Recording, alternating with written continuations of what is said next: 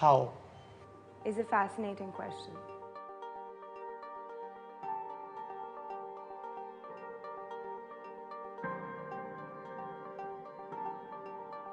There are more things in this universe than can be understood using the tools and techniques of a single discipline. Things are truly interdisciplinary.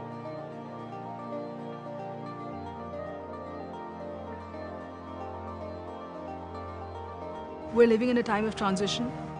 Obviously, this country is remaking itself.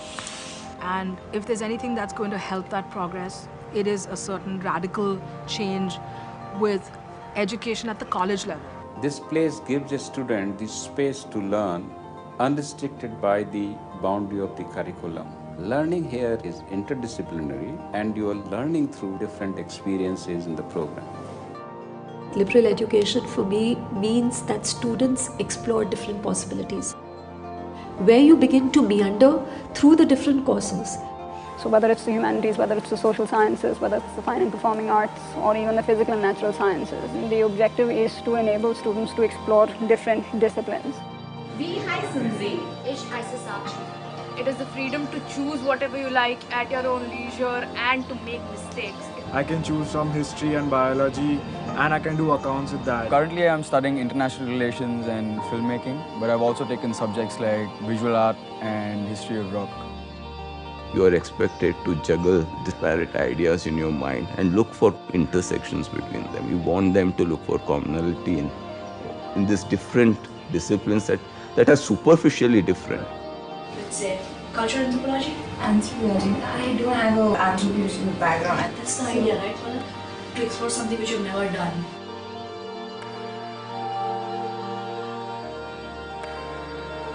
The only way to do it is through offering people choices and asking them to sort of combine, in some sense, their interests and letting them do it independently. So I think what they learn is that one issue is not as simple as it looks. There are multiple interpretations and multiple perspectives to it.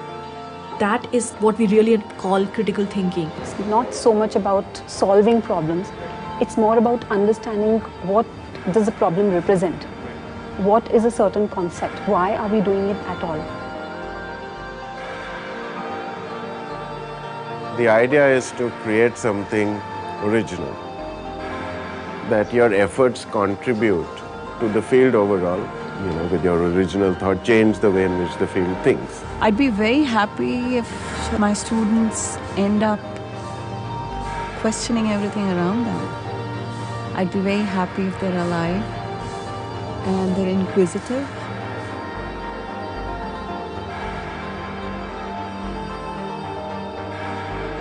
The curiosity which a younger person has is much greater. So when you start allowing them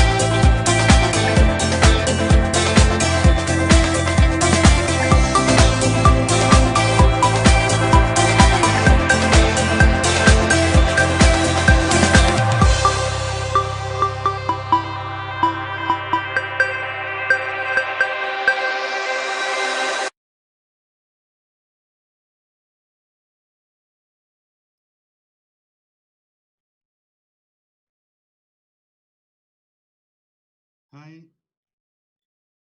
good afternoon, everyone. My name is Dishan Kamdar, and I'm the Vice Chancellor at Flame University.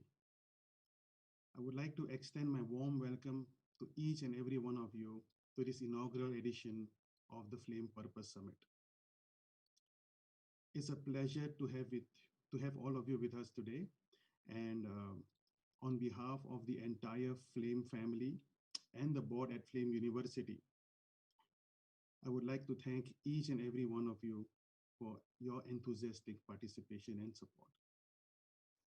The Flame Purpose Summit is extended over 2 days. And as you would have seen the schedule, we have an illustrious list of luminaries who, from all walks of life, who would be sharing their life journeys, their perspective, their experiences, their success, their failures, and more importantly, their take on purpose with all of us. I would like to, from the bottommost of my heart, I would like to thank each and every panelist and speakers who have agreed to join us today. I know how busy they are, and they have taken out time from their very busy schedules, and I remain indebted for their support to Flame University. Well, I would encourage each and every one of you to enthusiastically participate in the panels and speakers lined up for the rest of the day and tomorrow, because I'm pretty sure that the learnings that they will share with us, the learnings that we can get from their life journeys, is going to be invaluable for each and every one of us as we introspect on our sense of purpose and how we want to live our life in 2021 and beyond. Well, friends, the topic and the theme for this conference is purpose. And I think it's a very relevant theme for discussion given the uncertainty that we are facing today. If we look at our environment, it is extremely, extremely volatile. It's uncertain, it's complex, it's ambiguous, and it's going to be, it's going to be from bad to worse, going forward, given that, we are living in this digital age. But given this uncertainty that we are facing, the topic of purpose becomes very, very relevant today. Why? Because of two reasons.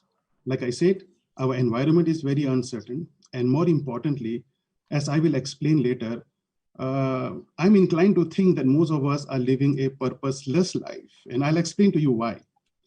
Right? In 2020, let's talk about the environment first. In 2020, the entire world was shut down. Right? This is due to the unprecedented arrival of the COVID virus. Our lives turned upside down, and as a result, there were many repercussions. Some of us lost loved ones. Some of us lost our jobs. Some of us had to take huge pay cuts. There were, migrant worker issues, and it's just been a very chaotic situation. And that's our environment, right? And we do not know what's going to happen going forward. Now, given this uncertainty that we are facing, and I'm sure the pandemic has forced each and every one of us to introspect, right? I'm sure each and every one of you have gone through your moments of introspection about how you want to live your life, what you want to do going forward, what are going to be your priorities, what are you going to change? So, this discussion is extremely apt, and it's a reminder call for all of us to recalibrate our priorities as we sculpt our lives going forward. Now, secondly, this whole theme of purpose is extremely important because, like I said earlier, most of us are living purposeless life, and I'll tell you why. So I was reading this Gallup survey that came out some time back about employee engagement. And this survey revealed that 70% of employees worldwide are not engaged, are disengaged at workplace. Now they are coming to work with their hands and not their hearts, right? So they are dragging their feet. They are not finding meaning in their job, but they are just moving on in life for the heck of moving on, right? And this needs to change because life is short. It comes once, and you want to spring out of bed, And that only comes when you find meaning to what you do. A second survey that I came across was one on leadership. And this survey very interestingly revealed that 60% of all CEOs have at least 3 regrets when they retire, at least 3 big regrets. So if they had the magical wand and if they were to relive their life, they would rejig their priorities and pursue 3 different things that they were not be able to pursue earlier on. Right? So I'm inclined to think that most of us have goals set for ourselves, but are these realistic goals? Are these goals self-created? Is this something that we want to pursue? Because survey results reveal otherwise. So most of us will say, look, Dishan, I have my goals set, and I have my goals are set by my purpose. They are defined by my purpose. But even after meeting my goals and meeting my purpose, I'm still not happy, right? And why is this so? And most of us are in that category. And I would like to offer 5 reasons why this happens. Number 1, when we set our goals. So what is purpose? Purpose are goals that we set for ourselves after doing some deep dive introspection, and meeting those goals serve as fulfillment of purpose, right? It's as simple as that. But when we set goals for ourselves, what happens is we ask ourselves what we want, but we don't move from what to why. The why is critical, right? The power of why is very, very important. And unless and until we are sure about why we want to pursue those goals that we set for ourselves, we will end up like the CEOs that I talked about, right? Including, Steve Jobs. Right? If you would have read his autobiography, right? He talks about, he facing burnout, working very hard, but if he had the magical wand, he would spend more time with his family, right? So number 1, the why is very important, right? When you set your goals and your purpose in life. Number 2, the reason why we still remain unhappy meeting our goals is because we have not set the goals ourselves. We let other people define the goals for us. And we pursue, goals set by someone else. I mean, how many of you, right, who have tuned in right now, right? Probably if you have pursued your engineering undergrad degree, right? You chose this undergrad education because you really wanted to pursue engineering and you wanted to be an engineer, right? You got into this program because someone else told you to, get into engineering. It was not your own calling, right? So don't let other people decide on your goals. You have to, think about the goals yourself. Number 3, when we set our goals for ourselves, we adopt a copycat approach. What am I trying to say here? You look at your peers, and whatever your peers are chasing becomes your sense of purpose, right? I remember visiting my cousins in this city called Karamsad in India, almost 20-25 years back. And I asked my cousin, and in Karamsad, every family has at least one person living in USA, right? So I asked my cousin, what are your plans? What are you going to do next? And his response is, I'm going to go to USA and work over there. And I asked him why. So what you want to do, you figure out, but why? He says, I don't know, because everyone's going to USA. So, I want to go there as well, right? So the copycat approach towards defining your goals will lead to you being unhappy probably later on, because you've not asked that big why.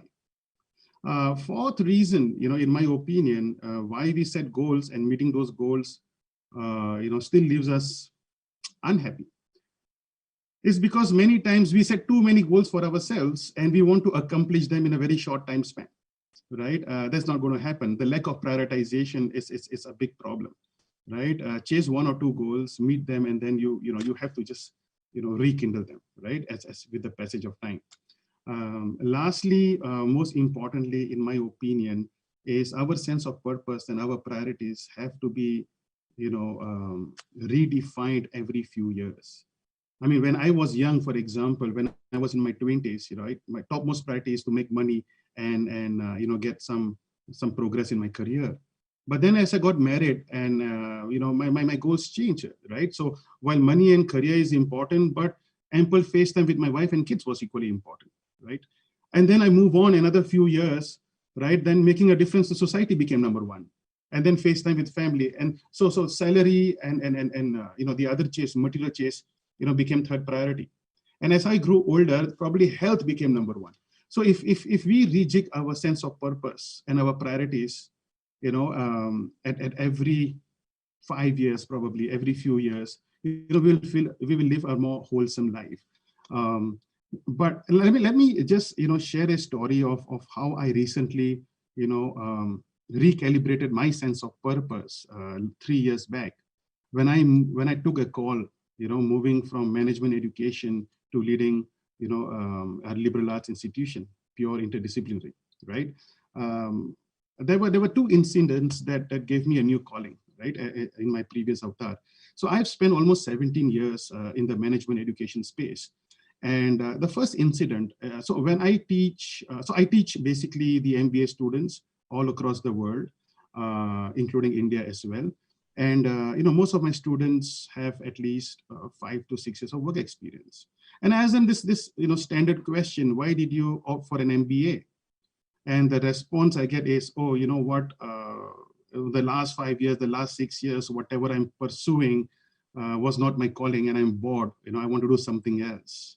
These students wasted 5 golden years of their lives doing something that doesn't motivate them, right? 70% of global MBA students are career switchers, right? But I'm glad they have pursued their MBA and they have decided to switch their careers to do something meaningful, right? Something that is based on their calling. But it pains me to see that 5 years, 7 years of their life, right, just going to the drain. They've just been dragging their feet for 5 years, going to work that doesn't motivate them. So that was my first calling. I thought about it and I asked them, right, what, if you had the magical wand, what would you like, to be done differently? So all of them generally told me that I wish during my undergrad, phase of my life, I wish I had a mentor who could, assess my strengths and weakness and who could guide me, right? I wish I could I wish I had someone to have a conversation with. So I see a lacuna in the undergrad space, the lack of mentorship. I think undergrad students need structured mentorship, and that was my new calling. I wanted to be in the undergrad space predominantly, and at the same time create a curriculum that revolves around structured mentorship, because if we are able to make a difference there, you prevent these students from making the mistakes these MBA students get into, right? So that was my first calling. So I recalibrated my sense of purpose and wanted to chase something else at that stage of my life.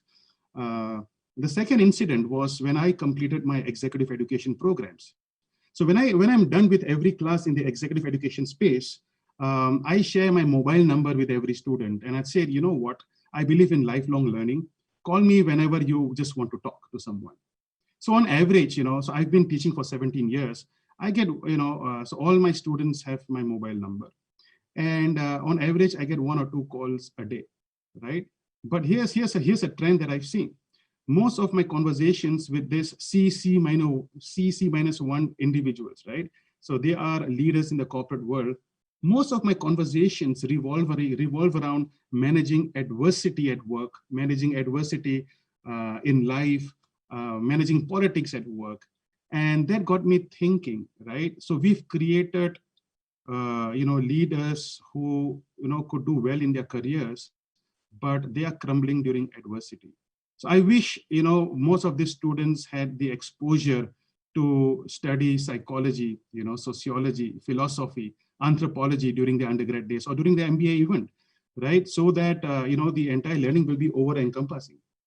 I wish they had an option to, experiment before deciding what they want to do. So that was my second calling, right? I wanted to make a difference. I wanted to be part of an interdisciplinary education that would allow students to explore before they major.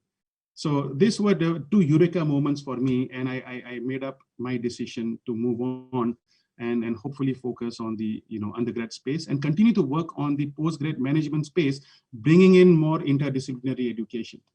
So that was my calling, and that's how I recalibrated my sense of purpose. And I'm having a ball at Flame University right now, chasing my renewed purpose, and I hope and trying to make a difference in the curriculum in our undergrad and postgrad programs. And I would encourage all of you, right, to step back, think about what you want to do in life, because life is very short, and you want to be motivated as you go to work every day, right? So we have a very interesting lineup of speakers who are going to share their experiences, their purpose in life, how it shaped them, how it molded them, and I'm sure we will get great insights, from each and every speakers lined up today and tomorrow, as we plan, our lives 2021 and beyond, right? So welcome to each and every one of you once again. And what's next?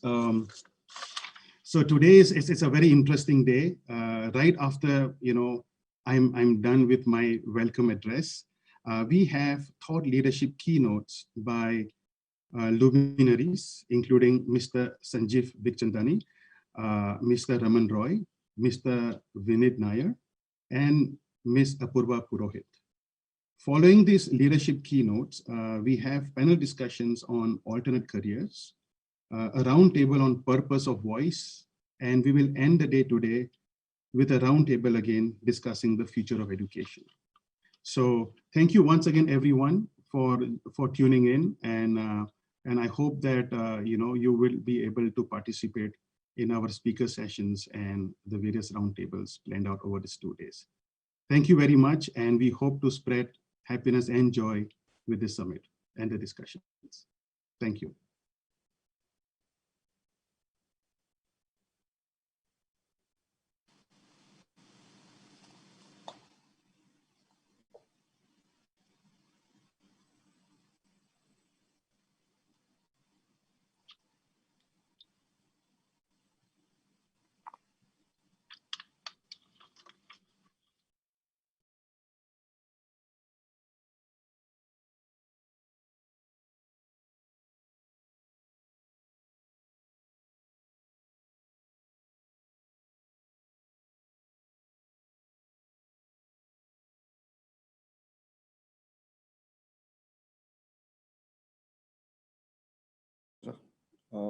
I'd love to speak to you.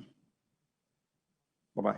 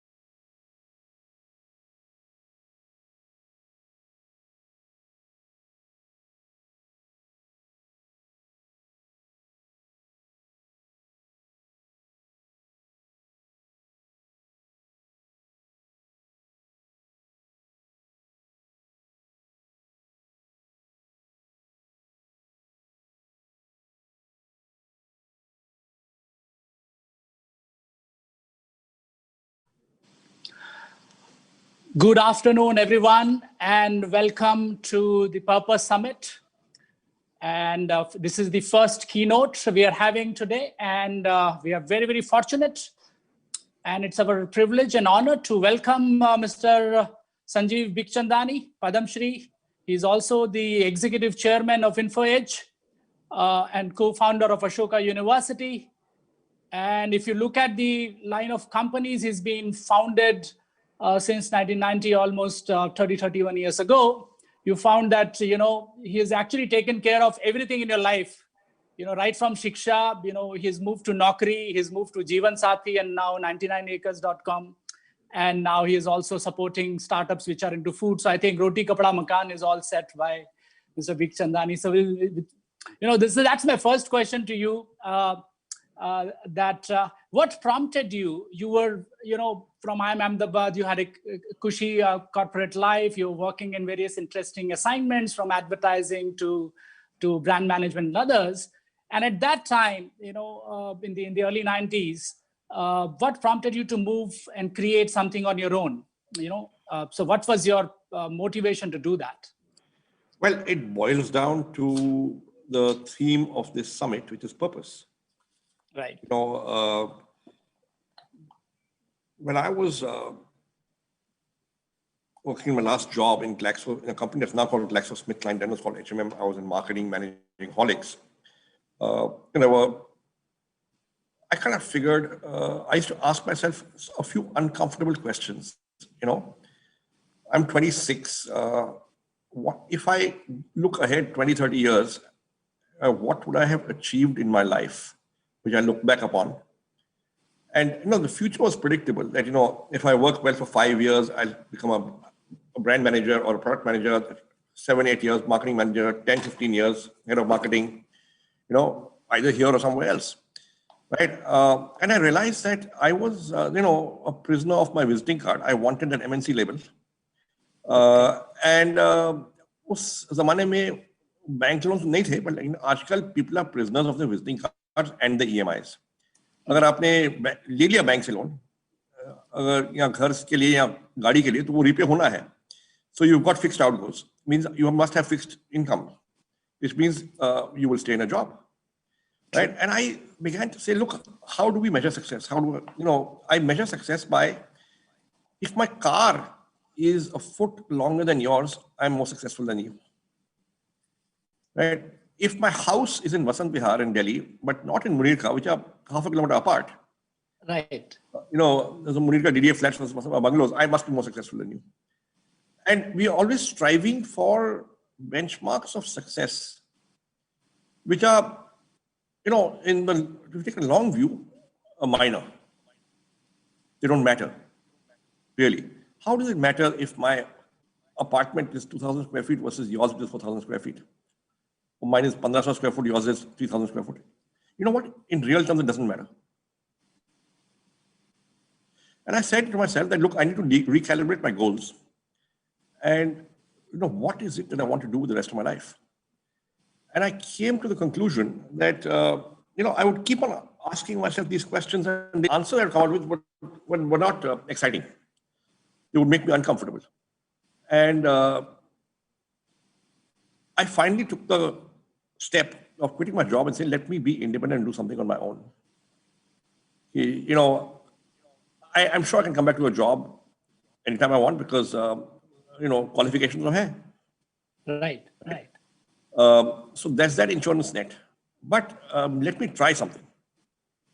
So in 1990, I was 27. I quit my job and began to do salary surveys. We began in the servant quarter of the garage in my father's house.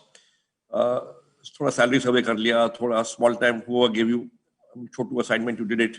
Some market research, right. Some consulting, some trademarks database, some report writing, some presentation development.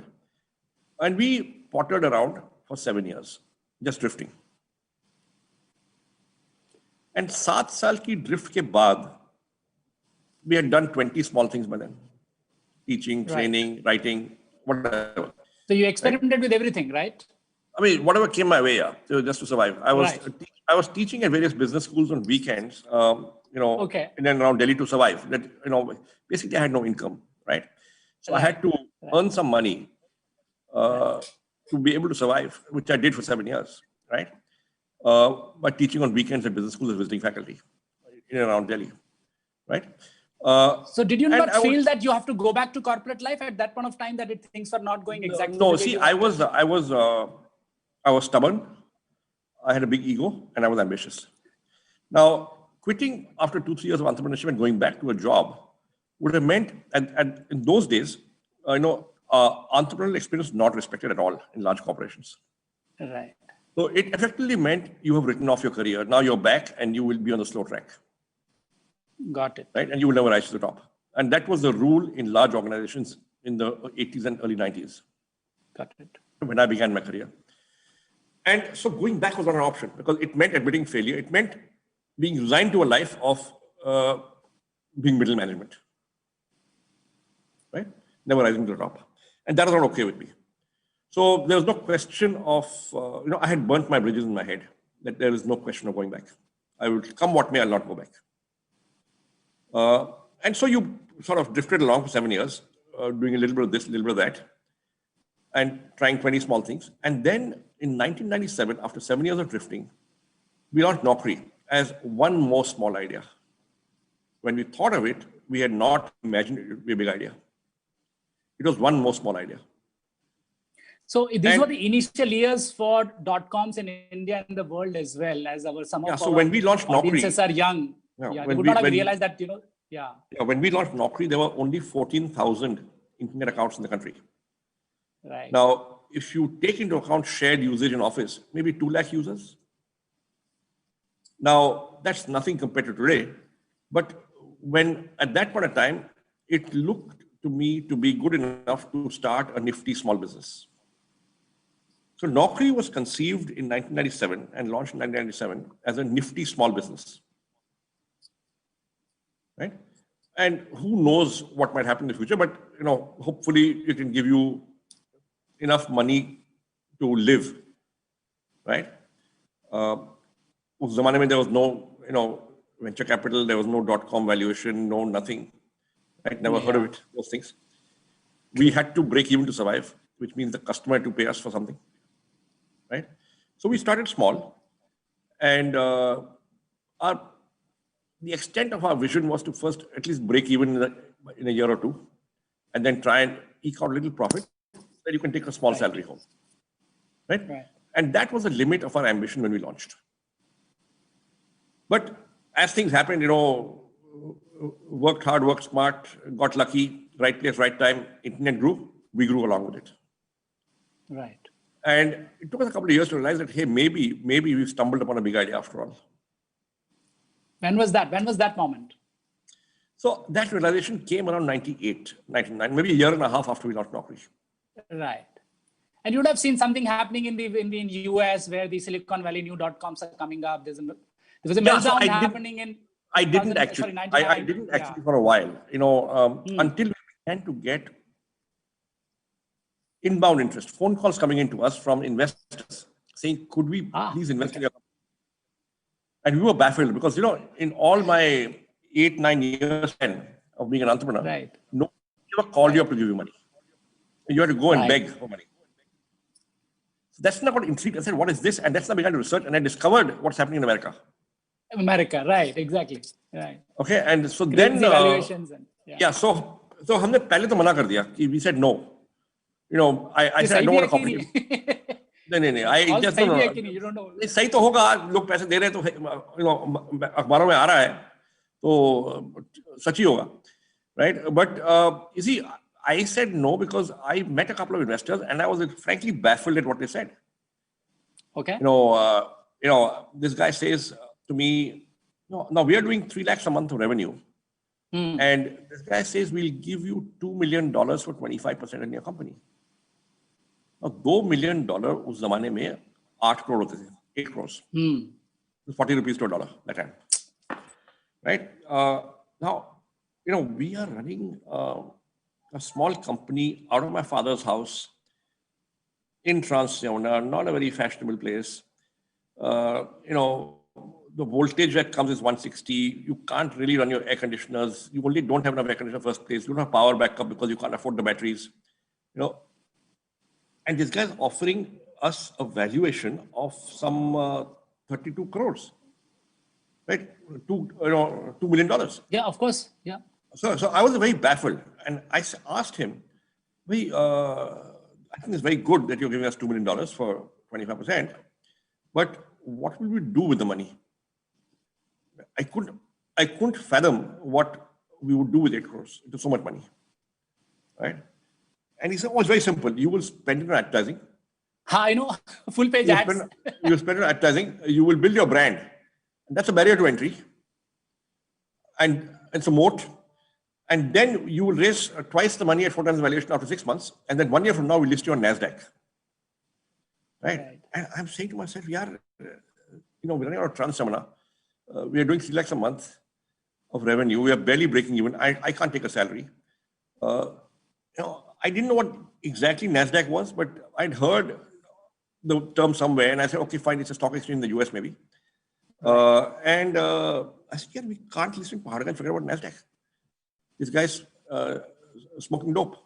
So हमने मना कर दिया सबको कि boss, these guys are crazy. They don't know what they're talking about. I'm happy running a small company. We are growing well. In 1 or 2 years' time, I can take a salary. And we are good to run a small, profitable business. And grow as fast as the market lets us grow. Right. So we said no, and life carried on. And then funded competition launched. Jobs Ahead launched, having raised $8 million pre-launch.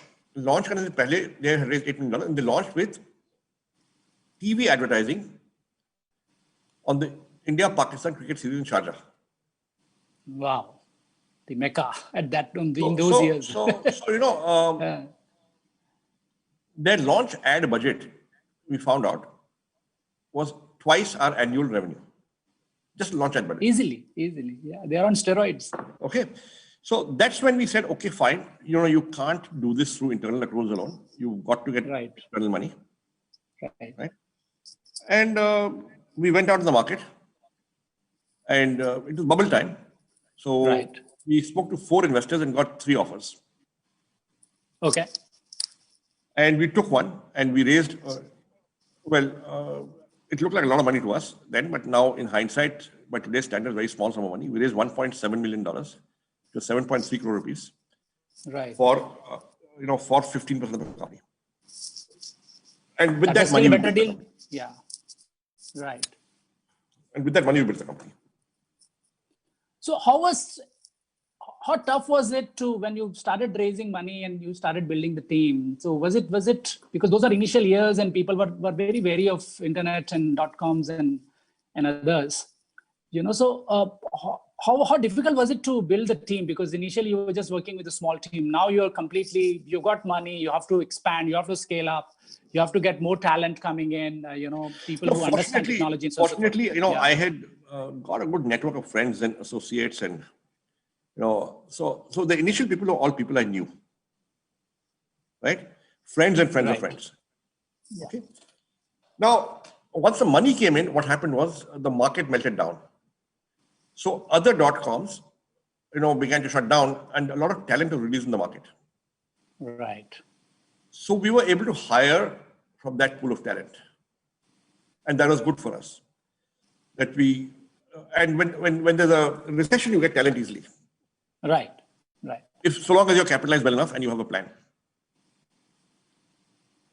So we got lucky in that sense. We didn't have an initial problem in getting talent.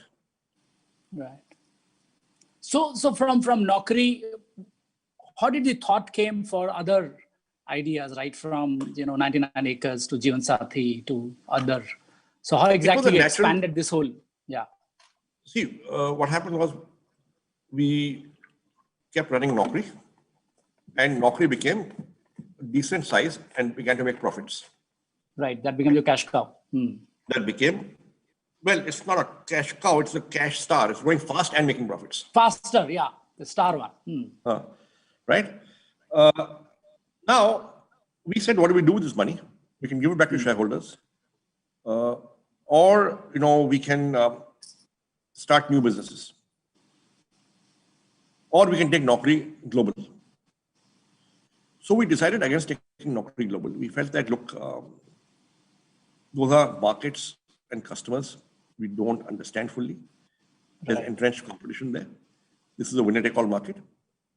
This competition will be hard to dislodge. Why don't we look at other classified categories, which are newspapers, and bring them online? So natural progression was matrimony and real estate. Right. Shiksha came later when we figured that, look, education advertising is the second largest advertising category in print. So can we get a share of that budget, that wallet? And that's when we launched Shiksha. Right. So the progression is fairly logical. Right. So, there's some very interesting question has come from the audience. And this question is very interesting, is out of all the arenas that you have worked in, what did you enjoy doing the most? And do you see yourself venturing into another arena, any other passion undiscovered yet? Well, look, the company is now mature, it's large, right? It employs 4,500 people, it's got a large market cap. So I don't think I'm going to be able to leave the company. I'm 57, 50. I'll be 58 this year. So it's not as if I'm going to do one more startup myself. Right. I could back other entrepreneurs who are younger than me, who have a good career 30, 40 years ahead of them. Right. And if I think they're going to do something great, maybe I'll back them. Right. So how do you spot that talent? Because, you're one of the early investors in some of the unicorns here in India. So how did you spot that talent? What instinct prompted you to back those early guys, So look, when we invested, we did not imagine they'd become unicorns. We simply said, seems like a good idea, seem like good people. They're showing some evidence of getting some natural traction. Put in a small sum of money and let's see what happens. Right? And as the companies began to do better and better, we put more and more money behind them. Right? So it is about starting small, taking baby steps and putting in more money. Now we've invested in 30, 35 startups. Right. Of which 2 have become Zomato or Policymakers. Right. So we have a portfolio approach as well.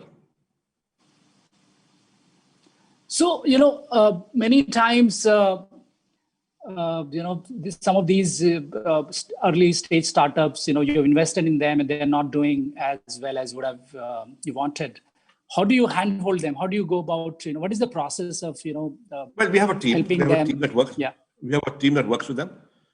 Now, first of all, you got to invest behind entrepreneurs who are capable. Got it. They should not need too much. They should not need too much handholding. True. Right. If they need more than 2% handholding, right, you invested in the wrong startup and the wrong people. So the secret of successful early stage investing is to invest behind teams and ideas and companies and startups that are going to succeed anyway. Right. With your help, they might succeed 10% faster, 20% more, but they would have succeeded anyway. Right. So you can't invest behind not so good people and say, I will make them great. It doesn't work. People are who they are. People are who they are. Right? Now, even if you look at the business school that, the MBA program, the business program that Flame is running, right? Ultimately, when people join you, they are already grown up. True. Right? Their work ethic is set. Their values are set. Values are set. You're right. Okay. Now, 1 or 2 years experience, you can't really transform them. You can equip them with some skill and knowledge, expose them to certain real world concepts. And nudge them to a particular direction. And nudge them, and then hope for the best. It's up to them. Hope for the best. Yeah, you're right. It's like that with startups. Your selection is very important. You help them to the extent you can. You give them money, and then you hope for the best. So if there's another interesting question has come from a budding entrepreneur. So how would a young budding entrepreneur would pitch his or her idea to a potential investor like you? So look, the standard answer is, go to our website, वहाँ पे email ID होगी, उस email ID पे आप you can send your pitch, somebody will reach out to you, we'll set up a meeting. That's a standard idea. But the real way to do it, the best way to do it is, you got to understand that the customer's money is better than the investor's money. Right. Okay. The reason is that if you're getting the customer's money and you're getting it repeatedly and you're getting it at a price that's higher than the cost, right, then chances are you have a viable business so long as you can get enough customers. Right? So if you are a little revenue positive, probably you can showcase this as a... And if you get the customer's money, the investor's money will almost certainly follow. Because investors love to invest behind companies that are getting the customer's money. However, if you get the investor's money first, there's no guarantee that the customer's money will follow. So, अगर आप revenue कर रहे हो, customer ला रहे हो, believe me, the investor will find you. Right. Because he'll hunt you out. Because investors look for good deals. Because they are also looking at investing or finding out. Yeah. So as much as so I would say focus on getting the customer's money more and less, or investors money less. Right. Right. Okay, there's a very interesting question which has come. Like, for example, a lot of people are looking at your Naukri success and not looking at the first 8 years or 7 years of what you've been doing in terms of marginal success in some of the businesses. But for a young startup guy who's just starting off on something and the first or two ideas don't work, what would you tell them? How would they take failure? How do you manage failure? I think you got to be clear about your goals and committed to them, right? And you got to figure out that, look, I'm in this for a long haul. So I may fail once, I may fail twice, but I'll succeed the third time. Right? And at no point in time should you take such large financial bets that, in case you lose that one, everything is lost. Right. There should be a plan B. Plan B is. If I fail, then I will do. I had a plan B. I was teaching in business schools. Right. Now you had some parallel stream of money coming in. I had something to do, and while I was doing this for 7 years. No, I got to know about this as well. I was telling this to my students. If you read Shoe Dog or Phil Knight, he was a CPA and of course a Stanford guy. For first 10 years, he continued to work full-time in another organization while supporting Nike, and he had another team of people who were working. So he also kept on bringing another stream of revenues to do that. There's a very interesting question. Mr. Bikchandani has come from very young Ria Suntalia from our audience and says, what would you tell 20-year-old who does not know what he or she wants to do? How would they find their calling? So I think comes back to the same purpose thought when you started with. So how would a 20-year-old find his or her? I would say engage with enough things. Okay, the more you engage, the more you try things out, the more you learn. Right. More you explore, and you should also learn by doing, which means get into a job, do something, figure out if this is your calling, right? Right. And then move on. Very nice. Fantastic. Interesting question has come, which is, what was your biggest investment in yourself? I think that's a very interesting question. I think my biggest investment myself was the 7-year drift. Right. Where I tried 50 different things and I wasn't making money, but I was happy. And I wasn't chasing money. Right. But the learning at that time held me in good stead. Right. Right.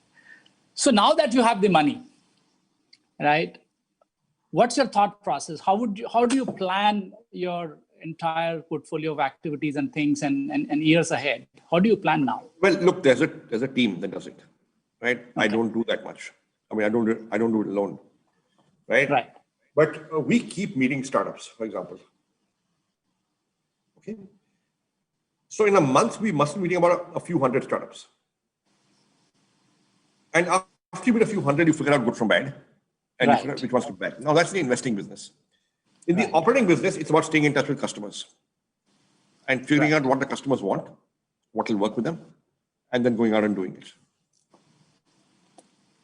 Now, looking back at the year which has gone by, which was the pandemic year, and a lot of ups and downs and happened in the whole world, how have your businesses, managed during these tough times? We've been fortunate. Of course, the lockdown impacted people first 2-3 months, but the bounce back has been decent, and almost all our businesses are now okay. Okay. How do you see India now progressing in that direction? Because, how's the job market opening up? There's a lot of students in my audience who are a little worried about how the market would look like, whether the jobs are coming up, and you have the data. So what does the forecast look like? Look, at the entry level, people for the first jobs, it's still difficult. Okay. Right? And I suspect it'll stay difficult for a while. Having said that, right, take it in your stride, I'd say. Something unfortunate has happened, COVID. It's impacted the economies the world over. Right. So if it takes you one extra year to get to where you want to go, it should be okay. During that 1 year, what do you want to do?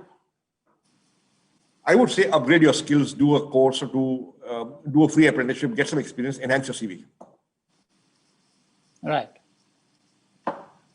Yeah, all across, right? So this is a time for you to kind of keep upgrading yourself and be ready when the market opens up and in that particular sense. And Perfect. Okay, there is a very interesting question I wanted to ask about if somebody is getting into college today, and you look back to your own times, which was of course 35, 40 years ago, what is it that that particular person needs to do apart from studies and apart from activities and culturals and everything else? What is it you would advise them to do? What is already expected out of them? You're talking about in college? In college. Look, I would say, even though you told me apart from that, I would say, look, it's really important that you first study hard. Because there is no substitute for the grades you get, for the knowledge you acquire in college. Good grades open up doors. Okay. Now, apart from that, try and do something practical, I'd say. I'm happy it came from you, not from me, that grades are good. No, grades are good. Yeah. Grades are good because they open doors. Right. They get you into shortlists. Right. They get you better admissions, better jobs. Right. Okay. So grades are important as a foundation, but apart from that, I say do a few practical things. Right. Some internship somewhere.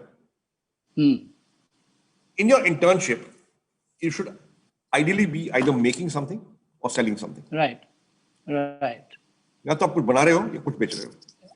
Real business. Yeah, real business. You're either making something or you're selling something in your job as an intern. So, if it's a software company, you should be actually writing code. Or you should be selling the software. Right. Right. Because these are two skills which are absolutely essential for an entrepreneur. You got to make what you want to sell, and you got to sell what you've made. You need to have your hands dirty in any aspect. Yeah. These are the two important things: you make and you sell, right? And then you sell what you make. So in that particular sense. Yeah. Yeah. Okay. It's an interesting question about quitting. I think Meenu Shekhar has asked a very interesting question about what's your opinion on quitting? So, look, it's a nuanced answer. Now, it's possible that you really need the money that a steady salary gives you. Maybe you'll quit and go back to your job. Right. Right? And that's fine. It's possible that you may have changed your mind about entrepreneurship and you want to go back. That's also fine. Right. But if you haven't, then I'd say hang on in there somehow. Right. Right. The success will come eventually. But keep a very close eye on the customer, your consumer, because a better understanding of the consumer, his or her behavior, need gaps, will tell you how to fine-tune your offering so that you succeed. Perfect. Okay, this Sanjana Chordi has asked a very interesting question from our audience, is that what is the one characteristic trait that you look for in an entrepreneur? How does one guy stand out for you? I would say consumer insight, coupled with practical innovation, right. Deliver a solution to a customer's problem, coupled with frugality, personal frugality. And how would they develop this ability to, get this insight? What is it to develop insights? So I'll tell you a couple of stories. So when I was working in my last job in GlaxoSmithKline, in what was called HMM then, I was in the marketing team. There were 7-8 of us. We would all sit in an open hall. So I could see what the others were doing and saying. Right? And I used to observe that every time the office copy of Business India would come in, everybody would read it from the back. Right? Okay. The reason being that there were 35 to 40 pages of appointment ads in the back of the magazine. And I used to find this strange behavior. I said, I used to say, I thought people bought magazines to read the articles. These guys are looking at the jobs. Jobs, right? Exactly. And that's where I got the insight that jobs are a high interest category of information and everybody's looking at them all the time. Right, all the time. Yeah. Right. Okay, and therefore, when I saw the net for the first time, I said that why don't I get newspapers from around the country, take the appointment ads and put them in our own words and put them on the net and see what happens. Which is what we did, and the website worked. So successful businesses are built on deep customer insights. I had a customer insight that people are interested in jobs. We built a website that would put all the jobs out there. Right. It worked. How was Zomato started? Where did the idea come from? I spoke to Dipinder Goyal. Went over the first time. He was running a small site that time in 2010. But I liked it. It was getting traffic and traction and repeat usage. So obviously he was onto something. I asked him, idea kahan se aaya? He said he used to work in Bain Consulting in Gurgaon. It was an office where there were some 40, 50 people, mostly young, mostly male, mostly living away from home. So they would not get lunch from home. Right. And there is no Dabbawala equivalent in Gurgaon also. No, I don't think there is. But anyway, at least there wasn't then, right? Yes. So office had a cafeteria which would not serve lunch. But you could bring your own food and eat it there. Right. To make life easy for the employee, the admin team had collected all the menu cards of roughly 80 restaurants that would deliver to the location and put it in a file folder for shared access in the cafeteria. Dipinder said, "Yaar, there's a long line at 1 o'clock. I have to wait half an hour to even order my food." Right. But I couldn't access the file because everyone was using it. So one Saturday I came in and scanned all the menu cards and uploaded them on my personal page on the office intranet. 2 days later, the IT infra guy came to me and said, "What have you done? Why is 98% of internal traffic going to your page?" Penny dropped. Customer insight. People value menu cards. Right. He aggregated all the menu cards of all the restaurants in Delhi and said, launched. Site succeeded. Successful businesses are built on deep customer insights. Stay close to the customer. Right. Now now if you reflect, now you are reached a stage in life where you're also looking at something to do exciting later, which I'll ask sometime later. But if you now reflect at your journey, right, what you would have done it differently? Maybe I would have raised capital a little earlier. Maybe I would have hired good people a little earlier. Maybe I would have, done a few product launches a bit earlier. But other than that, I would do things the same. Okay. Now, these are the ideas which succeeded with you: Shiksha, Jeevan Sathi, Naukri, and others. I'm sure you would be having another bunch of ideas which you thought about it, started doing something, and then didn't pursue further. Were there any? We had launched a print magazine called Naukri. Didn't work. Okay. We don't do it. We had, not launched the resume database in Naukri for 5 years. That was a mistake. Right? So Right. there are things we have done. We have invested in companies that have failed and had to shut down. Right. All those things have happened. Right. Cool. So let's take up one last question. This question by anonymous person, which says, after venturing into a new arena and realizing that it is not for you, how do you pick yourself back up and venture into something new or continue the same? How do you go about it? What time do you say, boss, I don't think it's working, isko band karte hain, kuch aur naya karte hain? The customer will tell you. अगर customer से अच्छा feedback आ रहा है, customer ask for the product, keep at it. अगर आप बना रहे हो लेकिन कोई खरीद नहीं रहा है, right, okay, that's not so good. हाँ, बट लेकिन कब तक सरवाइव करोगे? मतलब I am sure something is देखो वो तो भाई जब तक पैसे हैं तो सर्वाइव कर सकते हो. राइट. पैसे खत्म हो गए तो क्या करोगे? क्या करेंगे? बिल्कुल. Cool. Now, this very interesting question has come that are investors keen on investing in only in startup ideas which are revenue based and based on the basic needs and others?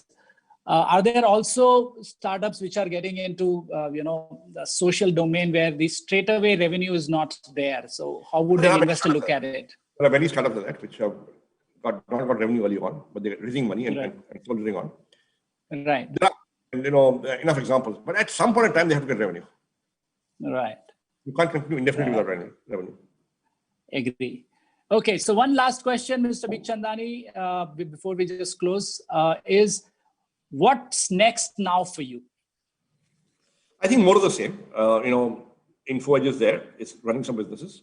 We are investing in some businesses. We launched a venture fund. And then, outside of that, I'm doing some philanthropy. Ashoka University is one. Right. So you plan nothing radically new.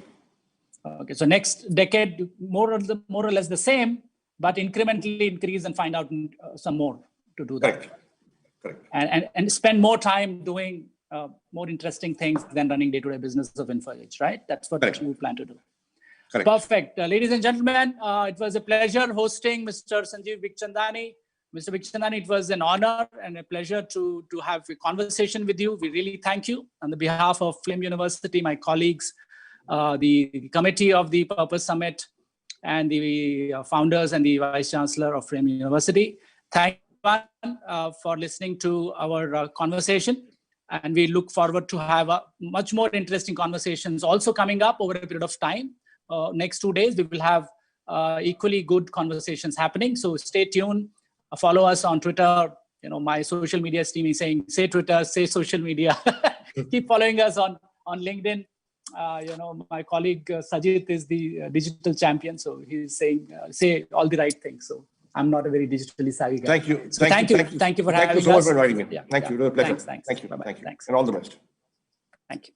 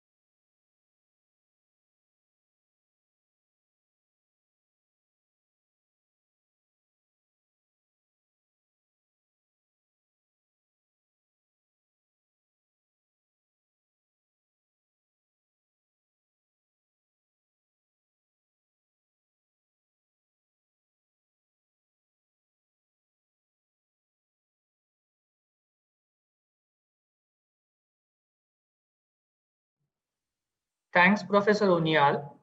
There were many great learnings from the session with Mr. Bikhchandani.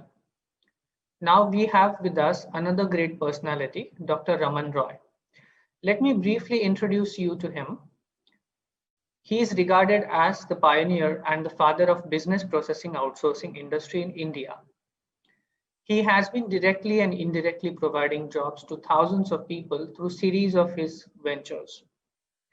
Currently, he is the chairman and MD of a company called as Quattro, which is his fourth venture. Also, he was NASSCOM chair during 2017 and 18. Welcome, Dr. Roy, and wishing you a very happy new year. Thank you very much. Sir, at Flame University, we are very proud that we are pioneers in the liberal education. One of our forte is to imbibe students into entrepreneurial thinking by exposing them to successful entrepreneurs and their journeys. In the same line, I would like to ask you our first question, that how was your journey till Quattro from being at American Express in the beginning? Can you please elaborate on that? Journey, it's been an exciting journey. The good thing is I was able to do different things at different parts of my journey for my career. In the early part of my career at American Express, I helped dramatically increase the traveler check distribution in the country. That is the time where a lot of Indians were traveling abroad. The maximum limit allowed was $500 per head. And a lot of them would carry American Express travelers checks, and setting up the distribution, getting the checks there, because we do not have a secure environment to carry checks. It's money that is being transmitted. Post that, I was a part of the team that launched the American Express card. I headed the technology and operations functions for that. And that is where it got in a lot of learnings for me of launching something new, which I've used repeatedly in my life, and doing something international, because American Express wanted to operate in India the way it did globally. And they sent me to multiple countries for training. I was trained in Singapore, Hong Kong, Australia, Brighton in UK, a couple of locations in the US. This was the first time American Express was going to have a local person from the market leading operations, because actually the size of the business was so small, we could not afford an expat. So affordability, and that is my assumption, led them to say, okay, let's give this guy a chance. But that was a big break for me in my life for that learning. So while that launch was successful, it brought me an understanding of how operations worked in various parts of the world.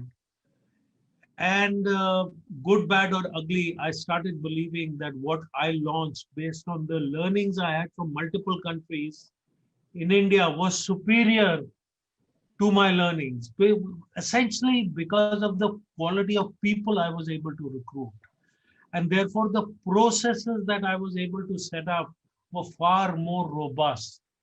And I started evangelizing that within American Express to say that we have better processes than a lot of other places. And the cost per transaction, which all countries would do, and we then compare it in dollars with each other, we were not only the lowest, we were lowest by far. Our cost per transaction was dramatically low. And the quality was dramatically higher because of the quality of the people. So I started evangelizing that I could do more international work in India. Remember, that time there was no BBC, nothing. Nobody did any international work in India. Right. And that sowed the seed of what has become the BPO industry. Actually, I used to go to conferences, and I, have all my superiors there, very senior people who could sack me in a nanosecond. And I used to be stupid enough to go to them and say, why don't you give more work to India? And they used to say, oh, this guy's come again. Oh, get him off my back. He will start talking of India again.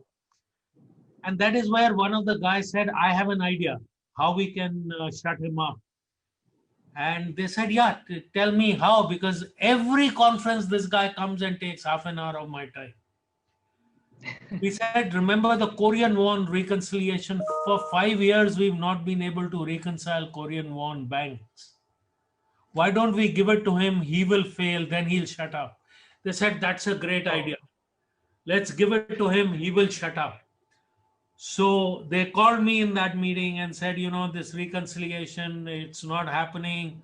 You're saying you do such a good job. We really like you. We really love you. Here, take this, go fix it. 5 years, they had not been able to reconcile. In 6 months, we had it reconciled. And not only did we have it reconciled, but we had the root cause identified why it could not be reconciled before.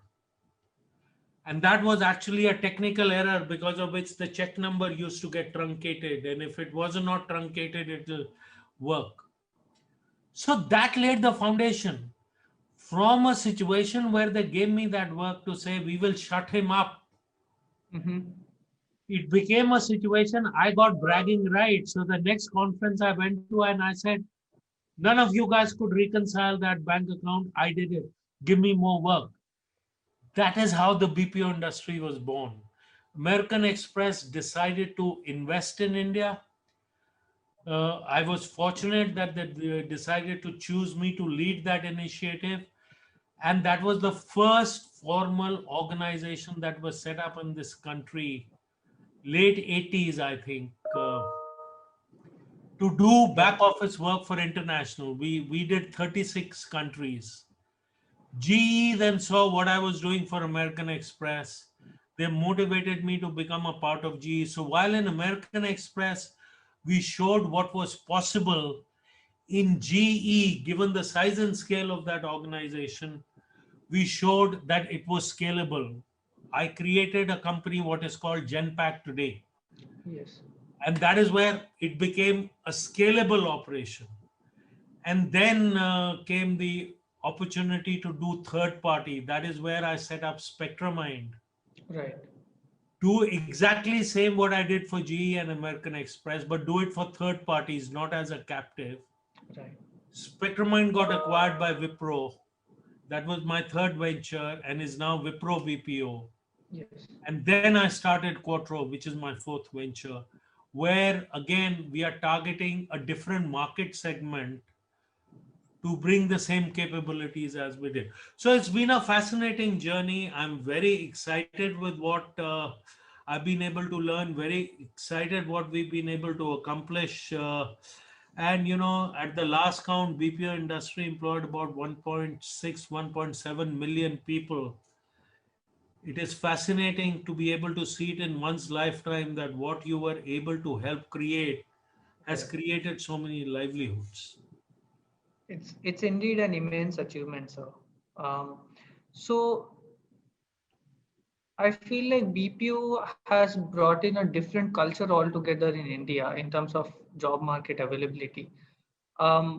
So what exactly changed in terms of the job market in the country and maybe bringing in the foreign currency influx to the country? How do you see that change? Oh, that is fascinating. In fact, during our early days, when we went for approval to the government during my GE days, at that time you could not take a dedicated line from India into the US and terminate into the public switched network, PSTN, public switch telephone network system. So because to be able to dial a phone. And our entire plea to the government was, look, we'll create jobs and we will earn valuable foreign exchange, give us a permission. Today, the industry does this as a standard. They don't realize that at that time, I made over 15 presentations to very senior people in the government to get a permission that was only for GE to do it on an experimental basis. Just like the COVID drug that has been approved on an experimental basis, that time we got permission on an experimental basis to do it for GE. So it created jobs, but it also created a different culture. And let me talk a little about this culture. See, that time Maruti was, and for a long, long time, was the single largest producer of the vehicles that this country bought. Even today, I think they would be the largest, though there are other producers. Maruti that time was exporting also. But for exports, I'll get sued for this, but this is not public domain.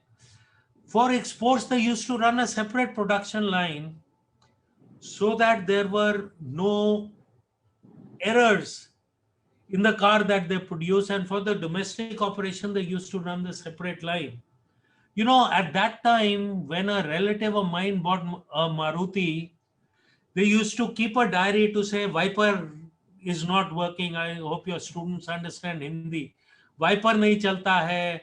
Piche se rattling ki awaaz aati hai. They used to note it down.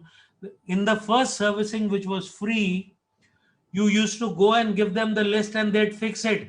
And we used to feel very pleased कि कुछ पैसा नहीं लिया, सारी issue fix हो गई. But those issues were not there in what they exported. And the culture and the mindset was totally different.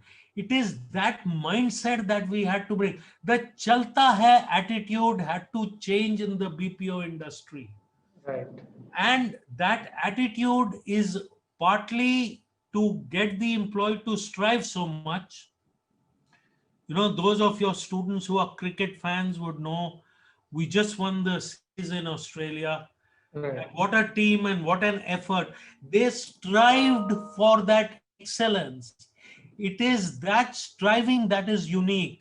And we had to bring that unique aspect of striving for that to the workforce. And then they had to be trained and educated.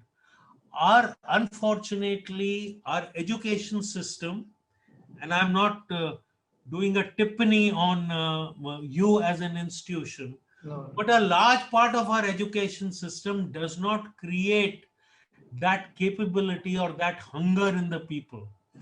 So at one point of time, I used to claim that I'm running the largest university in the country because I had some 50 classrooms running 3 shifts. We used to run shifts in a classroom, a 8-hour shift. One shift finished, the next shift came.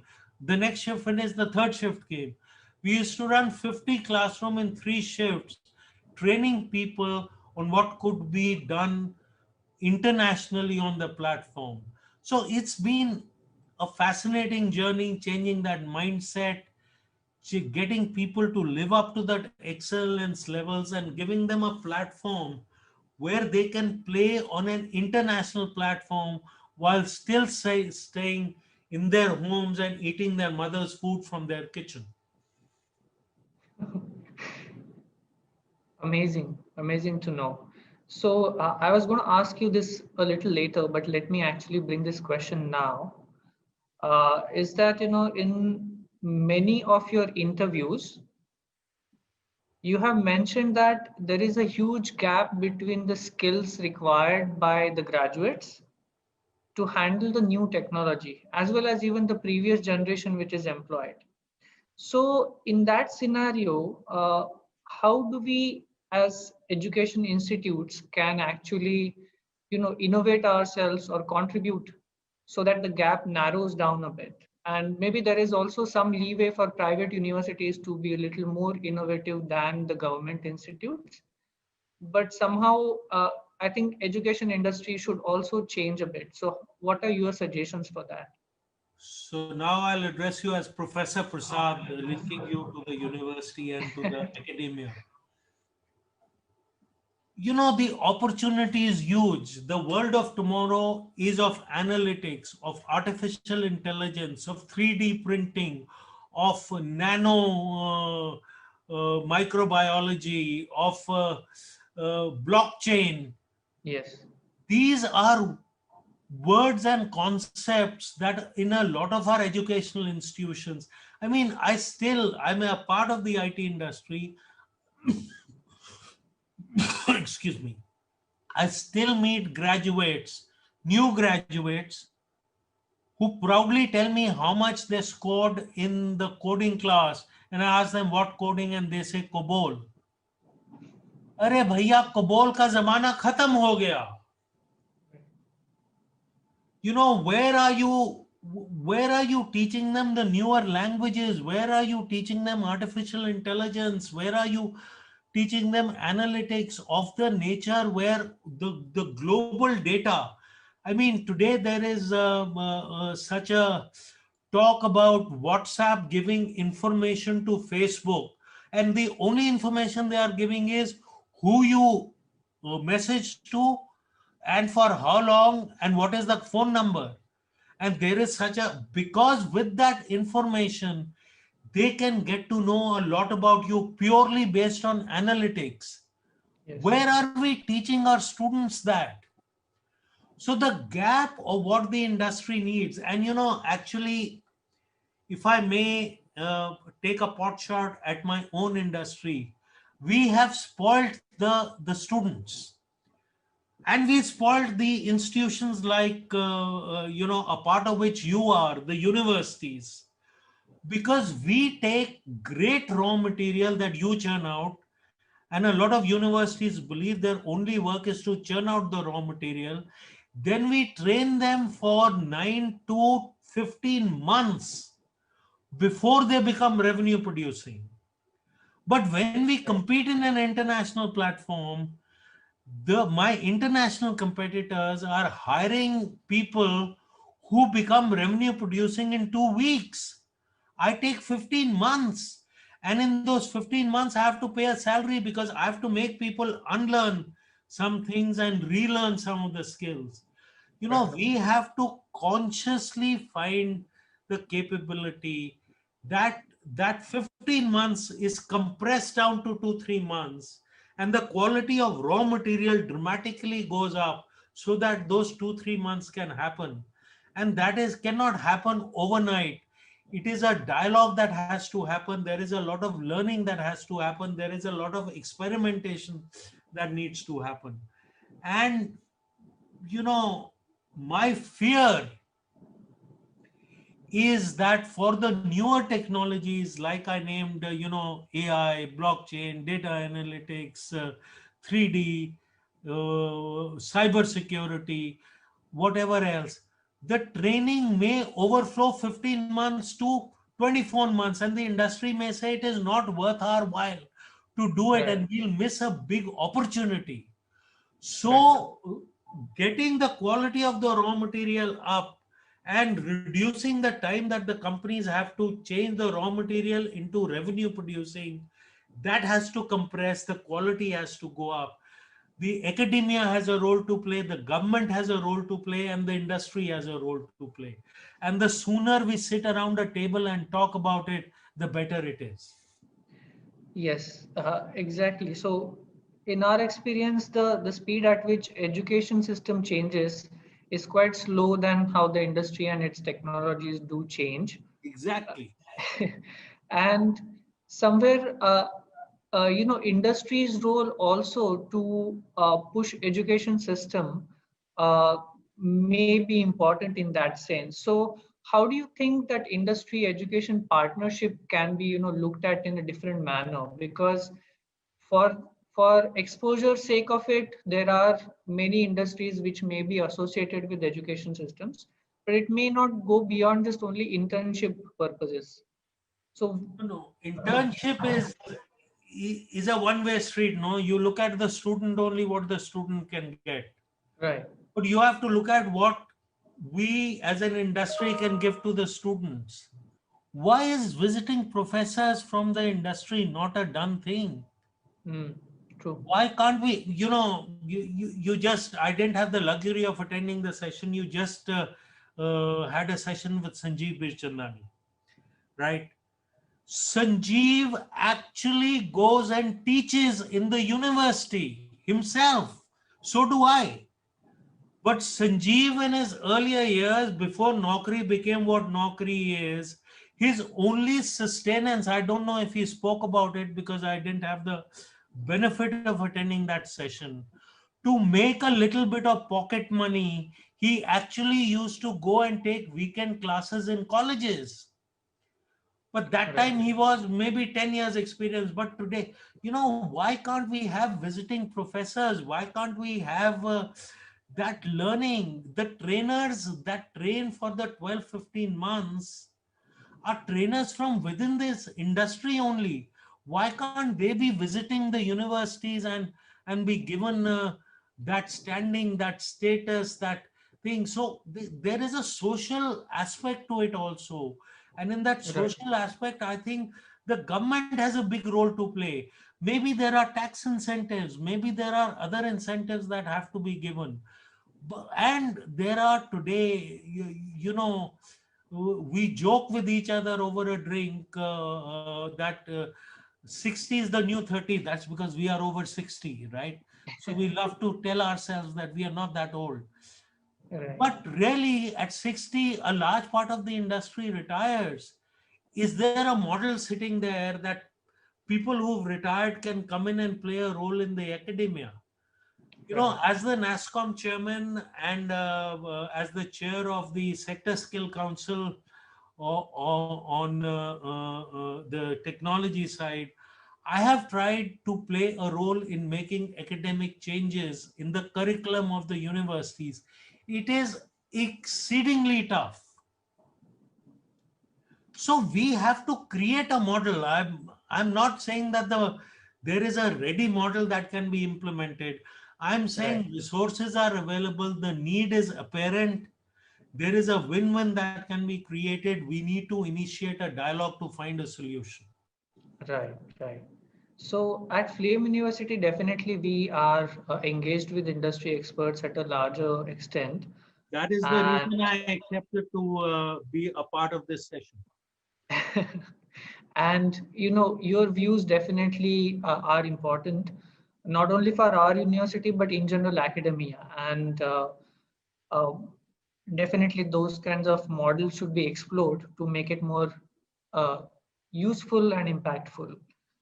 So in contrast to this, let me ask you another question where, you know, people are afraid now that artificial intelligence, machine learning, big data, data science, all these things which are coming up, will they actually reduce the demand of skilled labor, or will it change in a certain way? See, in my opinion, the operative word here is skilled. The skill set that are needed will change. And I can give you examples of where we are even today. You know, when 30 years ago, when I started this industry and we did call centers to start with at that point of time, a large part of the work we got was calls of balance confirmation. Did you get my credit card check? What is the balance outstanding on my credit card? And those were the easiest calls. It was easiest to train people. And there were people doing it in the US. Their salary was 7 times the salary in India. It was cheaper to do. So those were large chunk of, standard low-end processes were the first processes that came to India at that point of time. Today, just 30 years later, all of that has been replaced by machines. Yes. Hardly anybody calls to check the balance. You can log in and check the balance. You can send an SMS or you get inputs. But have jobs gone down dramatically? No, they have not. The skill set that is required has undergone a change. So when all the things, the new sciences, the AI, the analytics, all the machine learning, all the things that you're talking of, the skills will be different. So will the emoluments be. So the employee will earn very differently, but the skills required will be of a higher order. And that emergence is what I am beginning to see. And it will only accelerate in the next 5 to 7 years. Okay. So let me actually then now take you to your NASSCOM chapter. So when you were chairing NASSCOM, you were definitely wearing the two hats, being MD over here and as well as leading the NASSCOM. That is our model. The chairman is always from within the industry. Kind of major achievements, what kind of major achievements you can say you were able to do when you were at NASSCOM? I think that's a little bit of an unfair question because, in NASSCOM, the chairmanship is like passing the parcel. A lot of work done by my predecessor is given to me to take to conclusion. I start some things that my successor will take to conclusion. There are times where we also have the misfortune of closing down some of the things our predecessors started because they are not working. So a lot of things happened. The largest ever meeting of NASSCOM with the World Forum was held in Hyderabad during my tenure. But I didn't set it up. My predecessor set it up, but I was the one in whose tenure it was conducted. Right. We launched the skilling initiative with the platform which was inaugurated during that session by the Honorable Prime Minister during my chairmanship. And we did a lot of things. I think it is unfair to talk of specifics because we work as a team, and that is the beauty of NASSCOM.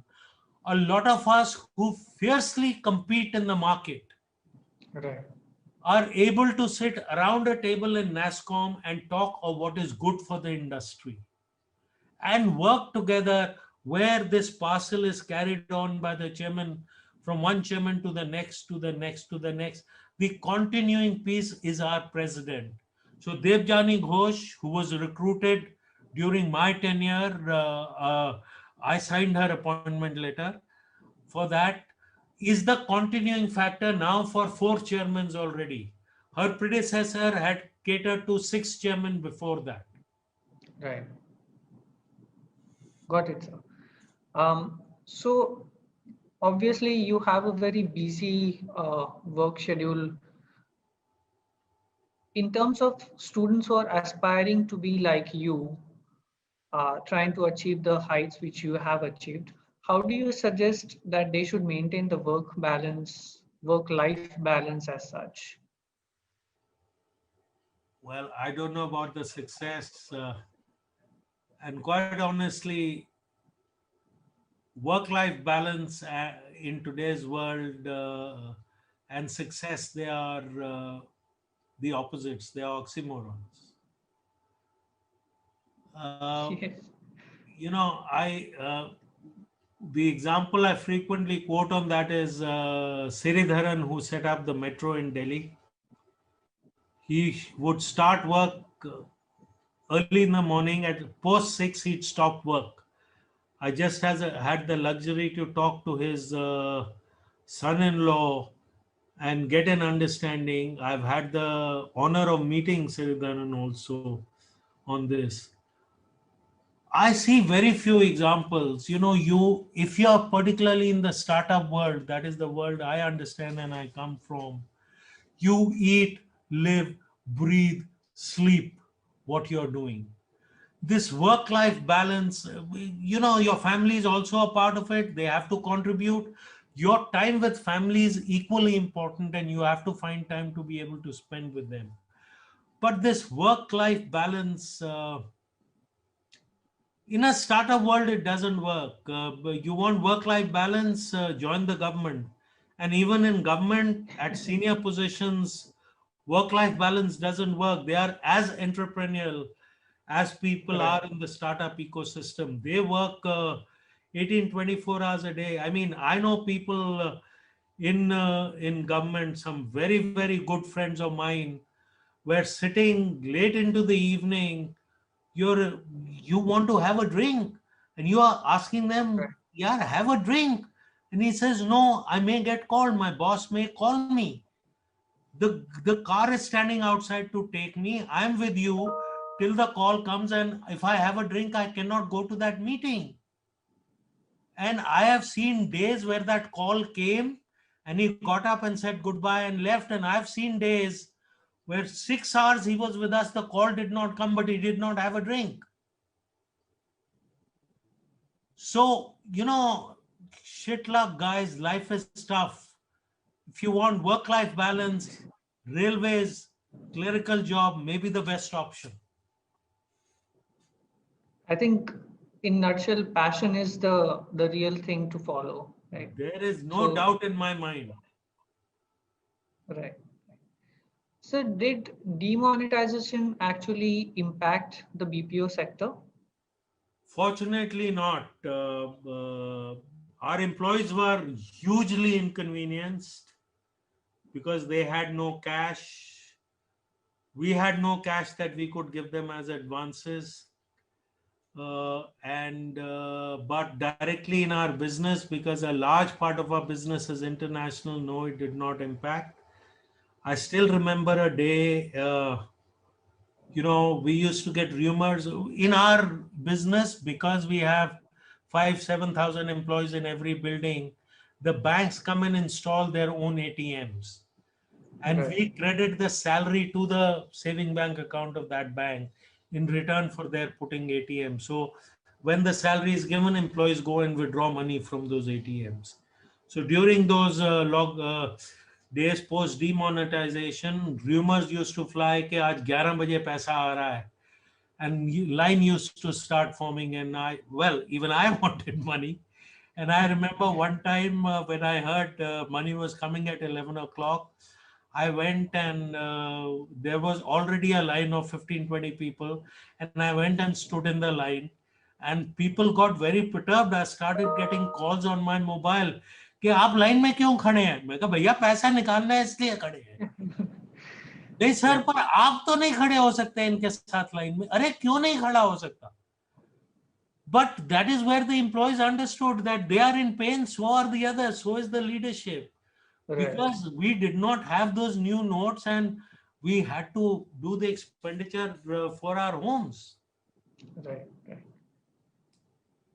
So let me come to our last question. This being the Purpose Summit, I just wanted to understand that how do you find purpose behind any of your actions, which has led to such big industry behind you? So what goes on in your mind? How do you find the purpose for doing all those things? There is always a goal. The goals may keep changing, the goalposts may keep changing, but there is a goal, and every step is a step towards that goal. So, a lot of people come and credit me with the formation of the industry, and I keep saying it was an accident. And they say, क्या बोल रहे हो? Industry बन गई, 1.5 million लोग employed हैं, क्या बोल रहे हो? No, at that time my purpose was to get my international bosses to understand that we in India could do the work at the same quality as the international counterparts. Right. It was to promote the Indian worker. That is all, and get the international guys to understand. The formation of the industry was a byproduct. That we could do it. That is what was my goal in American Express. In GE days, in what is Genpact now, it was to show, in American Express, we had a single location. So I could go walk around and see everything happening in a single location. In GE, it was to show that this was scalable to multiple locations. And you could do it by hundreds of thousands, which we were able to demonstrate. In Spectramind, it was to show that there was a third-party capability. You didn't have to set up a captive. And we were able to demonstrate. In Quattro, it is that you could take it to a different market segment. We cater to the SME segment here. And we've been successful in doing that. So the goals keep changing, and your actions are towards those goals. Yes, there are missteps. I don't want your students to believe that you always take the right decision or right. You err, you make mistakes, you fall down.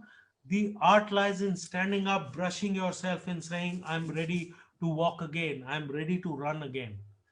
And again, I will take because I'm a big cricket fan.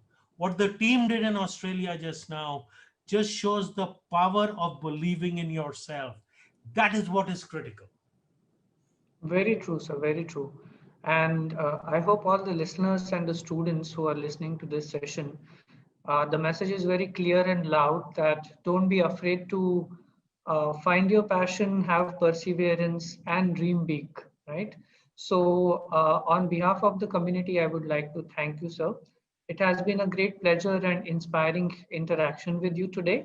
Looking forward to more such enriching interactions through our university. Thank you for your time. Thanks a Thank lot. you, Professor. Thank you.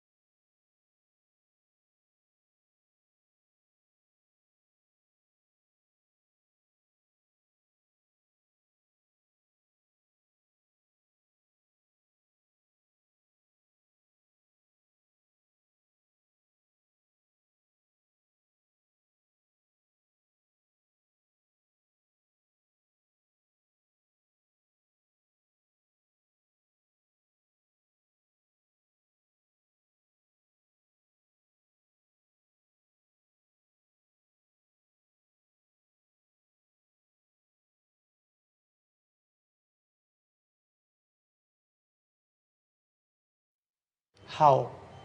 Is a fascinating question.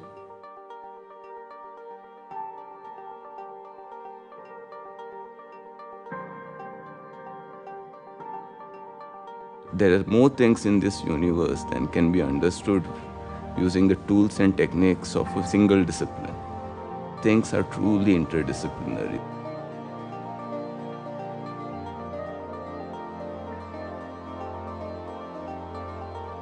We're living in a time of transition. Obviously, this country is remaking itself. And if there's anything that's going to help that progress, it is a certain radical change with education at the college level.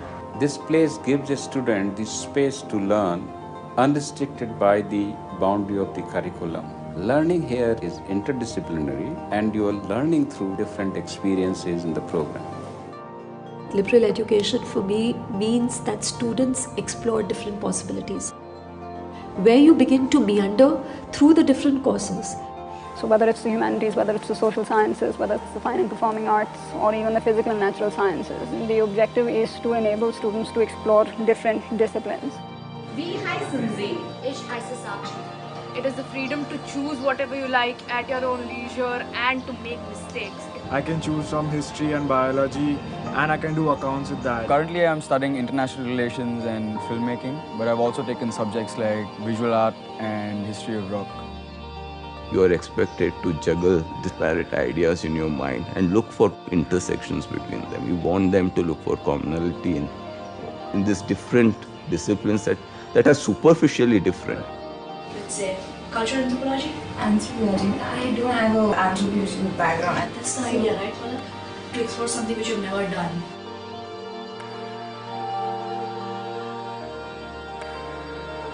The only way to do it is through offering people choices and asking them to sort of combine in some sense their interests and letting them do it independently. So I think what they learn is that one issue is not as simple as it looks. There are multiple interpretations and multiple perspectives to it.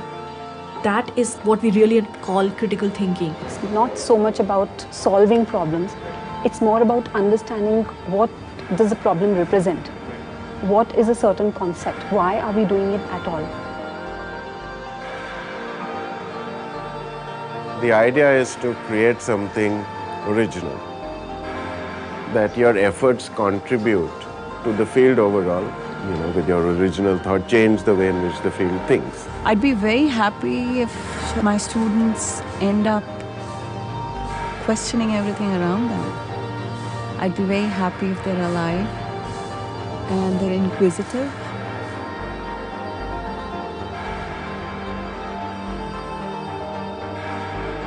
The curiosity which a younger person has is much greater. So when you start allowing them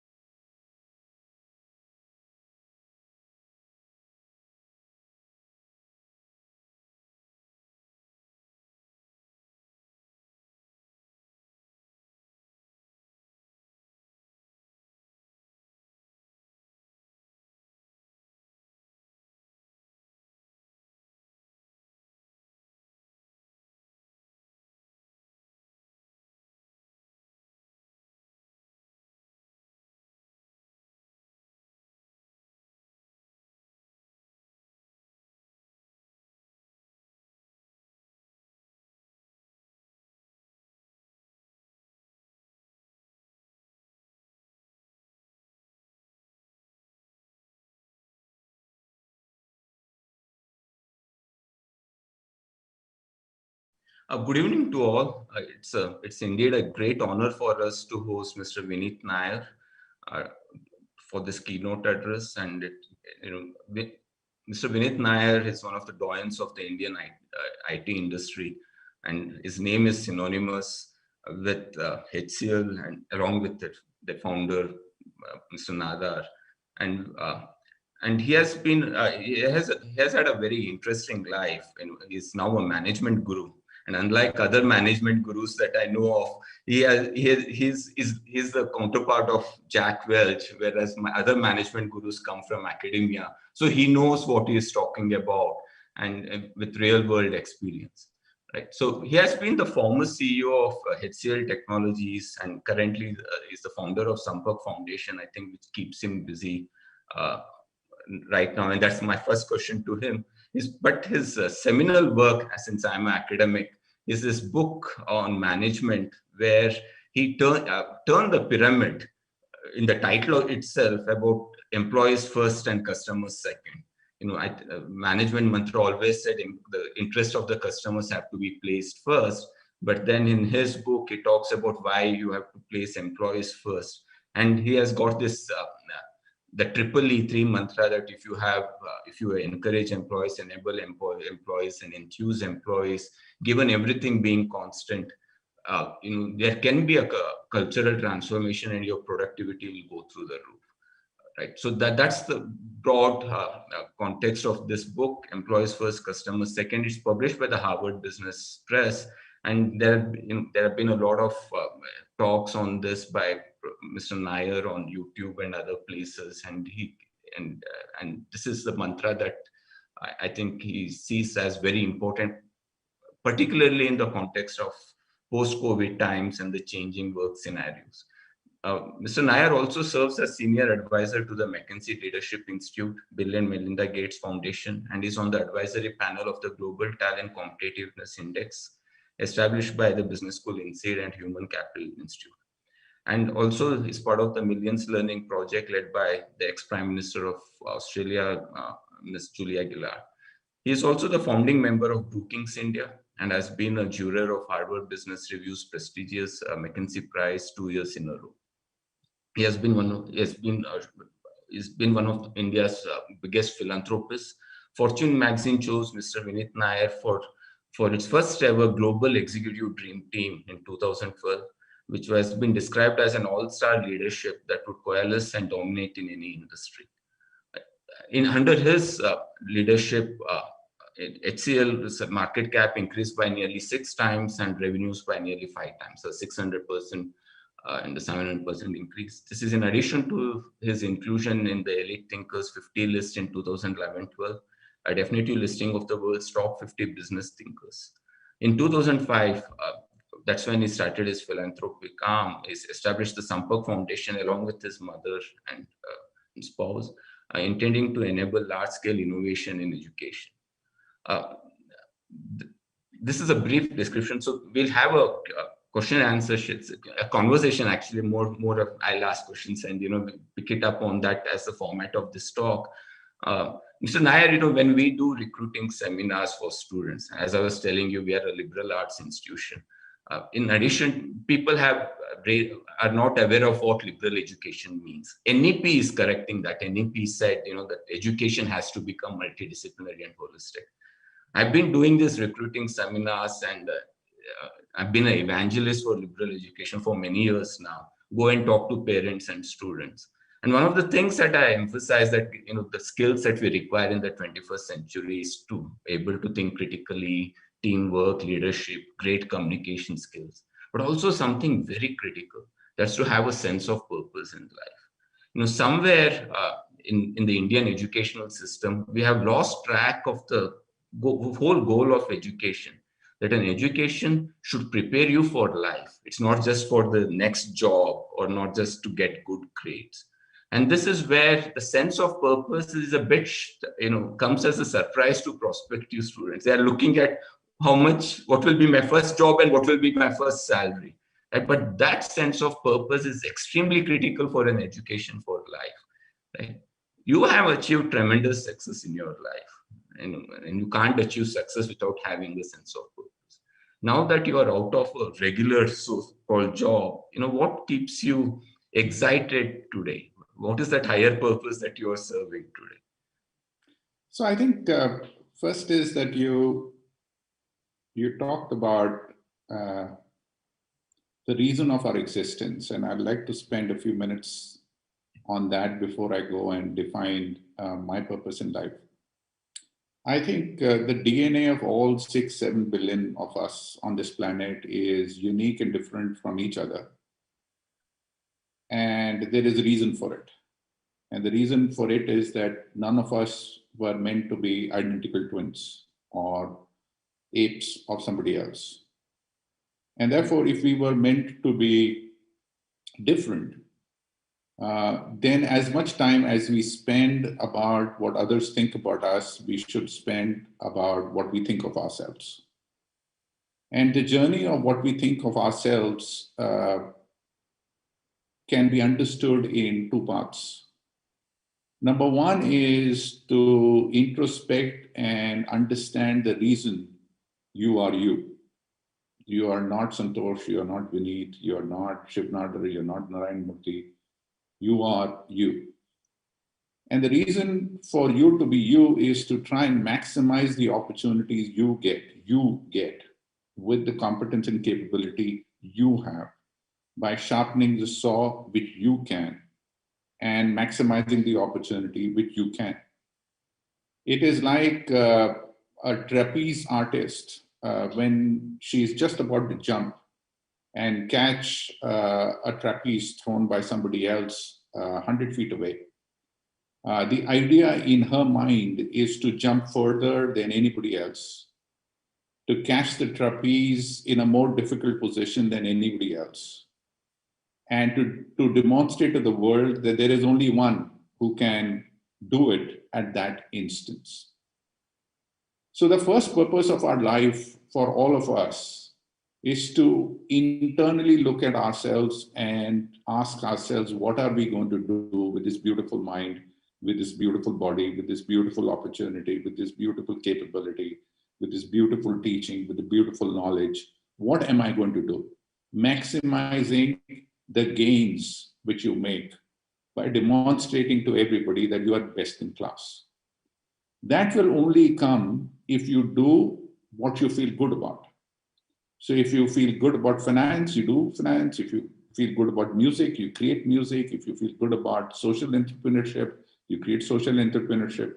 So the first purpose of life is to find the true joy of life, what you like doing, and becoming the bloody best in that. Having done that, very quickly, you will discover that is not enough. And that opens the door to the second part. And the second part, I'd like to tell you a story that I was, Santosh just talked about Fortune magazine, created a list of, in 2012, top 6 CEOs of the world. Steve Jobs was there, and I don't know how, but my name was part of that executive dream team, which Fortune in US created. And New York Times did a huge article, a half-page article on employees first, customers second, and me personally. And I made the mistake of going to my mother with both those articles and told her, look how proud you should be of this son who has achieved so much. I lost my father pretty early in life. So my mother is my father and my mother is everything for me. And she's a school teacher, and she tore an English copy page in half. She wrote something on it, put it in an envelope and sent me to New York. I was flying to New York that night. So I was sitting on this Air India flight on the first class seat with a single malt in my hand, opened this envelope, waiting to hear my mother tell me how proud she is of her son and how blessed she feels that I was born to her and not to her neighbor. And there was only one word which was written on that piece of paper. It said enough. And I landed in New York and I called her back and says, Mom, what does this mean? And she says, if you don't understand it, you will understand on your way back. And I would say that is the second thing. There comes a time in life where you have had enough money, if you had enough recognition, You have done the best you can, and you understand that it is not enough. There is something far deeper satisfaction you can achieve by being of value to others. And there is when you discover your true purpose. So your true purpose and true happiness and true joy of being who you are, of being a human, would come from first recognizing and capitalizing on the potential you have. That's a necessary condition. But after that, dedicating your life to being of value to others. And once you do that, then the purpose of existence comes. So it is true, Santosh, that even when I was young and sitting on the table, which all my young colleagues are sitting right now, this word purpose didn't mean much to me. It means a lot more to young people today than it meant to in my generation. And therefore, the pursuit of money was dominant in my head. Pursuit of success was dominant in my head. That is the reason I did a startup, which became a multi-billion-dollar startup, which was very successful. But the reason of constant unhappiness kept daunting on me. And the true meaning of purpose really came to bear after my mother woke me up with that word enough. And that is the time I would say, discovered myself honestly. And today I think I am happier with myself than I have ever been before. And I think that is the journey every single young person would follow. And if you as an institution are talking about purpose, institutionalizing value about purpose, and teaching people not just about philanthropy and social good, because that's not good enough, but teaching people how to be happy by getting the best out of themselves. And you're absolutely right that we need to move away from rote learning to applied science, and we can talk a little bit more on that. But how to train your mind to get the best version of yourself. And once you have done, how to say enough, whether when you are 20, when you're 30, when you're 40, when you're 50, when a time comes when you say enough, and then dedicate your life for the good of others. That is the only way I think human beings need to learn to live in their life.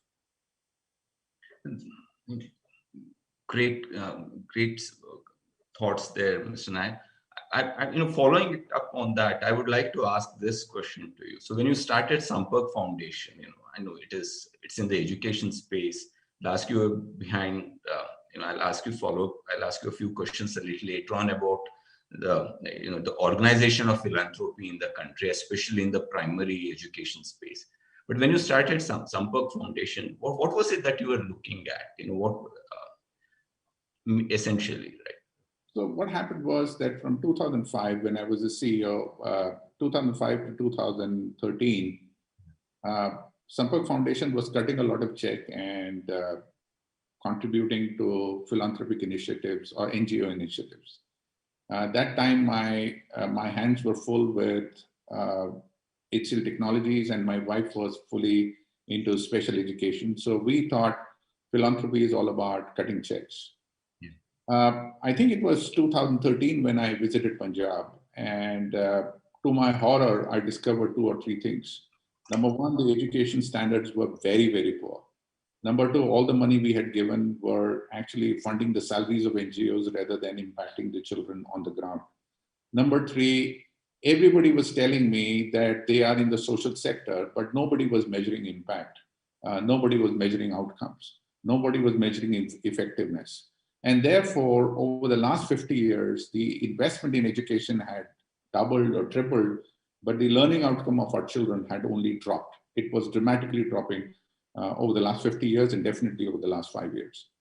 So the design thinking question for us means I collaborated with a professor friend of mine at Harvard Business School and a company called IDEO, which was very big on design thinking. The design thinking question in front of us is that how do we reverse this trend for 15, 20 crore children, where the learning outcome has dramatically dropped despite the fact that the investment in education has increased. So what is that catalyst idea which could invert the pyramid and turn the idea on its head within the constraints? So you can't, there is no electricity in classrooms, there is no capability of giving computers to everybody. The teachers in remote villages are unenthusiastic about teaching, untrained, illiterate, they only class 8 pass. So within those constraints of our government education system, what unique idea can you bring in which will spark a catalyst of change? So that is the design thinking which we started empowering on. The second question which we made is, can we using this reach to 2 crore children, right? Can I demonstrate this change experiment at a scale of 2 crore children, not 100 children, not 1,000 children, not 10,000 children, because India is a very large country. So that idea, design thinking got us to, so I visited a lot of villages in Bihar, in Jharkhand, in Chhattisgarh. I was traveling, across the country. And one thing stood out is that irrespective of how poor these people are, how sick these people are, every Saturday they will put 2 bamboos and have an immersive experience in Bollywood. So therefore, can we bring Bollywood to the classroom? So we recreated a new pedagogy where we started teaching maths and English using an audio device with song and dance and a Vidya Balan equivalent voice of Munna Bhai MBBS of Good Morning Mumbai, so Good Morning Children, and a Mary Poppins kind of a Sutradhar in Sutradhar called Sampak Didi. So we put all that together in an audio box, and along with that, many other innovative teaching learning material, and launched it in a big way. That suddenly ignited the classroom. It really sparked off the revolution which created. So today we are in 6 states. We cover 84,000 schools. We cover 1 crore children. And there's a dramatic increase in learning outcomes. So I would say that the choice of education was because my mother is a teacher and my wife is a special education teacher. But for me personally, it is a very large problem for us to solve. And it lent itself to innovative thought. To me, it is very important that I personally, you use the word philanthropist. I'm not a philanthropist. I'm putting my capital behind my ideas to design, think, and transform and change and revolutionize a problem which has not been changed. So I see myself as a problem solver. And education lent itself to a scale. Education gave me an opportunity of applying design thinking, applying technology, applying all the stuff which I had learned for first 25 years of my life to try and see if we can transform the lives of 2 crore children. 1 crore is done, 1 crore more to go. And that is the reason we picked education. Now, following up on that, I just want to connect it with your book, right? Employees first, customers second, where you place the one who is delivering the service at the forefront. And then if you encourage, enable, and enthuse them, the product is definitely going to be good, given all other things being constant. But in education, the challenge is teachers, right? Education, as you rightly pointed out, in philanthropy earlier, or for instance, the government is just cutting checks and it goes as salaries to the NGOs or the teachers, the people working in the NGO, and nothing reaches to the customer out here who is a primary school child, right? What are the learnings and how do you increase the effectiveness of teachers who are working? Sampak Foundation, I believe, works primarily with public schools, state-funded schools in these 6 states that you mentioned. How do you encourage the teachers, to put in the better versions of themselves, to borrow your word, right, and make a good job as far as learning outcomes goes? Why does it require a Mr. Vineet Nair to come in from outside and bring these elements in? So that's a fantastic question, and I'm going to give a longish answer because this is the most important thought which I would like to leave behind with all the people in this room. One of the big mistakes with a lot of leaders do is start believing in their own egos that they are the people who make the change. You have the rich list, the Forbes rich list. You have the Economic Times painting their photographs. You have so many people who like those photographs, who like the richness, who like the billions of dollars in front of their name. And little do they understand that the only way that works is because many employees work very hard to make that possible. In HCL transformation journey, as you talked about, we grew 600% in 7 years. HCL transformation journey was based on 3 questions. Number one, what is the core business which we are in? And the core business which any company is in is to create unique, differentiated value or create unique, differentiated experiences for its customers. The second question is, where does this unique, differentiated experience or value get created? And the answer is, it gets created in the interface of the employee and the customer. So if the employee and the customer in that interface called the value zone, the unique differentiation or unique experience is created, then what is the core purpose of existence of the management? That was the third question.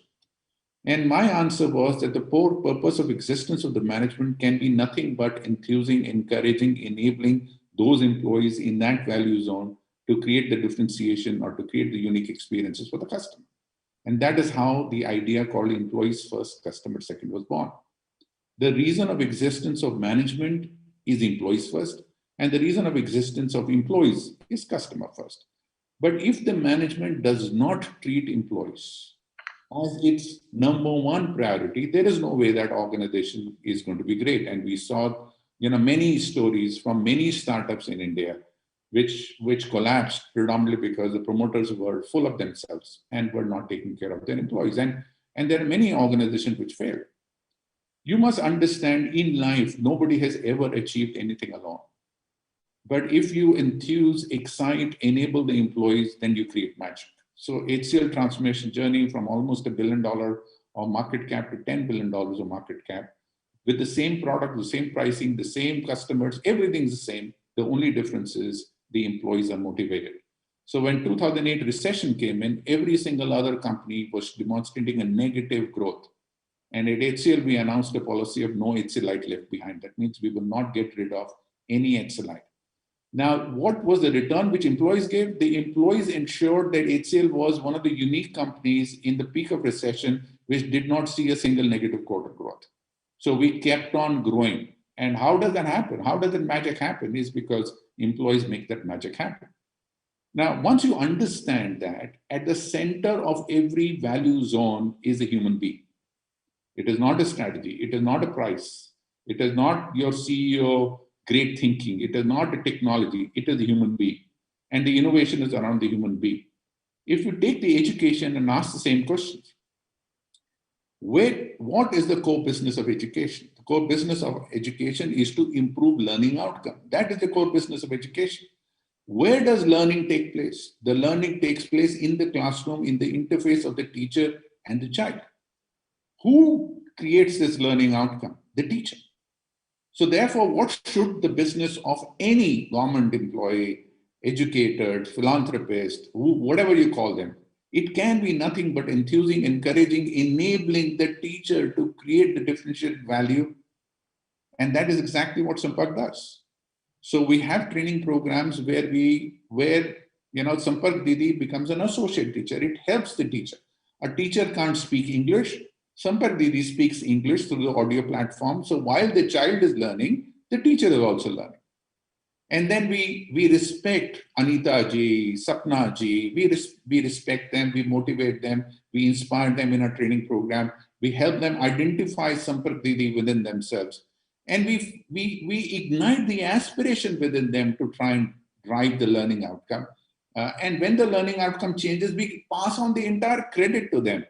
And in that, we have been able to motivate 3 lakh teachers who work with us extensively and are joined hands with us. So we do not run any program directly with children ever. All our programs are only through these 3 lakh teachers. So enthuse, encourage, enable those teachers, and magic will happen. So therefore, when you are personally looking at your life, you must understand that the word manager is a French word which is breaking a horse into submission. So do you want to be managed? If you don't want to be managed, when you get into a leadership position, why do you use the word manager for yourself? You want to be a leader. Leader is somebody who inspires confidence in others, who inspires others to do stuff they have not done before. And that is what you need to do, whether you are in for-profit, whether you are in philanthropy, as long as you behave like a leader in the business of inspiring others to do stuff which they have never ever imagined they can do, you will be a leader.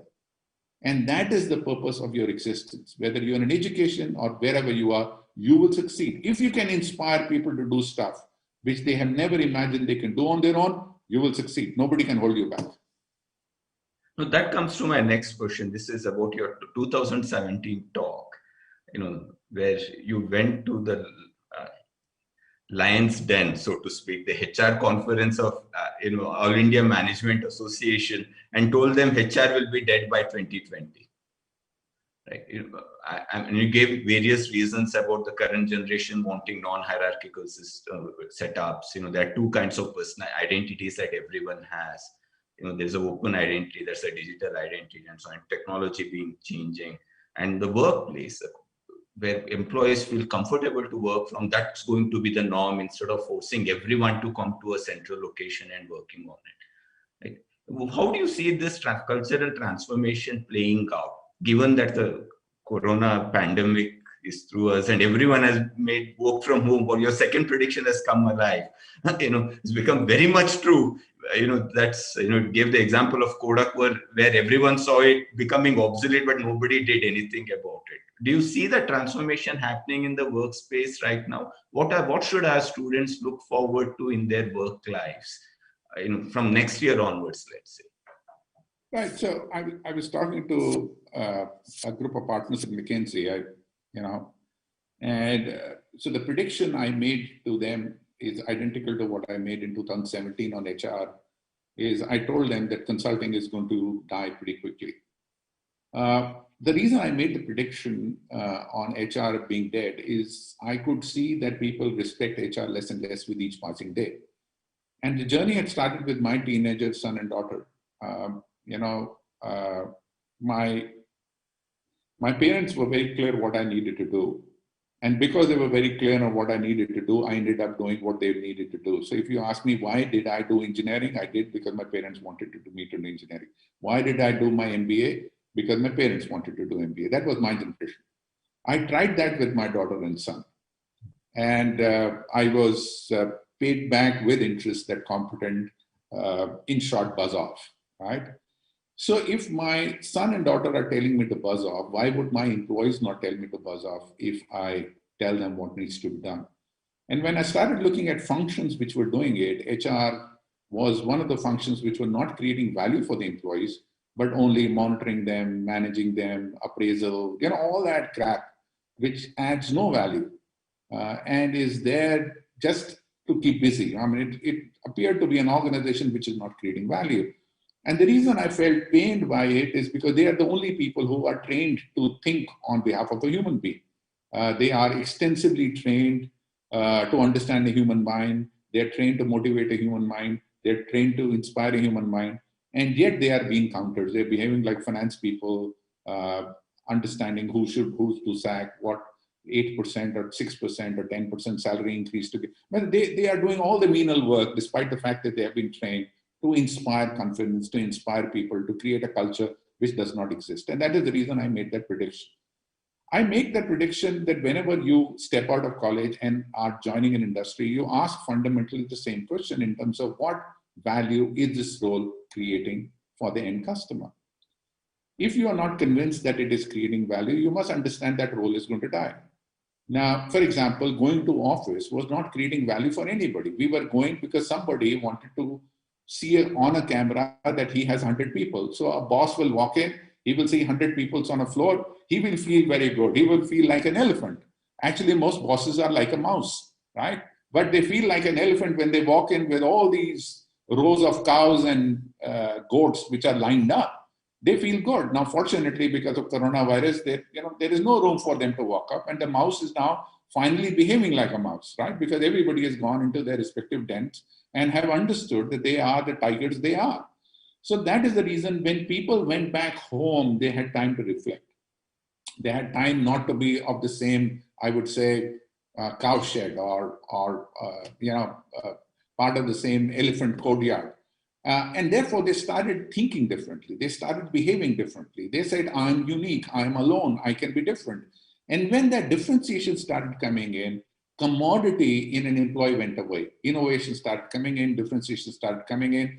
And there is where the bosses truly started struggling. So if I were to predict going forward, I would believe that the industrial age became very successful because of machines, processes, and aligning people in rows and columns. But now we are in an innovation age. And therefore, leaders will have to learn to get the best from their employees on per unit of hour, more innovation per unit of hour rather than more productivity per unit of hour. And that would only happen if the management and leaders are focused on value creation, not in office and rows and columns, but how can I inspire people to create more innovation, more outcomes. So the dramatic change which is going to happen is we are going to monitor employees less. We're going to inspire employees more. We're going to measure employees less. We're going to give them confidence to create innovative ideas which are disruptive in nature. We're going to ask them to measure less, experiment more. And we are going to ask our leaders not how many people in what pyramid structures and what salary they gave, but how many unique ideas and unique concepts they brought to the table, which dramatically changed the advent of the company. So those are the questions which will become relevant for tomorrow, irrespective of where the employee works. That comes to the follow-up question. What kind of jobs will be relevant tomorrow? I think that's that's an important question. You must understand that in the industrial age, I call them the most important jobs were the vomit jobs. Vomit jobs were you learn something, you come to office and you vomit. So therefore, if you know a manual by the back of your head, you come and vomit. If you know how to pull a plug, you're constantly pulling a plug. If you know how to do an Excel sheet, you will do an Excel sheet. So those kind of jobs were vomit jobs. And a lot of organizations still have vomit jobs because we still have managers and we have less leaders. Those vomit jobs are being taken over by bots in a fairly fast clip way. Artificial intelligence is coming in way, bots is coming in way, data analytics is coming way. So, and search capability is coming in way, including in surgery. So those, what I call the vomit jobs, are going to go away. Once the vomit jobs goes away, then it opens a Pandora's concept in terms of what will come. What will come is, you must understand, the entire industrial age was about standardization. From standardization, we are going to go back to customization. Now, from the industrial age was one idea, scale it. Here it will be 1 million ideas in 1 million points. So therefore, innovation and applied knowledge is going to be very critical. So therefore, if you are learning something in the university, it is not the knowledge, but how to apply it. And that's the reason, 20, 30 years ago, case study methodology of teaching started coming in. So if case study methodology of teaching you are involved in, make sure you stretch your mind quite a lot and try and apply the knowledge you have by coming up with ridiculous ideas and ridiculous suggestions. Let me give you an example here, because this is an important point, and this is something you may have already heard, but I want to say it because I love it. There is a potato, there is a chai is there, and there is an egg. And when you see all three of them, you come to a conclusion that potato is hard and the chai is virtually useless and slip out of your hand, and the egg will break as soon as you press it. You put them into boiling water, which is a crisis situation, and suddenly the potato becomes soft, the egg becomes hard, and the chai completely transforms itself to a completely new culture. So you must understand that you are right now those three commodities, but the moment we put you into water, your taste, you have a choice of being a potato, being a chai, or being an egg. You have a choice. So most of us, unfortunately, because we do not put in the effort in our own learning, in our applying our thought, applying our knowledge, become potatoes. And because we become potatoes, we have all these CEOs and managers who run short over us. But if we decide that we want to be an egg, or we want to be a chai, which is transformative, there is no potato who can overrule you. There is no manager who can come on top of you. So that choice exists, and that choice exists by applying your mind, and that is about applying knowledge. Therefore, the skill and the jobs which will be existing tomorrow will be the same jobs which exist today, but you will succeed only if you're applying knowledge to the job. So in accounts, applied knowledge, data analytics. In marketing, applied data analytics and heuristic prediction of what's going to happen. In technology, ability to be able to predict and ability to be able to predict before things happen. In sales, the ability to be able to understand the mind of a man who you are going to present to, and how do you convince him based on, some mind map which you do. So the ability of applying that knowledge to gain relevance is what will succeed rather than a new industry opening up. I think with that question, you answered a lot of questions that came from the audience, and I don't need to repeat, but there is one important question, I think, from one of our students, which has got to do with your opening remarks about purpose. And this is, I think, very relevant. And she asks, this is Sanjana Choradia, how do you recognize what is it that you truly want to do? The world is always telling you different things, and there is this constant fear of failure. How does one think clearly with all this fear of failure? I pursue something that's my passion, but then, people are telling you that's not the right way to go. Most have been more failures in that area than anything else. How does one think clearly with all this pressure? Sanjana, it's a great question. A very, very close friend of mine was a doctor. Means my best buddy. And so all the patients around him, he was the first responder, and he was treating all of us on corona, all that stuff. He was a fantastic friend, and obviously he was curing corona all around him. And he constantly used to say, Vineet, when it happens, it will happen. So therefore, why fear before it happens? Unfortunately, because of his grabbing corona from a patient, he died about 2 weeks ago. He was young, he was fantastic. And the last conversation I had with him, he was at All India Institute of Medical Sciences, was the same. Vineet, whatever has to happen will happen. Why think about it before it happens? The way I have dealt with life, Sanjana, is I have strongly believed that the future is uncertain for all of us.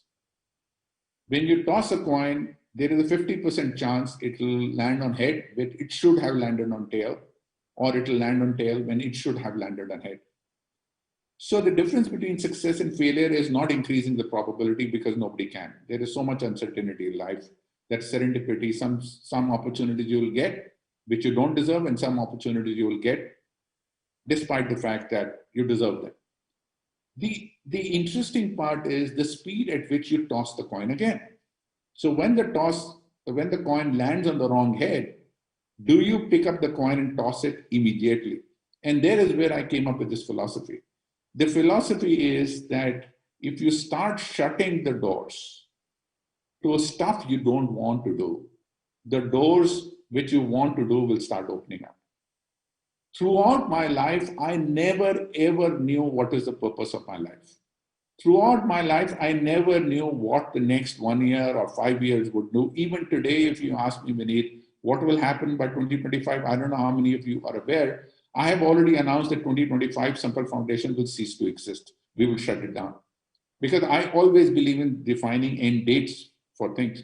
So once you shut the door, you start opening the door. It says, holy shit, Vineet, you have already announced that Sampark Foundation will not be there in 2025, or you would not. For example, when I became the CEO of HCL, I clearly said 7 years and no more. The end date was clearly announced by me and saying 7 years and no more. I want to do something new every 7 years. So I would believe that once you shut the door on what you don't want to do and put yourself in the zone of uncertainty, then this question you're asking is fear of failure will not exist, predominantly because you've already shut the door on not failing. So you are already put yourself there. So then this question will not come, what happened? Because you're not in the audience anymore. The curtain is closed. You're not performing in front of the audience. The moment you stop performing in front of the audience and close this curtain because you don't care, this whole question of fear of failure will go away. You have one lifetime. You have one this beautiful mind. You have this beautiful DNA. You have this beautiful body which God has given to you. You are responsible for it, not the audience member. So don't perform for the audience, perform for yourself. And that you do by shutting the curtain. By shutting the curtain and doing the stuff you want to do.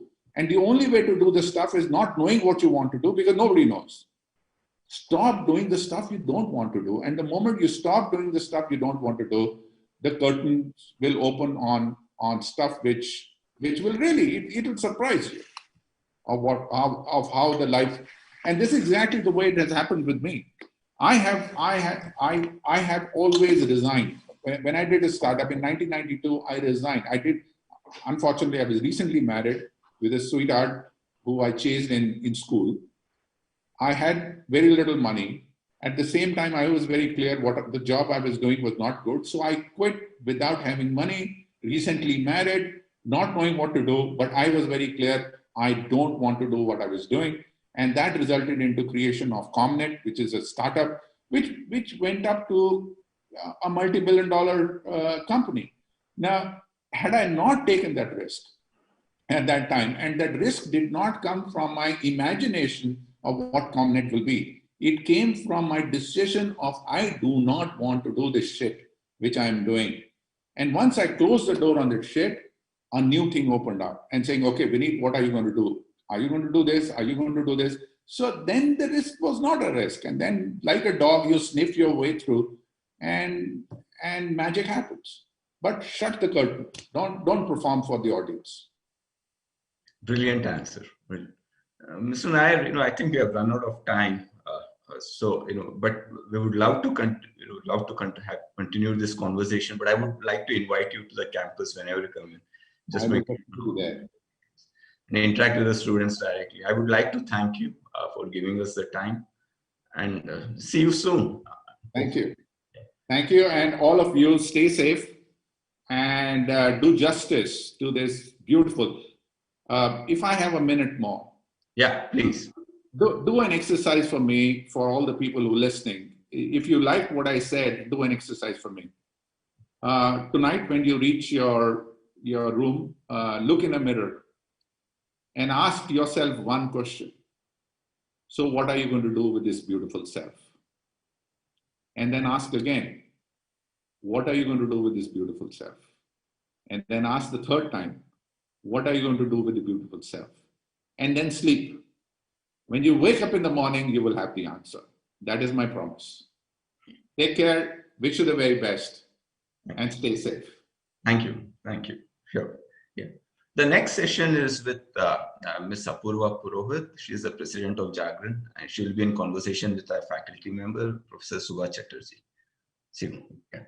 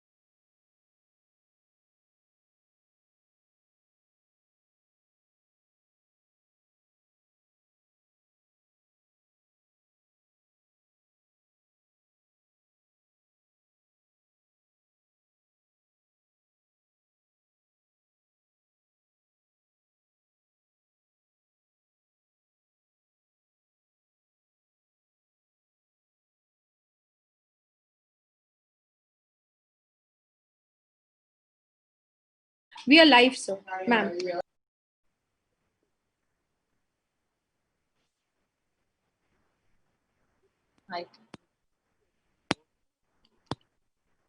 I can't hear him.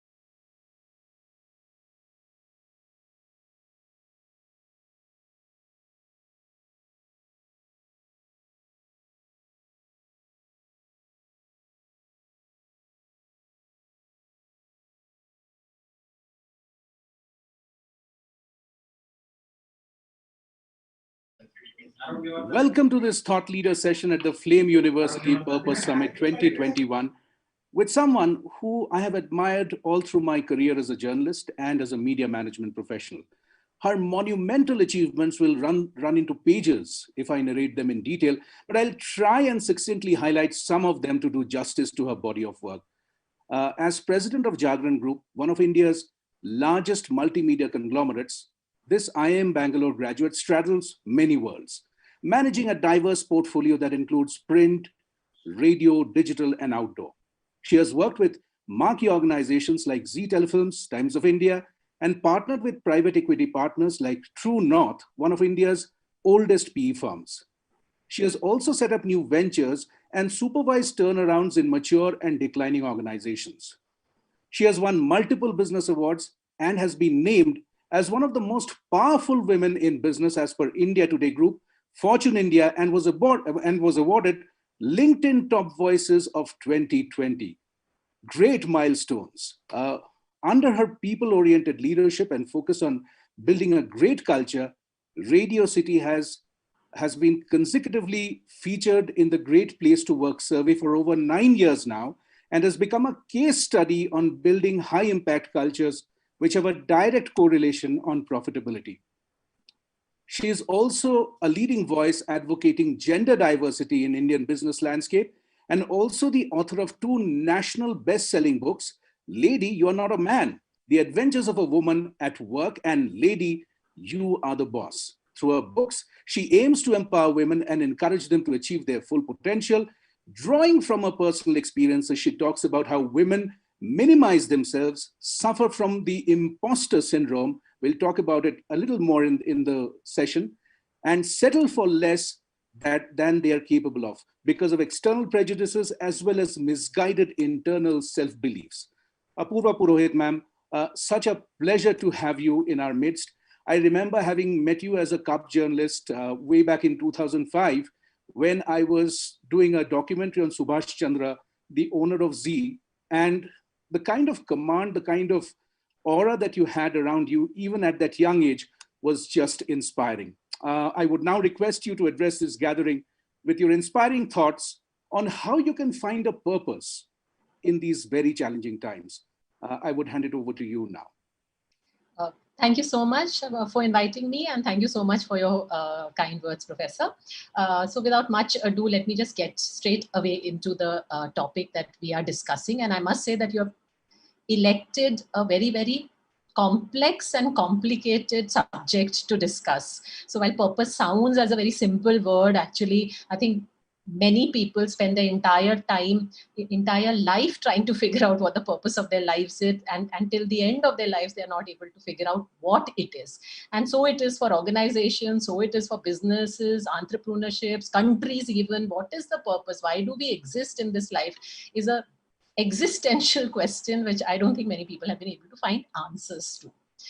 But as you discuss purpose and as you think about purpose over the next few days, and hopefully the sessions will trigger larger thoughts in your mind, I think what you will find that there are essentially 2 schools of thought around purpose.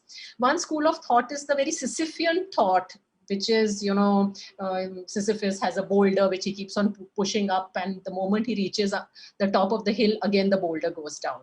And therefore life is like that. So what's the point in even having a purpose? All of us are just endlessly rolling a boulder up for it to fall down again, and again we'll roll it up.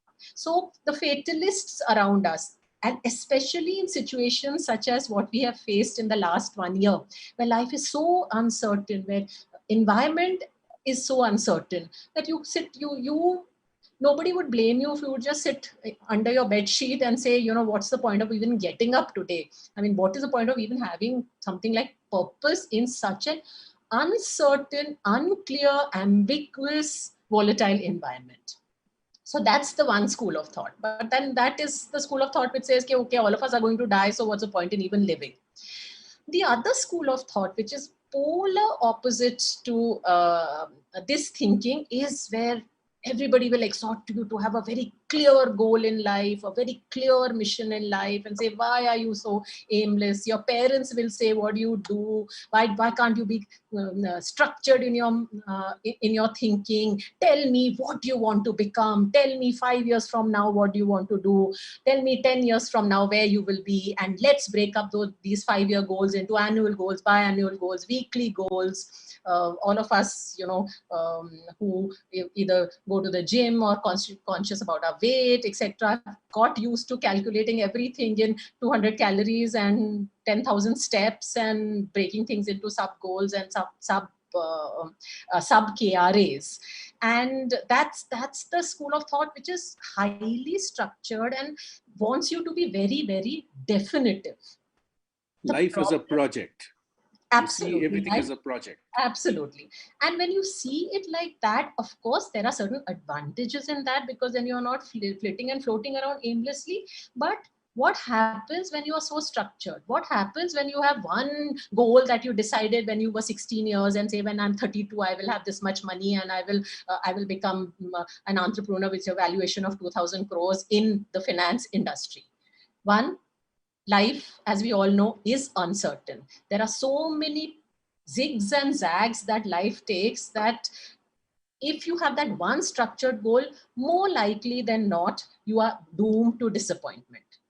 The second, even more bigger problem is what happens if you actually achieve that goal. So as Swami Chinmayanand said that, okay, so you start off and saying, I'm 21, by the time I'm 30, I should have 5 crores in the bank. And you actually end up having 5 crores in the bank by the time you're 30. Then what? Do you cease existing? Then what happens?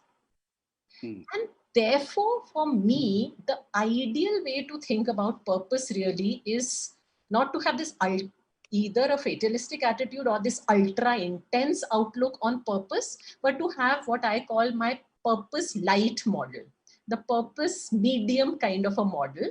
And there are 3 things in this purpose light model. The first thing is that, of course, we should all have a goal. Of course, we should have an aim, whether as an organization, whether as an individual, whether in our professional lives, whether in our personal lives, we must have goals and aims and purposes. Without purpose, as people have said in the happiness equation, if you've read, that just having a purpose, forget achieving or not achieving it, just having a purpose is 50% of happiness, right? So it is important to have a purpose. But I would say there are 3 ways to look at this purpose. The first thing is to have a purpose which is fairly amorphous and universal. So you do have a purpose, you do have an aim, but it is fairly large and all-encompassing and universal. So, for example, if I said, I want to be the best woman CEO in media industry. Now, I may achieve it, I may not achieve it. Understand what it is doing. It's also limiting me in a sense, because I've decided this goal is this very specific goal. 50% chance I will fail, 50% chance I'll succeed, but I will succeed in a very narrow band, right? If life suddenly gave me an opportunity, let us say in running one consumer product company, would I say no because my purpose is fixated to being part of only the media industry? Maybe that was larger, maybe that was different, maybe that gave me more learning. So why should I define my goal or my purpose so narrowly? Why can't it be a little broad-based? And the more broad-based it is, the more you are able to flow with the ebb and movement of life. The more you are adaptable, the more you're agile, you know broadly you're going in a particular direction. But if life throws you one wham, you know how to move along with life. If life suddenly there's a flood, you know the bridge that you need to build across, because broadly you're going in that direction. You don't get taken aback because suddenly what you set out to do, you're not able to achieve for whatever reason.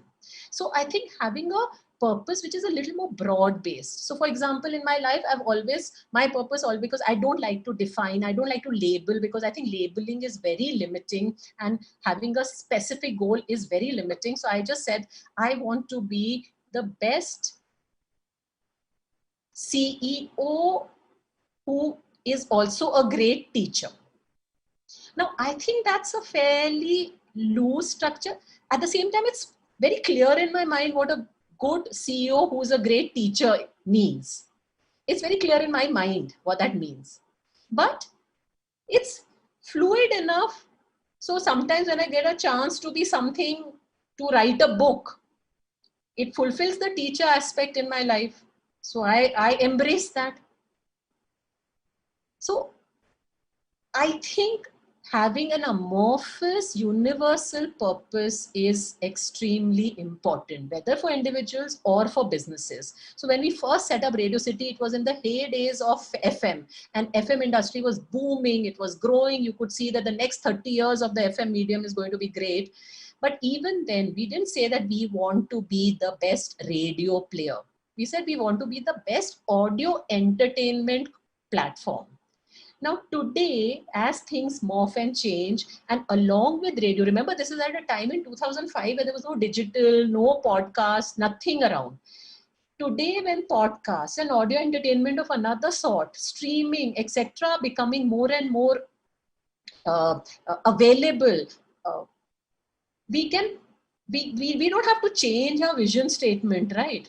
To say that now I will not call myself radio. Now I'm audio, because 2005 we started saying we are an audio entertainment medium, right? At the same time, it was not loose, I'm entertainment, because that's unfocused. So how do you find a purpose which is not unfocused, but also not very, very limiting? I think that's my first message to all of you as you think about purpose. The second thing on thinking about purpose is that, whenever we think of purpose, we think of it as a goal. We think of it as an outcome. But I think purpose is equally about the effort. So there's effort which results in an output or an outcome. An input which results in an output. I think it is extremely important to have purpose which is input driven too. So just think about this. You will say that, okay, I'm just passing out, I need a job. I think I need a job which should pay me 5 lakhs a month, example. Now, that's your output, that's your goal. And if you're so focused on that 5 lakhs, you don't really care whether you get it through a bank job, whether you get it through a media job, whether you get it through becoming an entrepreneur, whether you get it through becoming a professor, whether you get it through becoming whatever. But as long, because your goal, your purpose is earning that 5 lakhs. But the fact is that that 5 lakh check will come only once a month. On the 30th of the month, you get the check, you will feel happy. Oh, I achieved my purpose, I achieved my goal. But what did you do for those 29 days which led you to earn that 5 lakhs? Are you going to be, let's say you take up banking and you are deeply unhappy in banking. So 29 days of your life, you will be unhappy. Only on the 30th day when you see that check, you'll be happy. So the input, the effort that you put in, which is why, I think the most important statement in Hinduism, in Bhagavad Gita, is that karmane vadika raste ma phaleshu kadachana. Don't get wedded to the outcome, because that's not in your control. But definitely get wedded to the process, the way to achieve that goal. That's what karmane vadika raste says. Na? Why do they tell you to get wedded to the process? Because the process is what you will spend 99% of your life doing. The outcome is only once. Only once you will become the CEO. Only once you will become the team lead. Only once you will have that valuation. But what entrepreneurship you did for 25, 30 years of your life, if you don't enjoy that, what's that one day of having a 5,000 crore valuation, right? So that is why they say that spend time being wedded to the process, to the input, not only the output. And I think that's important from different ways. It is important from that if we want to enjoy our jobs, if we want to enjoy our relationships, if we want to enjoy life, if we want to lead a happy life, how we lead that life, what we do every minute of a day is more important than the output of what you got. The second thing is that input is in your control. output is not. So I'm, for example, at work also, I'm at great pains to separate out for my teams that 50% of your KRAs will be output KRAs, 50% of your KRAs will be input KRAs. So your output KRA is getting that 1 crore revenue out of your advertiser. Your input KRA is how many client relationships did you build, how many meetings did you do, what kind of innovations did you think about, etc. Now think about this, meetings that you do, innovations that you thought about, programming concepts that you developed, client relationships that you build. All 4 are in your control? Are they not? 100% they are in your control. Only you can build those relationships. Only you can think of those innovations. Only you can do the programming concepts. That the achievement of that 1 crore is actually not in your control. Because whatever you do, there will be times you'll achieve 1 crore. There will be times because the economy has tanked, there's been a pandemic, the opposition, the competition has dropped rates and you're not able to sell at the rates that you want, etc., etc. You will not achieve the output. But at least if I ensure that you as my executive, if I put 100% of your focus, KRAs, thinking only on the output, it's more like a hit and miss. However, if I make you also say that 50% of your effort, I'm monitoring you on your effort. A, it is in your control. B, it is in my control. C, if you dedicate and if you concentrate enough on your efforts, I'll tell you 75% of the times you will succeed. So again, the pressure, I'm moving away from just output to input, because input is controllable, input is monitorable, input is something that gives you a sense of control of over your life. And I know after having run organizations for 32 years that if I control your input, more often than not the output will happen. And if it doesn't happen, the best effort wouldn't have made it possible. So again, the second point I'm making, again, when you think of purpose, think of the input purpose also, not only the output purpose. Think of your purpose as the effort and also the outcome, not only the outcome. Which brings me to my third and final point, that again, when you read a lot of self-help books, when you listen to some of the TEDx talks, when you talk to some great gurus, everybody talks about what kind of life or what you need to achieve out of life. Okay, so what do you want to achieve out of life? I want to be successful. What do you want to achieve out of life? I want to be rich and famous. What do you want to achieve out of life? I want to be an entrepreneur. Not many people ask you the question, how do you want to live your life? How do you want to live a life? And I think, again, purpose is not so much about what you want to achieve, but how do you want to achieve it? Purpose is not about, everybody wants to be successful, right? So success is not purpose. How do you achieve your type of success, your brand of success, your understanding of what success looks like? So when you think about your purpose, ask yourself, I am a unique individual with my unique talent, with my unique skills, with serendipity having brought me to this particular place where my background is like this, my education is like this is the environment I am in. Now, in this particular context, in this particular space that I am in, what does success look like to me? And how will I achieve that?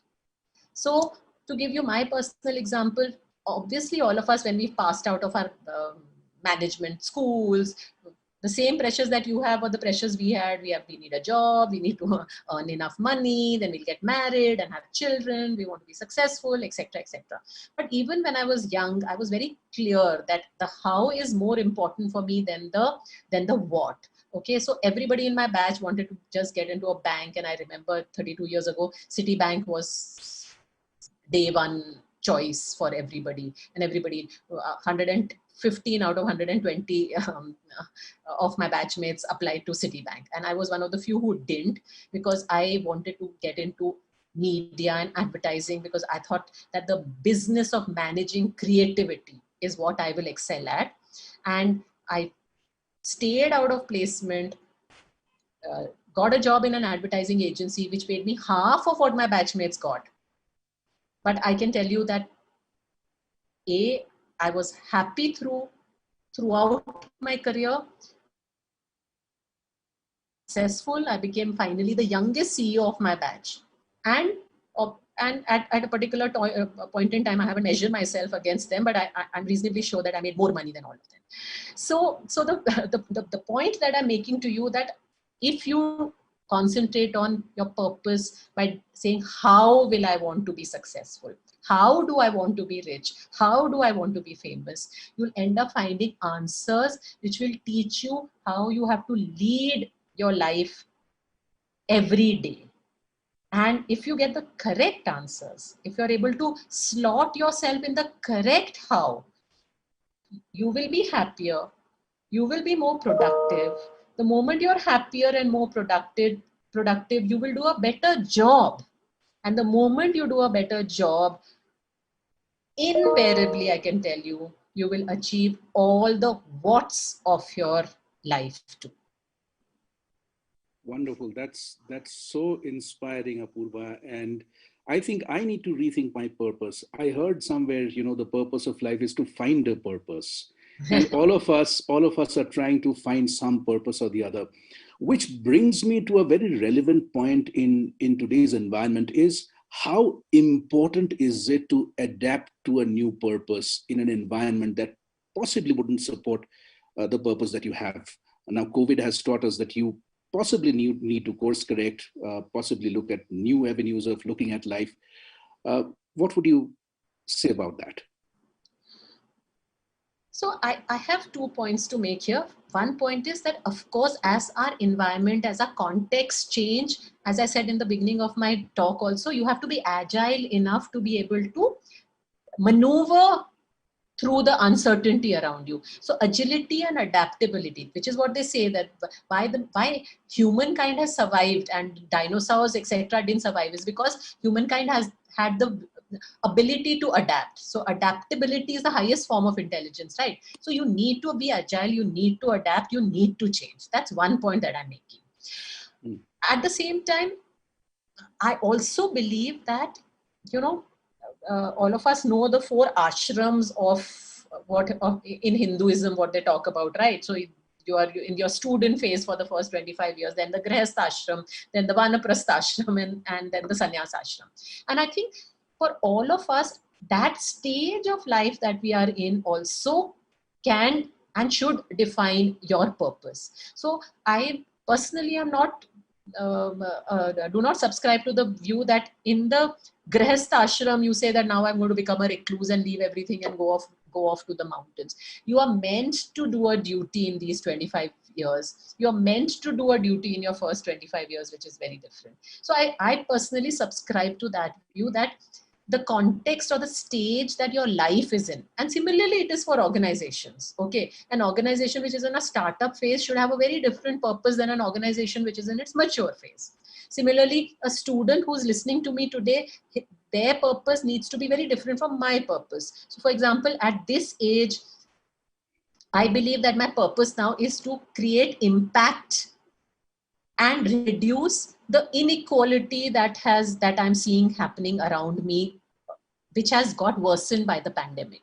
So yes, the pandemic has forced me to relook at it. So while creating impact was always my overarching purpose, now I'm actually saying, how do I create impact by reducing inequality, by reducing job losses, by increasing employment opportunities? So in that sense, yes, I am pivoting, but that I have to create impact has remained constant. You've kept it fluid, and I think you're finding many purposes within the larger architecture of purpose. Yes.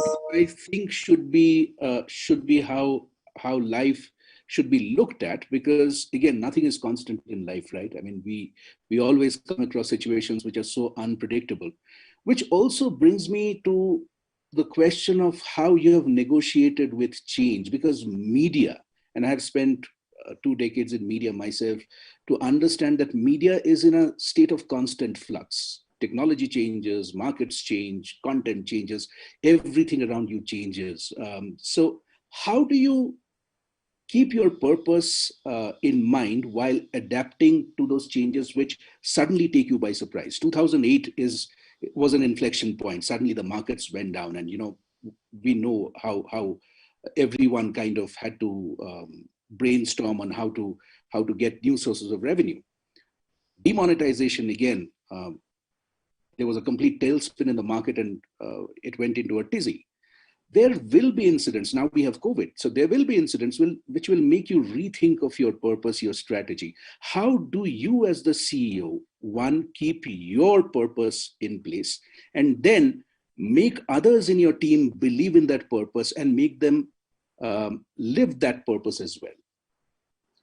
So, you are absolutely right. There are many changes that have happened, and you have talked about a few of them in the last 20 years. But if I were to sort of take an even telescopic view of when I started in media, I started when there was just one Doordarshan and there were 30,000 publications, and either you chose to advertise in ABP and Times of India and Femina and Filmfare and on Rangoli on Doordarshan, or you chose not to advertise at all. And no social media. And no social media, no television channels. No television channels. And from there to see the television taking off in this manner, then to the digital age, and then OTT, along with the economic changes and economic shocks that we have witnessed in these last 30 years. So I think I've seen a huge amount of change. And I think that there are a couple of ways to navigate it personally, and a couple of ways on how to ensure their teams remain centered while all this change is happening around them. So personal navigation, I think, is a lot about always being in a learning mindset. I earlier said that, for me, being a CEO, teacher is very important, right? So I constantly want to teach whoever works. And you're a very good teacher. I think if you had not been a CEO, you would have been a wonderful professor. Thank you. That's a big compliment coming from you. Yeah, but so for a good teacher, I think you also got to be in a learning mindset constantly. So I think when digital first started coming, I started thinking of digital much earlier than my team started thinking of digital. I started understanding, reading about digital, constantly being curious about what's happening in the digital firmament. So I think that's one, that's extremely important if you want to manage change. The other thing that you need to do when you have to manage change is you have to keep your mind fluid. So you don't have all the answers. I think I'm very clear about it. I don't have all the solutions. Yes, I will sit with a team, with my senior team or with experts, and find solutions. But I singularly don't have answers to all the problems of the world. So I think that humility, that understanding, that practicality, that I don't have the solutions, but I will help find the solutions. So I think these are the two things which help you manage change comfortably.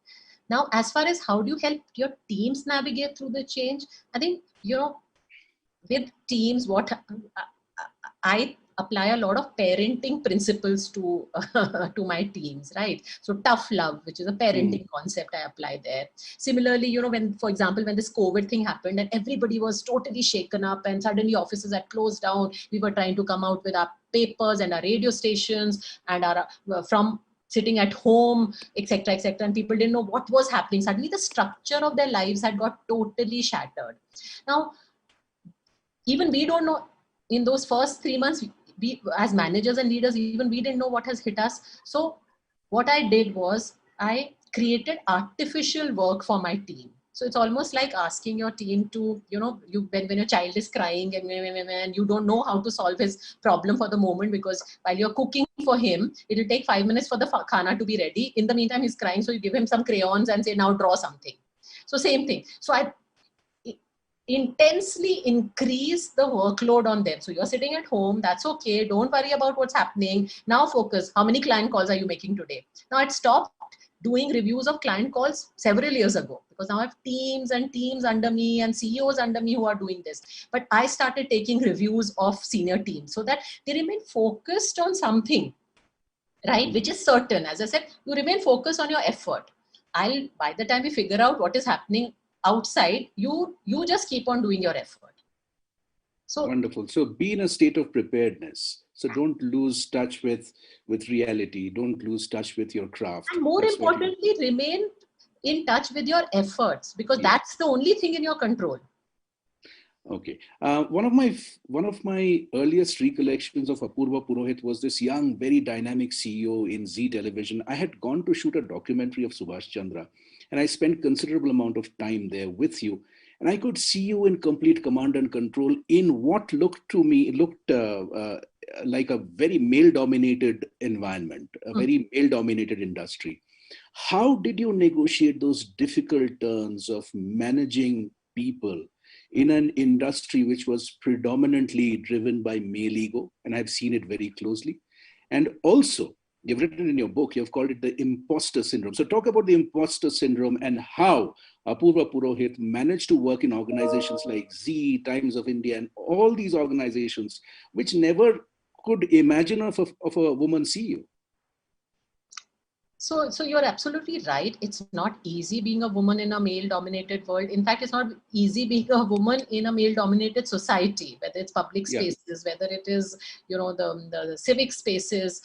It is difficult to be a woman. And I think the way we bring up our daughters, the way we bring up our young girls, we naturally ask them to be quieter than they need to be less vocal, less visible. We do it to protect them, to ensure that they are safe, right? Don't talk loudly, don't laugh loudly, don't be boisterous, don't wear short clothes, don't put red lipstick. We do all this in an effort to protect them. But what we also end up doing is bonsaiing them. So when they go into public spaces, they are naturally more tentative. And that's where this whole imposter syndrome also comes in, because you are not meant to be here. You were meant to be in the kitchen cooking. You were meant to be inside the house. How come you're in a male dominated Taulia Lau types, as per your definition. Give taulia to your husband when he's ready. Make garam chai for him and pack his dabba for him. Here you are standing there and asking somebody to pack your dabba for you. So how do you so that there is an imposter inside all women who's telling them you're not good enough, you're not meant to be here, by mistake, it's just by luck, you'll get caught out soon, beware. And I think women need to do far more of self-talk. Women need to do far more of confidence building within themselves. That could become their purpose. Absolutely. That I will be confident. I will ensure that my voice is heard, because if my voice is not heard, my opinions will not matter. Mm-hmm. Absolutely. We just have another 7 minutes left. I'll take quick questions from the audience. Doesn't having an annual or weekly goal also help to stay on track to achieve your dreams if you already know what you want? Mannat asks this question. As I said, goals, sub-goals, sub-KRAs, weekly time are very good things to do. I agree with that. Having structure in our lives is very important, because otherwise our life can become very, very messy.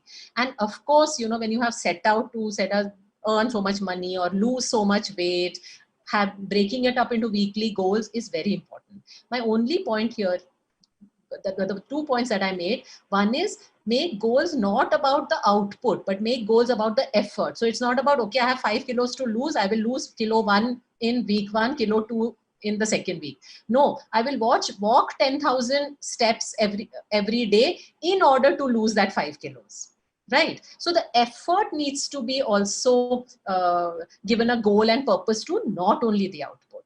The second thing is that if you have very hard and fast output, yes, I want to be healthy. Healthy broadly means I should lose around 5 kilos and I should lose it within 9 months to a year.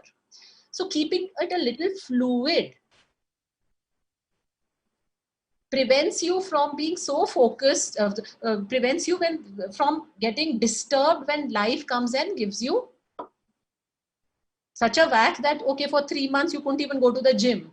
So then if you were so stuck up on I have to lose weight, by the 6th month, 3 months, you were not even able to go to the gym because there was a pandemic. How will you deal with it? Absolutely. Siddhi asks a very important question. What advice, very interesting actually, what advice would you give to your younger self at the start of your career? Could you have done something differently? So if I look back, I'm pretty much quite happy with how my life turned out, the choices I made, etc., etc. So because I think, fairly sorted out even as a 21-year-old. However, I think I would definitely tell my younger self to, be much more confident about my abilities and not be tentative. I would definitely tell my younger self that, to have a little more fun than be highly intense and too focused. Allow other parts of my life also to flourish, because I feel for a fairly large part I didn't allow other parts of my life to flourish as much as I would have liked. So how do you have fun now? Now that you told me you didn't have as much fun earlier, how do you have fun now? I have fun by, first of all, not worrying about others' expectations of me. So that has removed one huge stress from my head, trying to be what my mother wants me to be, or my husband wants me to be, or my boss wants me to be, or I've removed that pressure completely. The moment that pressure is off my head, I do things that that I want to do. I don't care about other people's opinion about me. I don't worry about what anybody has to, and I just, everything from the time I get up to the time I go to bed, I do exactly what I want to do. You're in the flow. Yes. And the last question that has come from Devnoor is, how would you describe your leadership style or your philosophy? So, as I said, I think my leadership style is a style which is really based from a lot of things that I learned as a parent. I definitely am a teacher. I am happy when my teams, when they pass through me, end up becoming better professionals, equally better human beings. So I spend a lot of time with my teams in not only teaching them about media and radio and print, etc., but equally about what does it take to be a good human being. Because I think organizations are microcosms of society. If you get all the organizations in the world develop good individuals and good human beings, automatically we will become a better society. With that, Apurva Purohit, thank you so much, ma'am, for making time to speak with us at the Purpose Summit. Always inspiring to have you. On behalf of the Managing Committee, the Vice Chancellor, and the university community, my sincere gratitude. I hope you will bless us again with your presence. And once everything settles down, we really hope you come to the campus and be the professor that you've always been. Don't forget to tweet or send your messages on our social media handles, Flame Purpose Summit, an interesting session to follow with journalist Faye D'Souza, my old friend, Olympian Gagan Narang, and musician Rahul. I'm going to join you with a very interesting session on the purpose of voice with the maestros of the voiceover industry, Surjan Singh, Pallavi Bharti, and Jasleen Bhalla. Well, that's it. Thank you very much.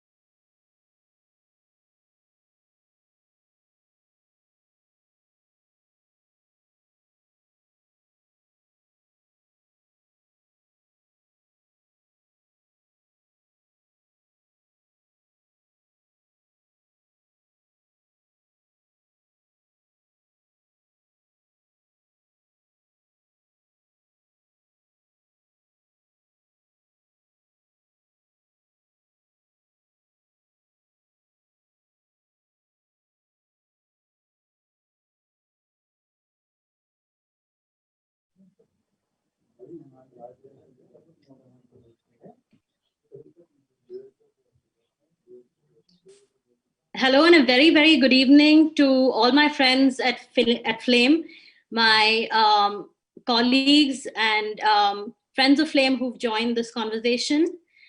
I'm really honored to have with us here today Rahul Ram of Indian Ocean. He's the bassist of Indian Ocean. Olympic medalist Gagan Narang, a shooter. Faye D'Souza, who needs no introduction. Fellow journalist and now an independent journalist. I'm super thrilled to have all of you here. We're going to be talking about alternate careers today. Each of them have carved a niche for themselves in their career. Faye, for instance, started with All India Radio when she was in college. Moved on to CNBC, TV18, then became the face of Mirror Now, before branching out and turning into an independent journalist who has millions of followers, has been able to connect with the post-millennials, as we like to refer to them. Gagan Narang, of course, has now, I think, as a competitive shooter, he's hit quarter century. He set up Gun for Glory, which is now in 8 states, 8 different states across the country, 16 centers. He's been able to inspire and mentor several other shooting aspirants. Rahul, of course, is part of the Indian Ocean, one of the most well-known bands in the country, now into its 30th or 31st year, and 7 albums out, going to release their 8th album sometime this year or the next. These are super impressive accomplishments that I'm sure most of our students look up to. All of you are icons in your own right for all of them. So I'd like to start off with Faye. Faye, one of the questions that I get so very often from my journalism students as well is that at a time like now, when journalism seems like a shaky career, what is it? As in, you've gone independent, and if you hadn't taken off the way you had, did you have a plan B? What were you thinking when you went independent? Well, good evening to all of you, and thank you for inviting me to this panel. I'm extremely intimidated by the other panelists and not, don't feel adequately qualified to be part of this panel. But I started smiling when you said at a time like now, because this invariably becomes a question a lot of times. Obviously, journalism as a profession has squandered a lot of the trust that it had with citizens and with readers and with viewers. That's obvious. And it's perhaps also for young people, it's a little difficult to imagine life as a journalist, because really the profession is not what it used to be. I can tell you the pay is not what it used to be either. But I think that it's also a profession that the country needs more than ever. And there are a lot of great journalists in our country doing a lot of great work. And unfortunately, the loudest tend to sort of brand everybody, but that's not how everyone works. There are people working in print, in magazines, there are people working online, there are people working purely in the RTI space, doing great work. And for all the young people who are in journalism school at this point, wondering how to make it work, remember that for as long as the democracy lives, journalism lives, and for as long as journalism lives, the democracy is still standing. So don't give up hope and assume that, for whatever reason, that journalism is no longer valid or the profession is no longer valid, because it will always be. And it is as important a profession to the country as any other you can imagine. So yes, we are, as a profession, going through difficult times. You're battling fake news that looks a lot like real journalism, and you aren't able to tell the difference. The audience isn't able to tell the difference. We're battling right now pressure from authorities, pressure from government, pressure from establishment, pressure from corporates. But Having said all of that, there are many, many people right now functioning as independent journalists, still doing great work. And while the internet brings in with it fake news and trolls and all of those other things, it also has removed the entry barriers for independent journalism. Because you don't need a lot of capital, you don't need a lot of money to start working. So as a result, I know a lot of great journalists right now who've gone independent and decided that they're going to create spaces where good journalism can still function. For me personally, the last 1 year has been about that. Coming from 16 years in television, where you need big offices and studios and equipment and hundreds of employees and satellite uplink, and you need it's a lot of money. Distribution costs a lot of money. You're talking about at least a couple of hundred crore rupees. Going from there into using the internet, where you can do all of this on your own with a laptop and your phone and your internet connection. I have 3 young employees and 1 intern who have also left television to do work together, and we're doing some amazing work that we're really proud of. Yes, we don't have the kind of clout that big television has or that big media houses have, but we are able to do work that's honest to us and stuff that we really believe in. And I believe that that is enough to make a difference to the people who care to find out the truth. And there are so many, many, many, many other journalists doing the same thing. So I have tremendous hope for this industry and this profession. And I hope that all of the young people in your journalism class share that hope with me. Thank you, Faye.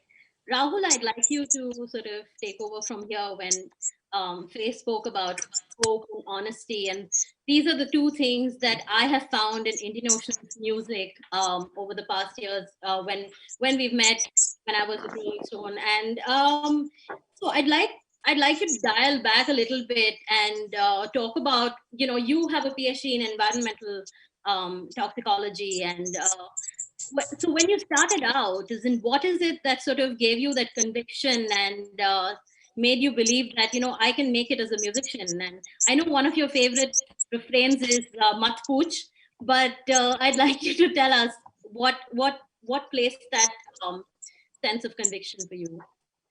All right. So nobody in Indian Ocean ever thought that we would reach where we have reached today. Okay. We were doing the music because we were enjoying ourselves. And none of us really had any kind of goals as to this is where this music will take us. मजा आ रहा था तो कर लो. अब इसका downside है कि गरीब रहोगे. ठीक है यार. क्या है? As the song says, पैसा पैसा करती है क्यों पैसे पे तो मरती है. Okay, so it's okay. And I had a PhD, yes, and then I came back and started working with the Narmada Andolan. And while I was working with the Narmada Andolan, I started playing music. In fact, ironically, to earn some money. And I started playing with another rock band. I used to play in Jagran. Mata ka Jagran mein main bajata tha. 250 rupees raat ke milte the. So Indian Ocean से पैसा नहीं कमाते थे. Indian Ocean में पैसा खर्च होता था. In fact, उल्टा आना जाना. But मजा बहुत आता था. See, Jagran was fun of a different sort, of an anthropological sort. Indian Ocean was fun of the head and the heart. And we knew we were doing good music. We knew that it's going to be something that will make us happy. We never had audiences, so we didn't know what the audiences would think. And so in the first 5 years of the band's existence, we did a total of 7 concerts. You can imagine, 7 concerts in 5 years. But every time we played, they loved us. तो हमें लगा कि ठीक है यार, अच्छा ही लग रहा है लोगों को. And then, gradually word of mouth, things spread and we started doing better. I didn't know I was going to be a professional musician till I was about 33 or 34, right? I finished my PhD when I was 27. I never wanted to become a professional toxicologist. America में PhD करके आप क्या करोगे? आप 2 चीजें कर सकते हो. या तो आप सूट बूट पहन के एनवायरमेंटल कंसल्टेंसी ग्रुप ज्वाइन करके किसी कॉर्पोरेट के लिए किसी कोर्ट में जाके झूठ बोलो. ये है बेसिक काम कंसल्टेंट का.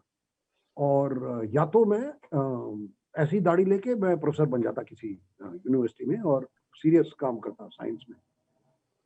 But I was not interested, and I'd learned so much.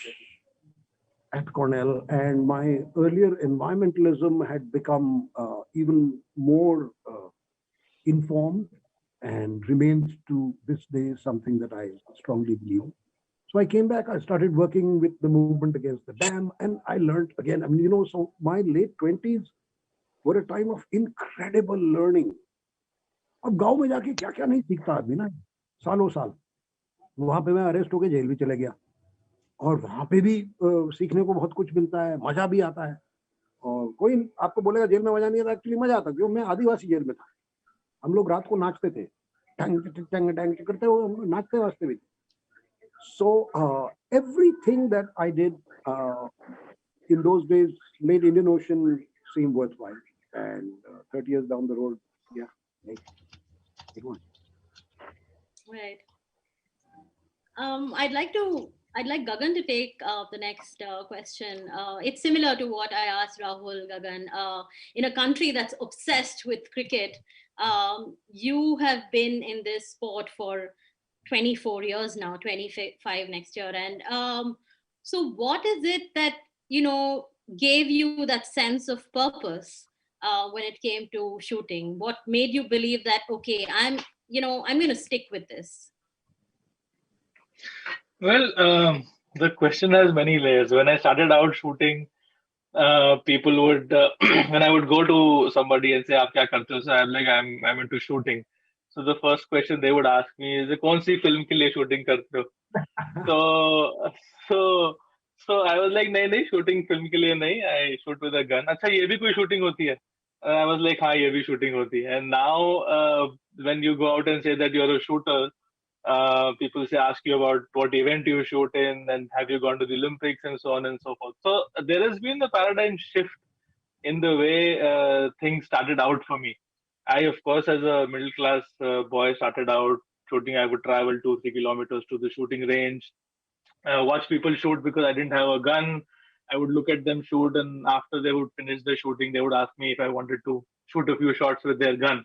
And I would say, yeah, why not? And I would shoot 2 or 3, 4 shots until they packed and they went away. And that's how I started actually shooting in a club. And slowly, when my parents saw that, okay, I was shooting fairly okay, and I stuck to the sport because every summer holidays, either I would play cricket 1 year, I would play tennis the other year, I would play badminton the other year, and then it finally I started shooting. And the next couple of years, I stuck to shooting. Then my parents decided that maybe I should, maybe my parents should invest in a weapon for me, and that's how things fell in place over a period of time. And when I started, it was never. I mean, I didn't know my purpose. I didn't know my why. I didn't know what I was doing. I was just enjoying the sport, and I was just enjoying what I was doing. And that slowly led one after the other and brought me to the stage where I am right now. And of course, the journey was not very easy. It was very difficult.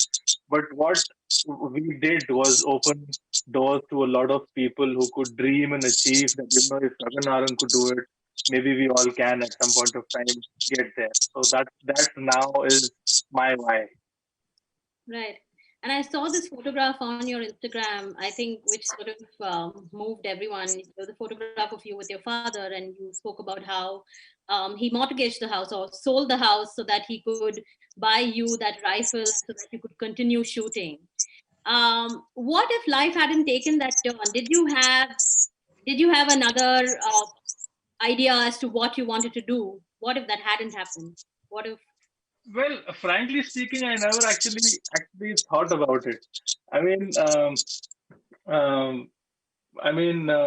yeah. I mean, at that point of time, I came back home crying one day because the guy who was lending me his gun didn't give it to me, and my score was stuck at a particular place. And in the next couple of weeks, my parents got me a gun, and it was not until the next couple of years I realized that we had sold a house that we had to. I mean, we sold the land that we had to build our house on, and that kind of over the period kind of motivated me to kind of get serious into the sport and to kind of give whatever I had. I had to vindicate them and vindicate their stance of making such a major decision. Of course, it added a lot of pressure on me as well.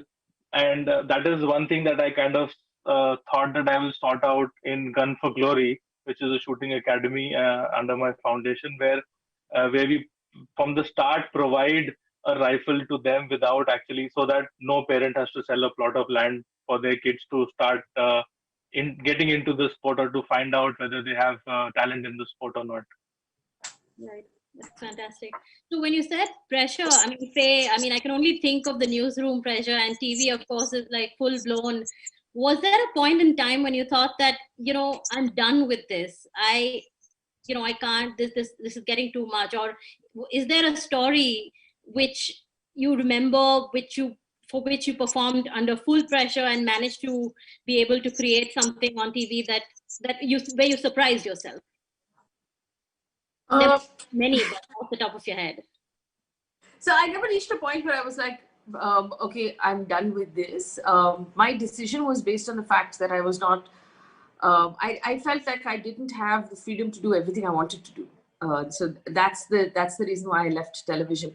But having left television, post that, spending time sort of looking back and examining what we were doing, there were many instances of needless pressure, I think, that television news puts on its employees, puts on the people involved, on the anchors, to break news 2-3 minutes before anybody else. I right now don't see the point of it at all. I don't think it matters to the audience.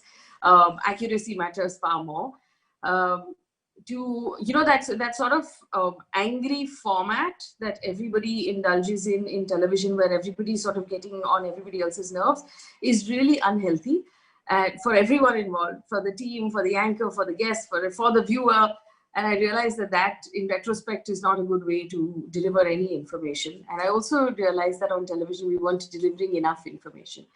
But having said that, there's a couple of things that I was really proud of. There was one story, a couple of stories that we did. One where we had discovered that there were crimes happening against women because of a child lock facility that all our cars have in the back seat, which there were taxi drivers misusing to sort of lock women inside of cars. So we started a campaign to inform women that such a lock exists and they should check it before they sit in the car, because once you sit and close the door, you can't open it if that lock has been switched on. And we spoke to a lot of governments, and we continued a campaign. So every time there was a similar incident, we would pick it up again. And eventually we managed to convince the central government to pass a rule that said taxis can no longer have child locks in India. They have to physically remove that, that part of the car before they register as a taxi, which I thought was really cool, and that was a win for us. We ran a campaign about tax on sanitary napkins, which took us 1.5 years, almost 2 years from the time GST came in, through to 1 year after that, to convince the government to remove tax on sanitary napkins and make it tax-free in India. It was taxed as a luxury before that. And it took some time to convince the GST Council, because there were only men on the GST Council, but we managed to do that. Also, there was a story that I felt very personally about.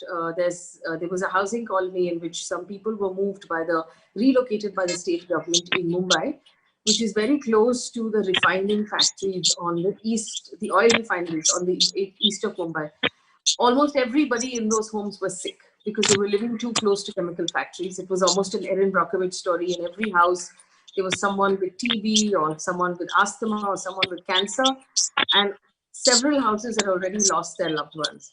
So we campaigned with the state government of Maharashtra to relocate these people. And after 2 years of sort of pushing and asking the question over and over again and covering that matter, these people have now been moved to alternate homes in other parts of the city. So the stories like this, where you actually can make a difference to people's lives, sort of reminded me why we do this job and why it's possible to still change the world with good journalism. And these are things that I look back on and feel really good about. I don't feel good about the fact that in television it was entirely about TRPs, because at the end of the day, unless you have the ratings, you don't get the advertising. Unless you have the advertising, you're not able to make your business viable. And so there's a lot of pressure on editors of channels to bring in numbers on a weekly basis. And that's what leads to the rot that we're looking at right now, because advertisers don't really care about the quality of the programming. They only care about the numbers. And so as a result, then journalists or editors are forced to do whatever they can to bring in the numbers. And so there's an abandonment of ethics and accuracy and, you know, any form of decorum actually, because there's no accountability to the lies that are told. So there are lots of different pressures acting on that industry right now. I think the fundamental pressure is the fact that everybody feels the need to deliver ratings, and that is a flawed system. Right, pretty incredible stories, all incredible stories say. And when we talk about ratings, I also want to ask Rahul about, you know, like artists don't have these goalposts and they don't have these sort of 5-year plans, and you don't know, you know, where things are headed.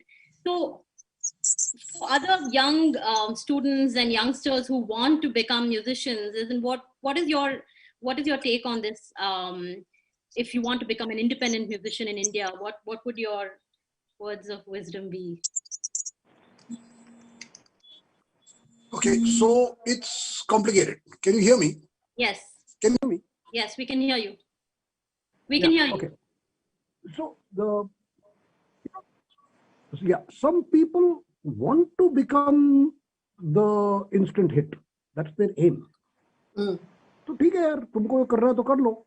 मतलब खास करके by looking at these Indian Idol type shows, you know, everybody watches them, and all these young people are made to jump hoops where their ability is looked at, their ability to copy the greats that have gone before. You know, so they want to provide an assembly line of singers for Bollywood. That's the essential attempt of most of these shows. People are not encouraged to be themselves, to be unique, to be different. And I tell young musicians कि ठीक है, आपको वो करना है तो आप कर लो. But if you want to enjoy yourself, please find and perform the kind of music that you're passionate about. Please be ready to be poor for years. And nothing will come easy, and it's not supposed to come easy. Actually, nothing worthwhile comes easy in life. ये एक general truth है जो सफेद दाढ़ी के साथ बोलना ज़्यादा आसान है, मगर 27 साल की उम्र पे मेरे को नहीं पता था ये, बट सच ये है. और लगे रहो यार. मेरे को, मैं बिल्कुल लाइक गगन सेड ना, हाँ शूटिंग फिल्म, मेरे को तो ये कहते थे कि अच्छा म्यूजिक करते हो, पर करते क्या हो? कि म्यूजिक तो ठीक है, म्यूजिक तो मेरा भतीजा भी गाता है बाथरूम में, तुम क्या करते हो? So it took a long while to persuade people. Can I tell you this beautiful story? I had a cousin, a niece who I was dropping home one day. किसी की डेथ हो गई थी श्राद्ध बाद से, उसको मैं घर छोड़ रहा था. So suddenly she says to me, Mama, you have ruined your life. 14 साल की उम्र पे ये मेरे को बता रही है, I have ruined my life. तो ऑब्वियसली इसके दिमाग में नहीं आया है, इसके माँ बाप घर पे बोलते हैं कि उसने तो अपनी जिंदगी बर्बाद कर दी. So I think a lot of my relatives were convinced कि इसने अपनी जिंदगी बर्बाद कर दी. अमेरिका गया, पीएचडी करके वापस आके जेल में चले गए. ये कैसा आदमी, वो गिटार बजा रहा है बेकार का, मतलब he has given up all the great opportunities he had. And you know, middle class, doctor, engineer, and nowadays in Bengali it says computer, or in Marathi also computer करते हैं. कंप्यूटर करता है. और यही था हमारे सामने ऑप्शन. तो म्यूजिशियन या journalist, see nowadays actually I think young people have way more opportunities and fields and openings than we ever had, and they should enjoy it and they should make full use of it. And it's okay if you really want to do it, give it a couple of years. It does not mind. You know, it seems at 19 कि 2 साल हाय तो बुढ़ा बन जाऊंगा. कुछ नहीं होता 2 साल में. ट्राई तो कर ले, नहीं हुआ तो आगे चले जाए. हमेशा कुछ नया आता है. You know, this sense that I want to tell young people that, you know, this sense that your parents have told you कि class 10, class 12 अच्छा नहीं किया तो खत्म हो जाएगा, लाइफ बर्बाद हो जाएगा. बकवास है. I don't even remember how much I got in my 10th. You? I mean, you guys are much younger, so maybe you do. But, you know, my 10th was in 1979. 42 साल पहले मैं 10वीं पार किया हूँ. मुझे क्या मालूम मुझे क्या मिला, मेरे को इंटरेस्ट भी नहीं है. हाँ, फेल नहीं हुआ था, ये मैं ठीक है, मगर ये जो हवा बना रखा है ना, क्योंकि अगर आपको अच्छे नंबर नहीं मिले, आपको अच्छा कॉलेज नहीं मिलेगा, आपको अच्छा कॉलेज नहीं मिला तो आपका लाइफ बेकार हो जाएगा। अरे नहीं होगा यार, अपने अंदर पैशन ढूंढो, and it's much better to do something that you enjoy than to do something that makes you more money, because frankly if you stick at what you enjoy, over time you'll get enough. Because पैसे का कोई अंत नहीं। अंबानी भी पैसे बनाने की इच्छा कर रहा है, आज भी उसको पैसे बनाने हैं, टाटा को भी बनाने हैं, तो कोई अंत नहीं है। It's a unending thing. Nobody ever stops wanting to earn more. So why go into that trap? Earn enough that your heart is happy, because your heart will be happy when it does what it wants to do. And yeah, there'll be tough times. There'll be times when लगता है कि दुनिया बेकार है, कुछ नहीं होगा, और मैं ये आर्टिस्ट को बहुत होता है। I'm an unappreciated artist. वो भी artists love to be, self pity बहुत होता है उनमें। तो वो self pity तो ठीक है, मगर तू लगे रहे और जिंदगी में मजा आएगा। और अगर नहीं हुआ तो ठीक है, कुछ और कर लेना यार। ट्राई तो किया। वो कहते थे ना, it's better to have loved and lost than never to have loved. Same. Absolutely. And Gagan, while I don't think there are inexpensive colleges for music, especially Western music in India as yet, you've managed to set up Gun for Glory, which is training young aspirants, shooting aspirants. What is it? How affordable is it for students now who want to train at your academy? And what were the challenges that you had to deal with while setting up the academy? And the center? Well, Lalita, the reason why I set up Gun for Glory was after I had won my Commonwealth Games in 2010. A lot of people met me at airports or at different venues and asked me, okay, my kid wants to become like you, what do I do? I didn't have an answer to frankly give them at that point of time. Because, and that is how me and Pawan, a friend of mine, we kind of thought that, let's set out to give something that we didn't get in our careers. So that's how Gun for Glory was born. And the name, of course, a lot of people get confused. They call it Guns and Roses. They call it Guns for Glory. But basic idea was to just kind of infuse the emotion of glory, and that guns are actually safe. So a lot of parents thought, shooting as a sport is very unsafe because it has guns involved and so on and so forth. But believe me, it's one of the safest sports out there. So we set up Gun for Glory under the Gagan Narang Sports Promotion Foundation in 2011. And the whole idea was to give back to the sport that we got so much out of. And it's a not-for-profit organization. And what I saw during my sporting career was that, and I see even now that a lot of parents decide in their head, okay, he'll become a shooter. What they do is go out there. If you have to become a shooter, what do you need? Okay, you need a rifle. The rifle costs about 2.5 lakhs. So they collect all their savings and go and buy a kid a rifle which is worth 2.5 lakhs. 1 year down the line, the kid is started off the blocks, doing well, fairly enough. Second year in, he's not getting the desired results. Parents are getting worried because they're spending so much of money. Third year down the line, they say, oh, we spent 2.5 lakhs. Stop everything else and focus on your sport. So the education goes out of the window. And finally, third year, they realize that, maybe my kid doesn't have it in me. So 3 years of their time is actually lost. And 3 years at 12, 13, 14, 15 years is a very crucial time which cannot be compared. After 3 years, he's too old to join any other sport. So we kind of thought that, let's give the right kind of training at the right time, because time is of the essence.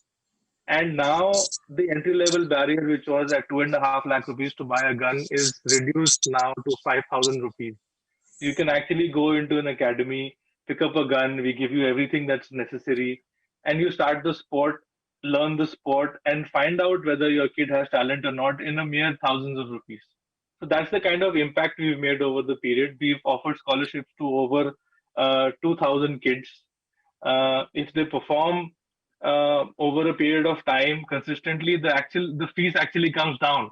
It's a reverse mechanism wherein the fees everywhere the fees actually goes higher, whether it's a school or college. But here, if you do well, the fees actually comes down, and you get the more scholarships you get. And the world number one, Ella Vinil, is from our academy right now. And 30% of the current Indian team is from the academy. We've had a small example. We have a small academy in Jabalpur. We found Rubina Francis. She was a daughter of a rickshaw mechanic. And she has gone out there now and won a world championship in handicap. She's a handicap shooter. And she's gone out there and won a world championship. Dhanush Srikanth in Hyderabad, in our Hyderabad academy, when his mom came to us and said, he's a special child. I said, what's special? I don't see anything. He said, he can't hear and he can't talk. And then we said, oh, it was a jolt for me, because how do we give instructions to the kid if he can't hear and talk? So we developed sign language of shooting specifically for him, and he is now the current Asian champion. So he's beaten the Chinese and everyone in the Asian Championship. So those are the kind of talents that we pulled out from different parts of the country and trained at the academy. So I'm really happy and proud that we could do a small little dent in the whole Indian shooting ecosystem, which is probably the most successful sport of the country, in a small little way. That is such an incredible story, Gagan, and thank you so much for sharing it with us. There's a question that's just come in from one of our students. What is the one piece of advice that you'd like to give Indian students who wish to do their higher education in sports management or think of sports as a profession? Well, this was a question, or rather a practical situation I faced myself. I started when I was 14 years old. I was in 9th standard, and it was just a one-off competition in 1 year, which was the All India Championship. So my principal was like, okay, a few days in a year is not a problem. But when I went to my college, I actually missed a lot of classes, and when I came back, I was practically clueless as to what was happening in school and college. So I would go to tuitions back to back, and I had to understand the tuition. I would go to another tuition. So I had like 2 tuitions in a row, and then college to attend. So it was a difficult situation where balancing studies and sport was a challenge. But now with Khelo India coming in, the Fit India movement coming in, the awareness of sport, the performances of so many athletes coming in, the awareness of sport is increased. Now sport is at a hockey stick curve where it's just about to kind of take off from there to a different level altogether. You have kids who are 15 years old, 20 years old, who are playing their first Olympics in the next few months if the Olympics happen. So my advice would be that sport is a very fast-moving industry right now, and it's a good time to be in it at a very good, nice, comfortable place, because when the hockey stick curve comes into sport, you'll be at a good level. Right. Thank you, Gagan. Faye, there's a question that's come in for you as well. How do you not allow your own bias to hinder reportage and stay objective? Very good question. Now, before I get to that question, I just want one thing to add to what Mr. Ram had said earlier, where he talked about, young people sort of wanting to get there faster. And this is something that I face with young people as well. Someone will come into the profession and after a year say that I'm bored. I've learned everything that there is to learn here. I want to try something different. And I find that impatience to sort of get somewhere really quickly is interesting, because technically a profession is a job or a career is a 35-year thing, right? So you can't possibly expect to reach the top in your 2nd year or in your 3rd year or in your 4th year or in your 15th year. The idea is to enjoy the journey and be really committed into the job you're doing every day, so it doesn't bum you out when you're doing it. So it really resonated to hear what Rahul Ram had to say about, it's so important that the job you do is something you enjoy. And it's so important to see the journey and not just the destination, not be a hurry to get there. Again, I get this question a lot, and I find it really interesting that people ask, how do you not let your personal biases get in the way? Because it shows to me a sort of misunderstanding of what journalism is. So if you give me a moment to just explain it, a good way to understand how this works is when you read your morning paper, which I know a lot of young people don't do anymore, but pick up a paper just as an example. So on your paper, you have your front page news, you have your city, your state, your business news, science and technology, sports, and then maybe some entertainment at some point. So you have all of these pages, which is reporting. In the middle of the paper, you will have your editorial page and your op-ed page. Your editorial page is where the editor of that newspaper will put a comment or or their opinion about what is going on. And that is the newspaper's official stand. The op-ed page are columns, which are opinions written by people who are invited by the newspaper to share their opinions. And these people are invited because they're qualified for whatever reason, the newspaper sees them as qualified and sees their opinion as valid enough to be published for the larger audience. Now, it's very important to understand that when putting your first 10 pages together, that there is no bias. Though reporting has to just simply be about telling people what happened. Not about whether or not it should make you angry, not about what the opinion is or the take is on that, not about what the outrage is on it, but simply just telling people in a matter of fact, unemotional, non-partisan sort of way, this happened. Only the editorial and the op-ed pages are allowed to give opinions. So if you start to now look at everything you read like that, you can immediately, it's almost instant. You can immediately divide for yourself what journalism is without opinion and what journalism comes to you with opinion. And then you can decide where the biases come in and where the biases don't come in. But this is an important question to answer at a time when people feel that journalism is biased, feel that journalism is tilted, and there is a reason for why that is happening. That's happening, and it's linked to the previous answer I gave you about the fact that, right now, all revenue coming into mainstream journalism, whether it is television or newspapers, coming in through ad revenues, coming through advertising, which means that the main customer of that service of news is the advertiser, not the viewer or the reader. So that service is going to serve its main customer, which is the advertiser. It'll do whatever is good for the advertiser. It's not going to do whatever is good for you. So if you're not paying for that service, you are not the customer, you are the commodity. So when you're watching a television news channel, it's important to remember that that channel doesn't serve you. It serves the advertiser. You are the commodity whose attention span is being packaged and sold to that customer. What they need from you is your attention span and nothing else. So then you have a channel that doesn't care about what's good for society, that doesn't care about what's good for you. It's only serving its advertiser. Things get worse when you realize that major advertising in news comes from governments, state and center. To give you an example, the central government between 2014 and 2019 spent about 5,000 crore rupees, a little over 5,000 crore rupees on advertising in news. And that is something that should concern us, because now the customer is not just the advertiser, but the customer is one specific advertiser. A good way to remove biases is to not be indebted to anybody. So you're doing your work without any fear or any favor, where the person paying for your service is the audience themselves and nobody else. And so audience funded content is honest content, because if I start to lie to you tomorrow, you will stop paying me and I won't be able to run my business anymore because I'm not taking money from anybody else.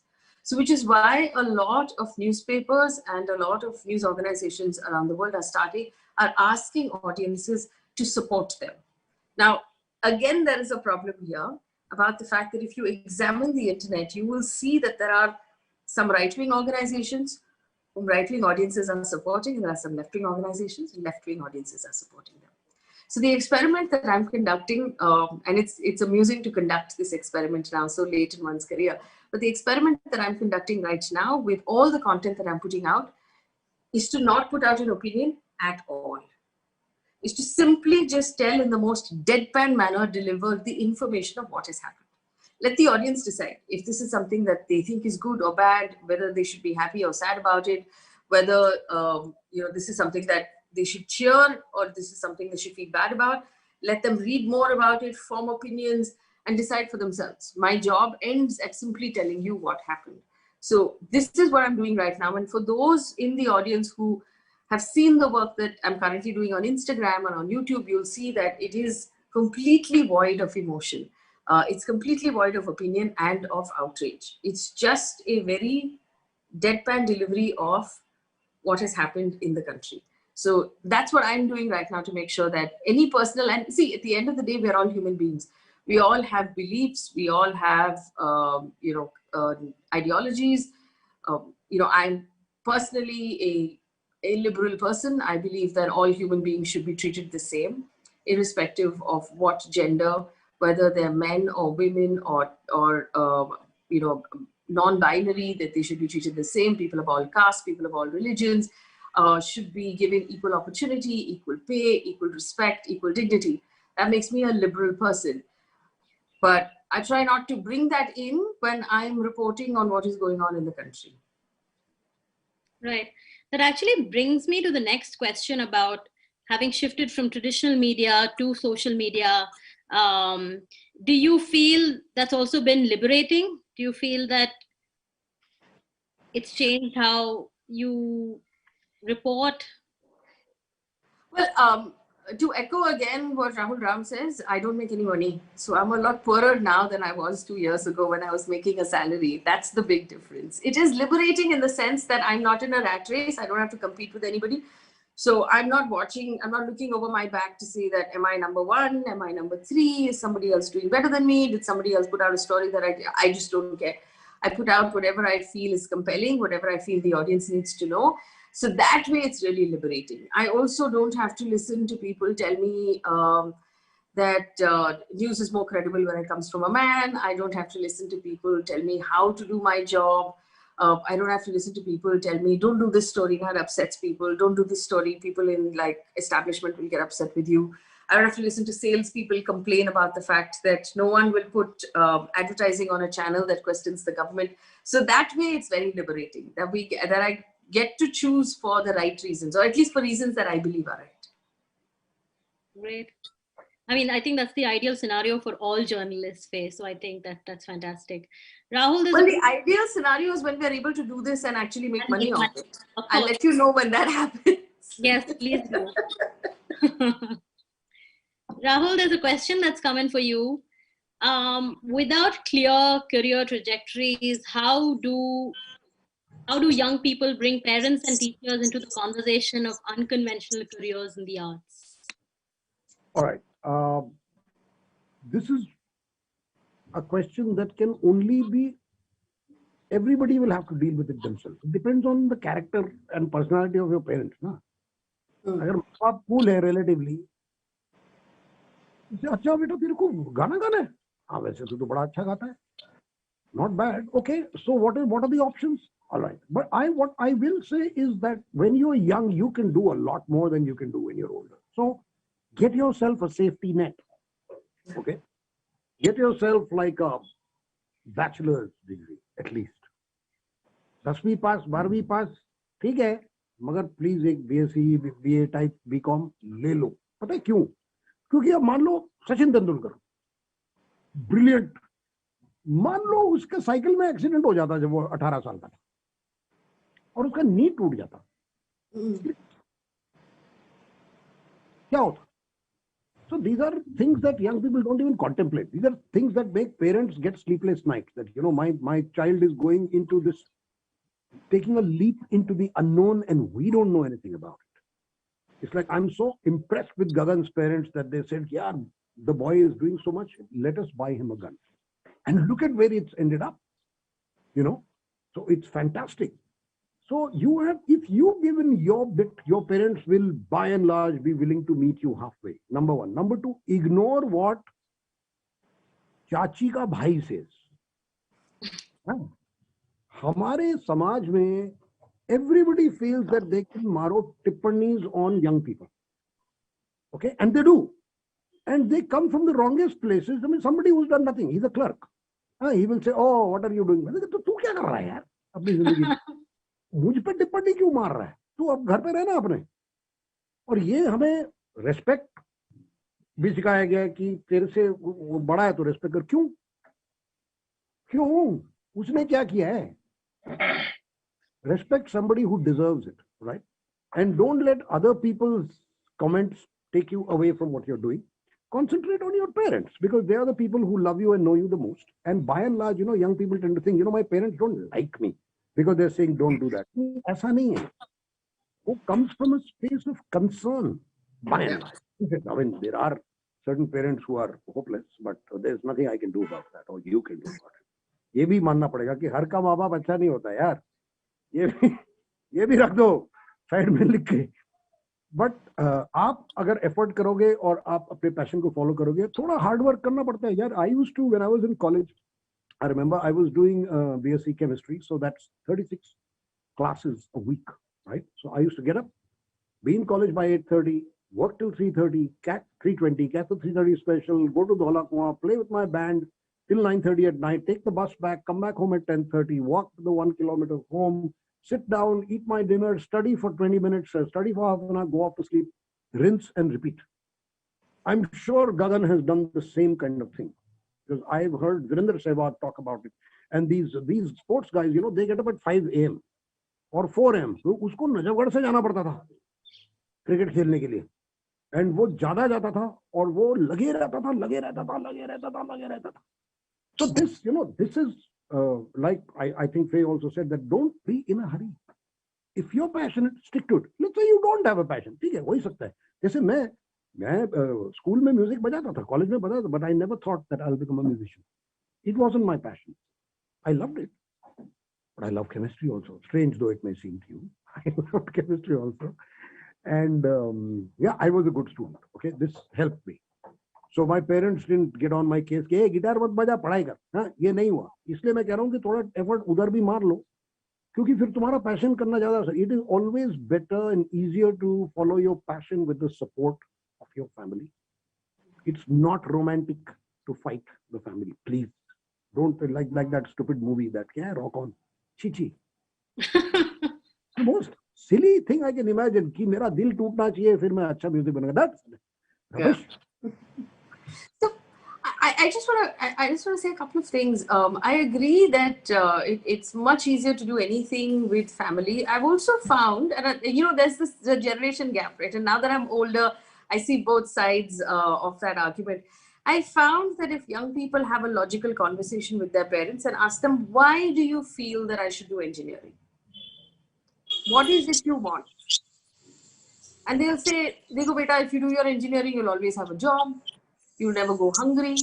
I know that you will be well looked after. Acha khamaoge, acha jiyoge. So then you can see their point of view and say, okay, I'll tell you what. I will become a musician. I will try for so long, but I will also, like Rahul said, I will also do XYZ course on the same time, because you know that in case this doesn't work out, I have something. But actually just talking to your parents instead of just rubbishing them as, you know, they don't understand what's going on in my heart, because they were all young ones. And I think the other thing that is really honest is the fact that कई भूल जाते that they were young ones. खास करके when it comes to going out with girls or boys, you know, then all their it all comes out. Like, sorry. Yeah, the other thing I agree with both the other panelists is that there is no shortcut to hard work, right? It doesn't matter what profession you choose, how passionate, how talented, how wonderful you might be. There's chappal to ghisani padte sabko. So there's no shortcut to that at all. And I'm sure that if the other panelists share their stories, we'll realize that the hours that have been spent and the rejection that you have to be prepared for, where you will be told repeatedly that you are not good enough, but you have to just keep trying and you can't give up. So it's not something that's going to happen. Nothing is ever going to happen in 2 years. Yeah, I keep telling a lot of my kids who say, sir, result नहीं आ रहा, क्या करें? मैंने कहा 10 दिन का खाना एक दिन में खा सकते हो क्या? नहीं खा सकते ना. तो 10 दिन का खाना 10 दिन खाना है आपको. तो उसी तरीके से आपको जितना टाइम लगेगा, हाँ, नॉलेज अब सिस्टम में आ गई है कि भाई एक ओलंपिक मेडल कैसे जीता जाता है. तो maybe you will get there faster. Maybe you will stop wasting time in diverting at dead end. But you know, ultimately it's your dedication and hard work that will get you. That determines the speed. Right. And I think all valid points by all of you, as in if you don't put in the work right from the start, right from the time you're a student to, of course, when you begin, there's just no going forward. As in there's just no learning. Faye, there's a question that's come in for you. In the current scenario, people are wary of journalists. They don't trust journalists anymore. So in that case, how do you build a rapport? How do you build that trust with with your audience? With the audience? See, again, it's not something that can happen overnight, right? I believe that, and I've told my team this for many years, that I believe that credibility is like a wall. So every day that you come in and you make a good ethical decision, you do a good job, you earn the trust of your audience, you're putting one brick in that wall. And you have to come back the next day and do it again. And you have to come back the next day and do it again. You have to come back the next day and do it again. And over a period of time, you will build credibility and trust. It's not something that can happen overnight. I can't, and you can't walk up to someone and say, trust me, and they're not going to trust you because you said it, or because you asked, or because you said, no, I will do a good job.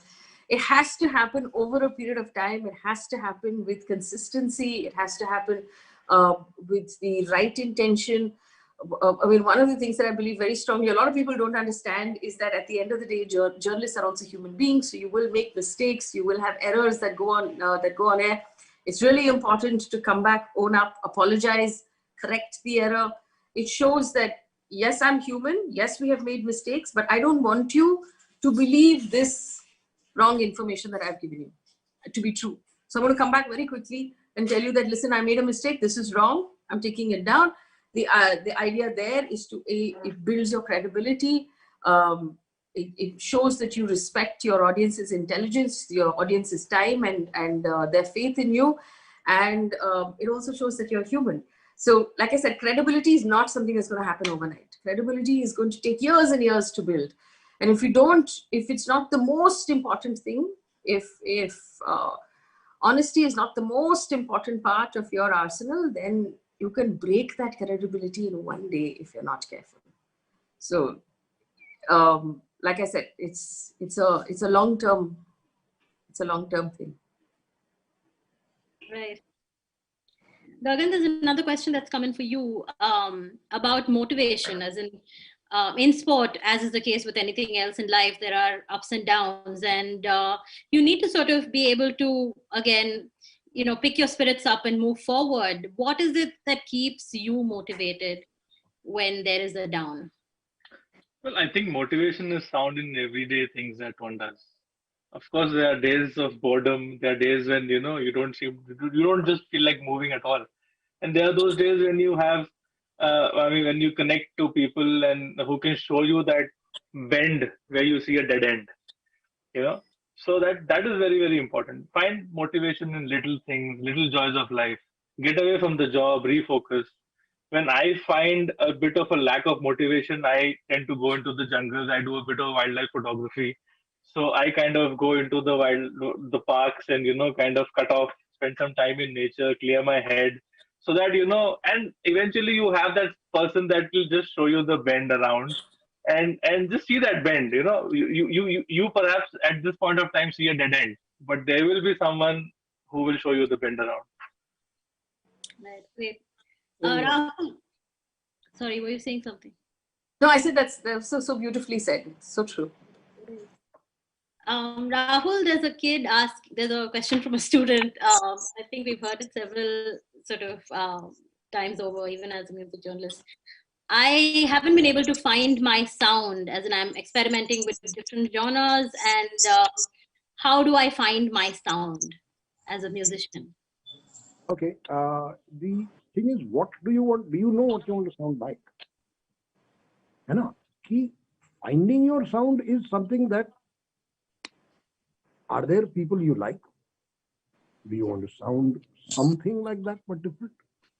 That's how one doesn't find a sound out of nowhere. It has to be from inside you. कि मेरे को ये चाहिए, ये voice चाहिए, ये lyrics चाहिए.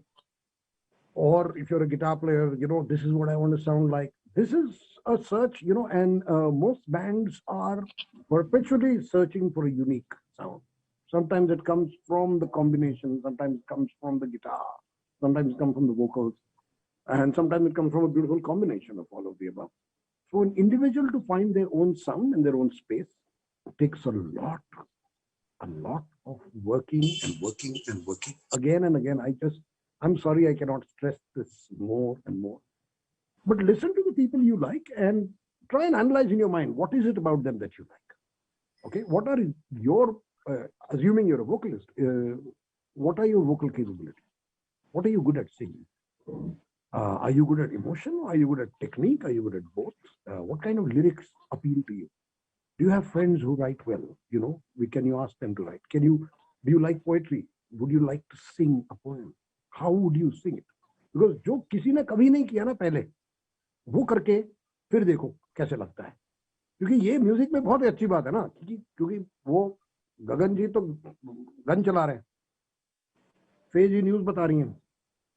आप कुछ डेली कुछ ऐसा कर सकते हो जो किसी ने कभी नहीं किया है. Imagine the power you have and glory in it and work hard. And I would just like to add on record that I'm a huge fan of Faith D'Souza. सलाम मैडम, खुश कर दिया आपने ना हम लोगों को. और गगन जी, obviously we've been following your careers for like since you won that medal and came onto the scene, and I didn't know the story today, and I'm so amazed and impressed. And wow, thanks Lalita for having such awesome people there on the panel.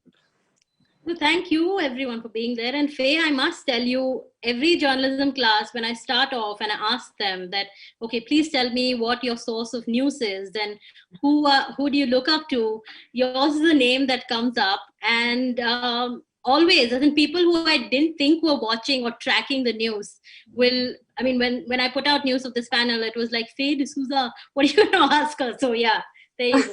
Of course, we have another national hero here amongst us, telling us, how he's taken a sport like shooting forward to the first Indian at the London Olympics. So I think, the panel is sort of filled with stories, incredible stories, really inspiring stories. So yeah. Gagan, I also wanted to ask you, as in when youngsters come and tell you that, I'm not entirely sure whether shooting is for me, I'm also interested in another sport, or I'm confused about, whether shooting is something that I can, keep doing for 10 years and 20 years. What is the way ahead? What is it that you tell them? How is it that you show them the way forward? Well, I know we had this conversation in Faye, and we have addressed this issue about staying at it for a period of time until you kind of break through the glass ceiling. But of late, I have seen that the environment around us does not encourage legacy. The environment around us has become so fast moving that, one moment you want to do this, the other moment you want to do this, the other moment you want to do this. So the environment in itself does not encourage. We of many, have come through the brick pin, tab ke bahar nikle. But right now, if you see the younger generation, they're totally fearless, and they have no excess baggage. I mean, if I'm sure Faye in her field also sees so many journalists who have no excess baggage from behind and are just, bash on regardless and just want to do their thing. And I see the same in my sport, and I'm sure sir also sees so many musicians who just want to do what they want to do. So I mean, I have seen a lot of shooters who come and say that, and what we say, stay at it, be a lambi race ka ghoda. But I also find myself confused at some point of time because the environment around doesn't let you be that lambi race ka ghoda. So while it is good to be at a point where you are giving that much time, energy, and effort, it is also a good idea to be smart. You can train hard, but you have to train smart, and be with the system around you. So shooters these days, when they come up to me and say, what should I do? How long do you think I should go? I tell them that, listen to your inner self and just listen. If your progress will stop the day you're enjoying it. I mean, and the day you think that I know it all, I think that's the end of it. So you always have to be a learner. If not in sport, you have other things to do in life. And like I said, my mom told me, yes, I mean, you can be a good shooter. I mean, sport is a great career, but I need you to have a fallback option. So academics has to be there. Rahul, you wanted to add to that? Yes, please. I wanted to say that एक तो You have to be honest to yourself. कि मैं अब shooter हूँगा कि नहीं हूँगा, you know, क्या है कि lot of us are surrounded by people who tell us अरे क्या बात है, हाँ? शायद तुम में नहीं है वो, हो सकता है. जैसे ये सिंगर जो किसी को सिंगर बनना है और नहीं हो रहा यार, नहीं हो रहा, बाकी लोग कह सकते हैं it's difficult to be that brutally honest to somebody कि यार घर जा, हाँ. सो अपना सोचना पड़ता है और अपने आप को ऑनेस्टली देखना पड़ता है और अपने कैपेबिलिटीज को जानने की कोशिश करो. It's difficult to be very very strongly honest with yourself, but try, or at least have a good friend who can, because friends can be beautifully brutal. भाई तेरे से नहीं होगा, क्यों कर रहा? So keep all this, you know, it's, and the last thing is जिस दिन मजा आना बंद हो गया ना, छोड़ दो. You have to enjoy what you're doing, even if it's, you know, it's a bad day कि सब कुछ खराब हो गया, शो खराब हो गया, बेसुरा गा दिया, ऑडियंस hated me, but मजा आया कि नहीं? हाँ, मजा तब भी आया यार, कल फिर से करूंगा. Do you want to get back onto the horse? Yes, I want to get back onto it. Then do it. But the day it seems like drudgery. The day it seems like, yaar. And there will be days like that. But if it starts feeling like that for a certain length of time, then it's time to reassess what you're doing.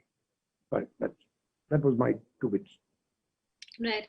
Rahul, when the student asked about what genre and how to find the sound and all of that, there's something that came to my mind, as in when composers of, when directors of films come to you, or say those working in the film industry come to Indian Ocean and they say, we want a song like Mareva, we want a song like Kandisa.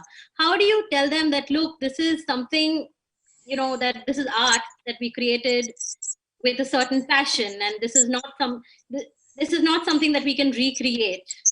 How do you say that to them, or do you try and fit in with that brief, or what is it that you do as a band? So we are lucky because people who come to us are people who love our music, and they don't tell us to recreate those songs. They love us for our sound and our approach. So we have actually never been told, and that's why we probably never do certain kinds of films. कि जहाँ मेरे को शीला की जवानी अगर मेरे को बनाना पड़े ना, मेरे बहुत मुश्किल हो जाएगा मुझे बनाना. Seriously.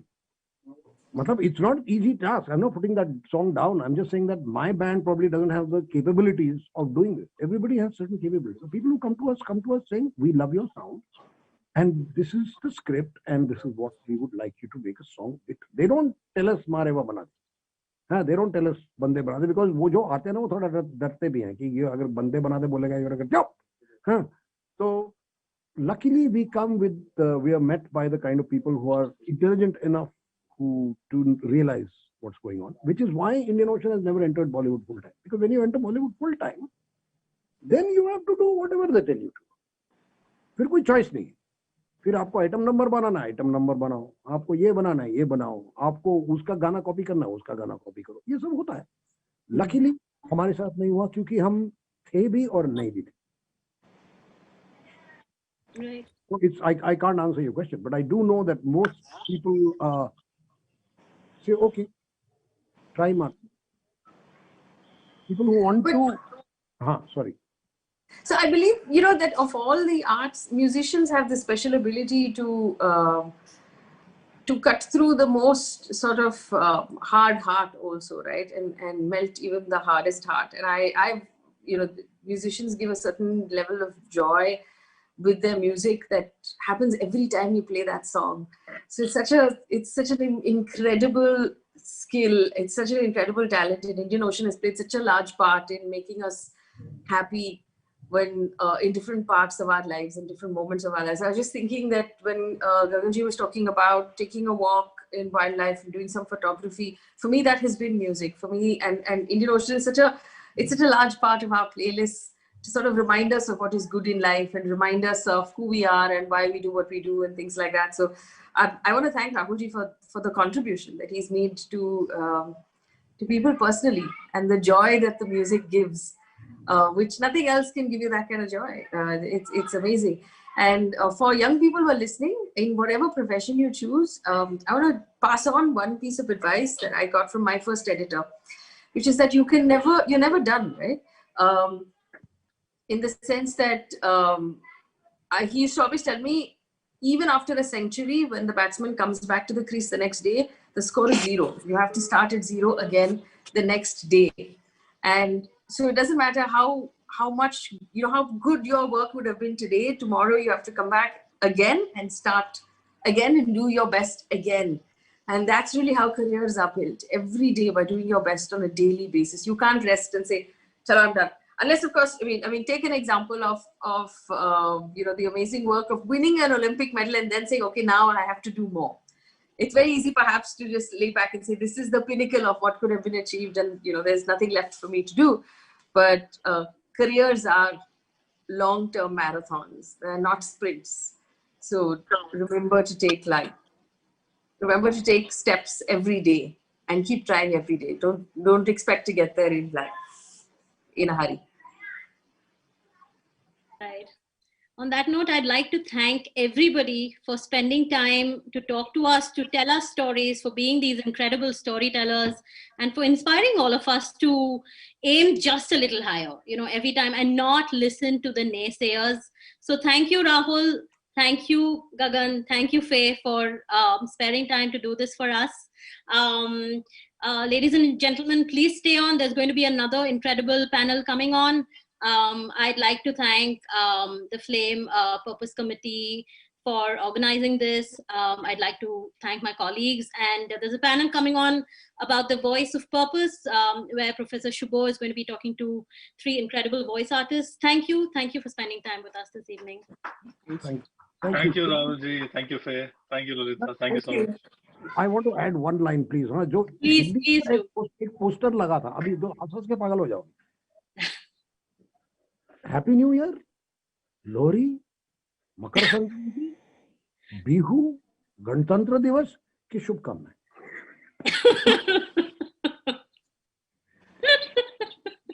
So anyway, I'm just going to say Republic Day and Jai Hind to everybody. Thank you. Right. Jai Hind, Jai Hind. Jai Hind. Thank you. Thank you. Bye. Bye-bye.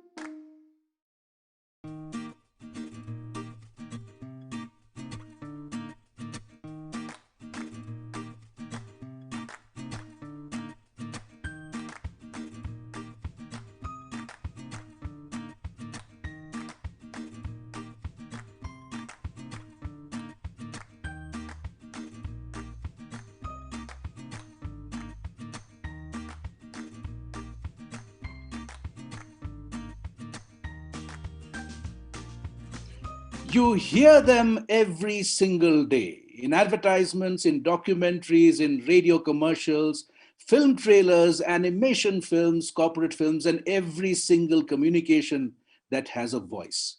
They inform, they impact, they influence, they entertain. They tell stories. We hear them without knowing much about who they are. They are the voices of purpose. Let's hear one of them. Corona virus या कोविड-19 से आज पूरा देश लड़ रहा है, पर याद रहे हमें बीमारी से लड़ना है, बीमार से नहीं। उनसे भेदभाव ना करें, उनकी देखभाल करें और इस बीमारी से बचने के लिए जो हमारी ढाल है, जैसे हमारे डॉक्टर, स्वास्थ्य कर्मी, सफाई कर्मचारी, पुलिस आदि, उनका सम्मान करें, उन्हें पूरा सहयोग दें। इन योद्धाओं की करो देखभाल तो देश जीतेगा कोरोना से हर हाल। अधिक जानकारी के लिए स्टेट हेल्पलाइन नंबर 104 या सेंट्रल हेल्पलाइन नंबर 1075 पर संपर्क करें। भारत सरकार द्वारा जनहित में जारी।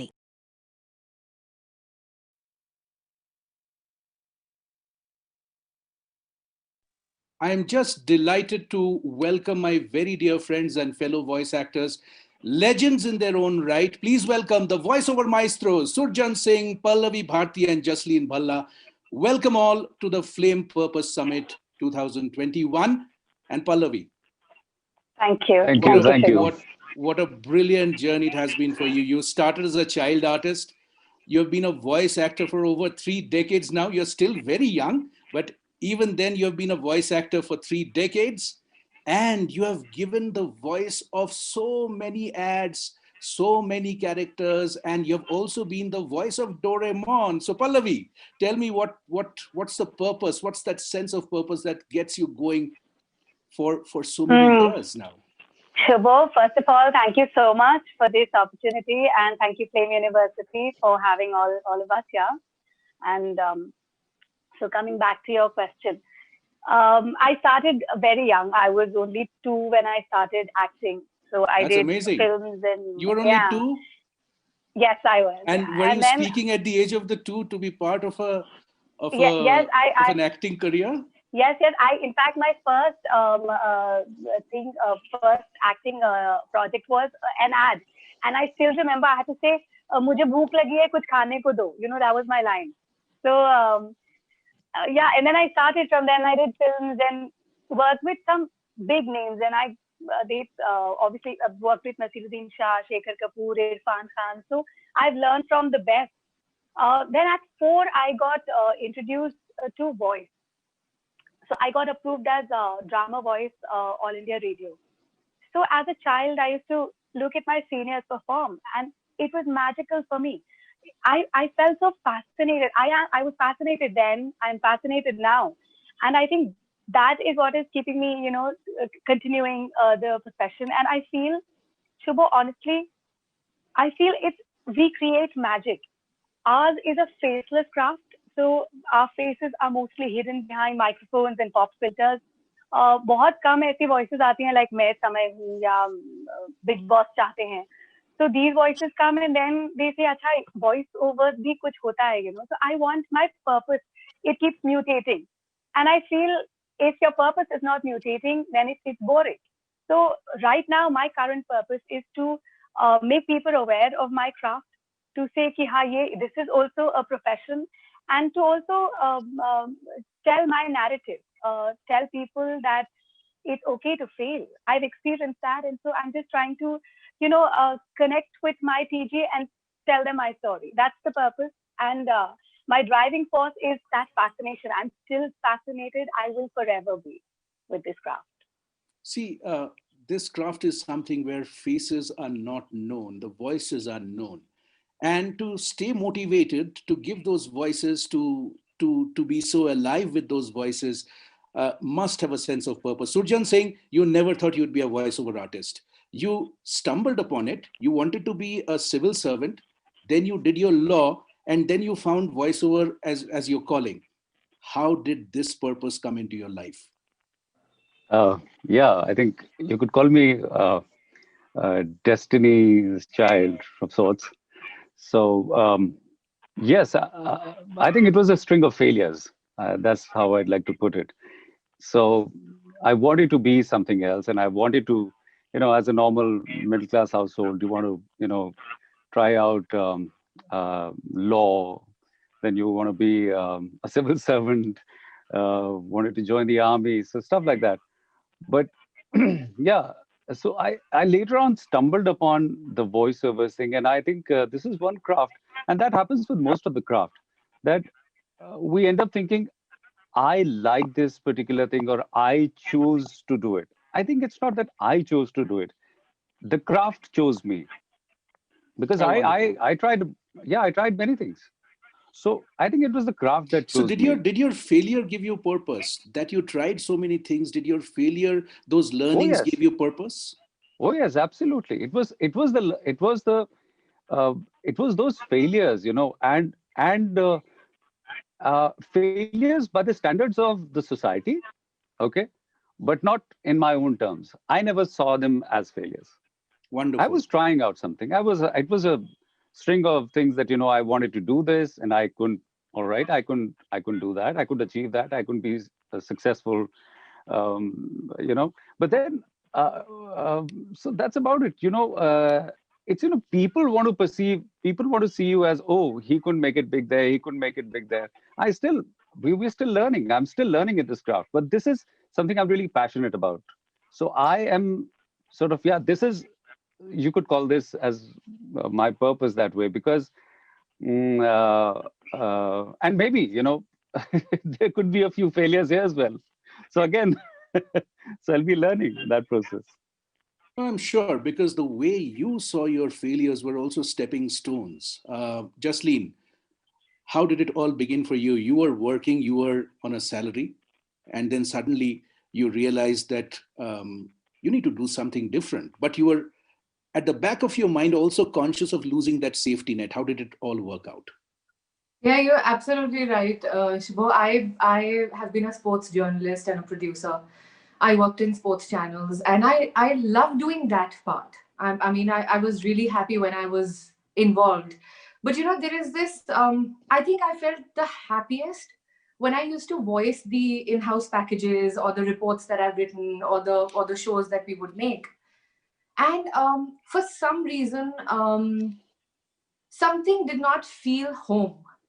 I tried, like, whether it's live broadcast, whether it's making shows, whether it's reporting, whether it was anchoring. Somehow I was really pulled to the audio part of it, the maximum. So, so for me, I think I completed this circle when I really decided to sort of jump out of that safety raft and not keep my feet like in both the boats. In 2010, I started trying, the audio, trying my hand in the audio world. And then I think 4 years into it, I sort of completely left my safety net. And I think that is when I became better at what I did, because I could fully give myself to trying to learn the craft, trying to hone my skill.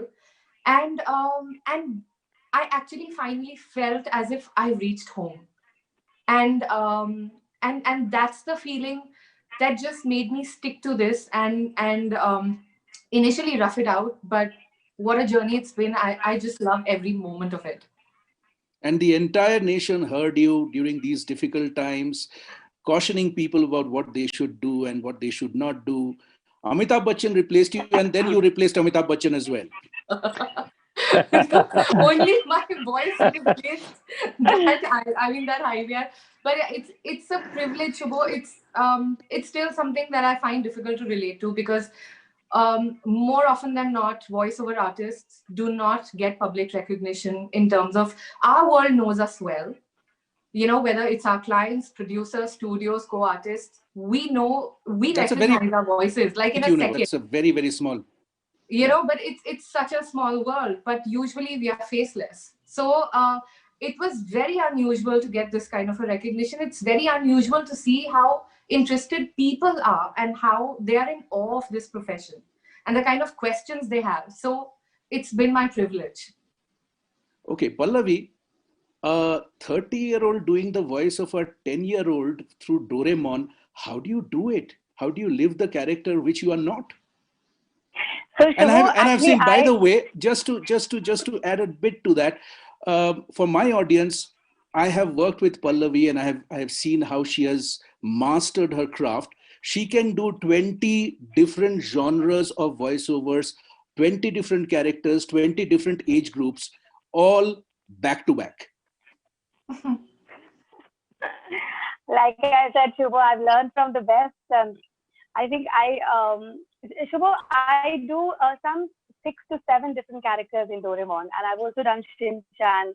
I've also done Sojan's done so many animation series. So basically, I strongly believe, Shubho, that we're all made up of these good, bad, choti badi stories. Okay, so we have all these stories within us, and so I think, and we in these stories we play different characters. I may be a vamp in one, maybe a preacher in one, a child. So when I am given something, say when I'm doing an audible or a drama, out and out drama, I basically look for the emotion from within. I search for the emotion, I apply it to the script. And honestly, when I do that, something magical happens. I don't know how it happens, but it's just magical. So Is that your it purpose completely driving? automatically changes. Is that also your purpose driving you to create that magic? Yes, I think so, and I feel that it's a beautiful craft. I'm in love, Shubho. I'm not here just for the money part of it. Money is good, and I'm also not exaggerating. My mom thinks I'm broken because they say I'm a fairly decent actor, and almost every second or the third week I get a call asking to feature in a web series or a TV show. And I don't know why I keep turning them down. I just want to stick to voiceovers. I want to only do voice. It gives me immense happiness. It's my passion. I'm mad for voicing. And I think I just want to tell people my purpose behind my craft. It's basically it's linked with my vocation. It's just to tell people to do what you love, and you will just automatically succeed. And I think it's okay to also fail. This whole idea of success and failure, this is slightly overrated. If you fail, I want to tell people, if you fail, you'll have better stories to tell. The industry wouldn't have the industry wouldn't have got a voiceover artist like Surjan Singh if he had become a civil servant. He would have been a bureaucrat in some office. We wouldn't have got his voice in so many ads. Absolutely. Thank you so much. Thank you so much. Jaslin and Surjan, as actors, as voice actors, you live many lives. You switch from one zone to the other, one voice to the other, one character to the other. Sometimes you're playing the father or the mother, then you're playing a young lad of 18. How do you live so many lives? I mean, what is driving you to live so many lives, and more importantly, making them real, making them believable? I'll let Justine take that. So, Shubho, it's so interesting that when you step into a studio, usually, more often than not, you really don't know what are you going in for. You get a script in your hand. There's a copywriter over there. There's a producer over there. And they have written something. They've written a story. The characters do not exist. Neither will the faces be there to give expressions. And there's a thought in someone's head, that they've sort of jotted down that entire idea. And you have to convincingly give birth to that character, which will never be seen. It will only be heard. And, the fascination to be able to do that, to tap into someone else's mind and, mingle it with your own personal experience and give birth to this new voice or something of that sort. I think that is a beautiful process, and I think that for me becomes like also a driving force, because every time you feel like, okay, give me something new, you push your own boundaries, and that becomes like, it's kind of a high. You want to experiment more, you want to do such different roles, and you are just at it then. Okay, how does it work for you, Surjan? Yeah, okay. Might sound a little cheeky, but it's like an artistic voyeurism. All right. So, so you have something called a perceptual positions. Okay. So perceptual positions are when you play a character from your perspective, then you play another character from the other person's perspective, and then you play a character from a neutral perspective.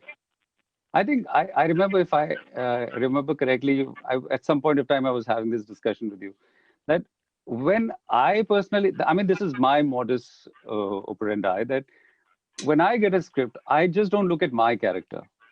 I look at it as if there is a man and there is a woman's character and there's a kid's character. In my mind, I play all those characters. Okay.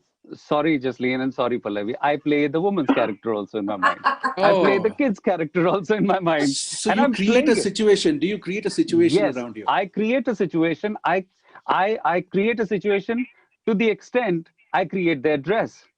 I create. Wow. Yes, I create. I go into the art direction. Where are they standing? What is the chair? Where they're sitting? Okay. Okay. Yes, it's funny. Okay, I'm revealing that today, right? But it's amazing. It's amazing. We've never spoken Yeah. about this before. Yeah, I didn't. But this is what my method is. So what happens is there are occasions, when I know that there is a director and he's saying he wants the other person say, I want you to deliver these dialogues in a certain manner. And I know in my mind, I know that no, this is not the character. This is not the graph of the character. This is not. Yeah. but I'm like quiet. I know because that's the point. I mean, your character cannot be played in totality. So if somebody just gives you your lines and somebody just sends across the script and says, okay, this is the situation, that's your line. With me, that doesn't happen. I like to play it in totality. Okay. Well, So that's the passion that you have for the craft, that you go to that level of detailing where you are looking at what they wear, creating situations like you would in real life. This is your passion for the craft. This is the purpose that you have. Yes, please. And not just apart from there is a linear approach. You get the script and okay, these are 2-3 dimensions. Okay. So once you've logged all the dimensions, these are the 3 ways to approach a certain script. Then after it's done, so I need a little mind space of my own and, a mind palace of my own, as you had in Sherlock, a mind palace. He goes into a mind palace. I want to explore the 4th aspect of it. Okay. We've already explored 3 ways to do it. There must be a 4th way to do it. And there could be a 5th way to do it. Which maybe God. Nobody in the room had thought about it. Unless I'm exhausted with the options, and I'm running out of time. So no wonder, Surjan, you have. We wait for his recording. Yeah, absolutely. So Arun Ravi tells me that, Surjan, first of all, I'm a big fan of your voice. I have learned a lot listening to your voiceovers. Sir, my question is, how should a beginner voice artist approach any voiceover? If time permits, can you give us a demo? Why time permits? Let's do a demo right now. Let's play something that the world would like to listen. By the way, for the information of our audience, I kind of learned my craft from the 3 maestros that you are listening to right now. And because I thought that this would be such an engaging conversation, because my sense of purpose in the voiceover world, in the voiceover industry, came from what they taught me. So here's a quick demo on our craft. Good evening. This is Pallavi Bharti. Dear Vistara customer, this is an important call from Vistara regarding your upcoming flight. Unchanging and unflawed. Here's an unheard story of a metal that forever lasts. Platinum. इसीलिए एक बड़ा सा thank you आपके हर इतने से के लिए. Donate करते जा, बढ़ते जा. पहचाना मुझे? वही उंगली. अरे वही जिसे देखते लोग पूछते गुड न्यूज है क्या? सर्दियों में ना इनके चेहरे पर क्रैक्स पड़ जाते हैं, जिससे ये भी थोड़े क्रैक. अगर मैंने डोरा केक्स खा भी लिए तो कौन सी बड़ी बात Saturday evenings at 5:30, only on TLC. Playlist chala, Spotify, sunte ja. Let's move ahead with Select City Walk. Hi, this is Surjan Singh. We began with a simple goal: to heal. बेटा अनिल, वो मेरे नकली दांतों का set वहाँ glass में पड़ा है, जरा साफ कर दे। ताऊ जी, मैं? अरे उठा, काट थोड़ी लेंगे। One love is a four-letter word. The other love is just three. LUV. A life utility vehicle. कच्चे गोश्त की बिरयानी, बोटी कबाब, पसंदा कबाब, पाया पत्थर का गोश्त। Oh gosh! आप इसे गाय को गोश्त बोले तो दाली में दिल निकाल को रख देगा Salim.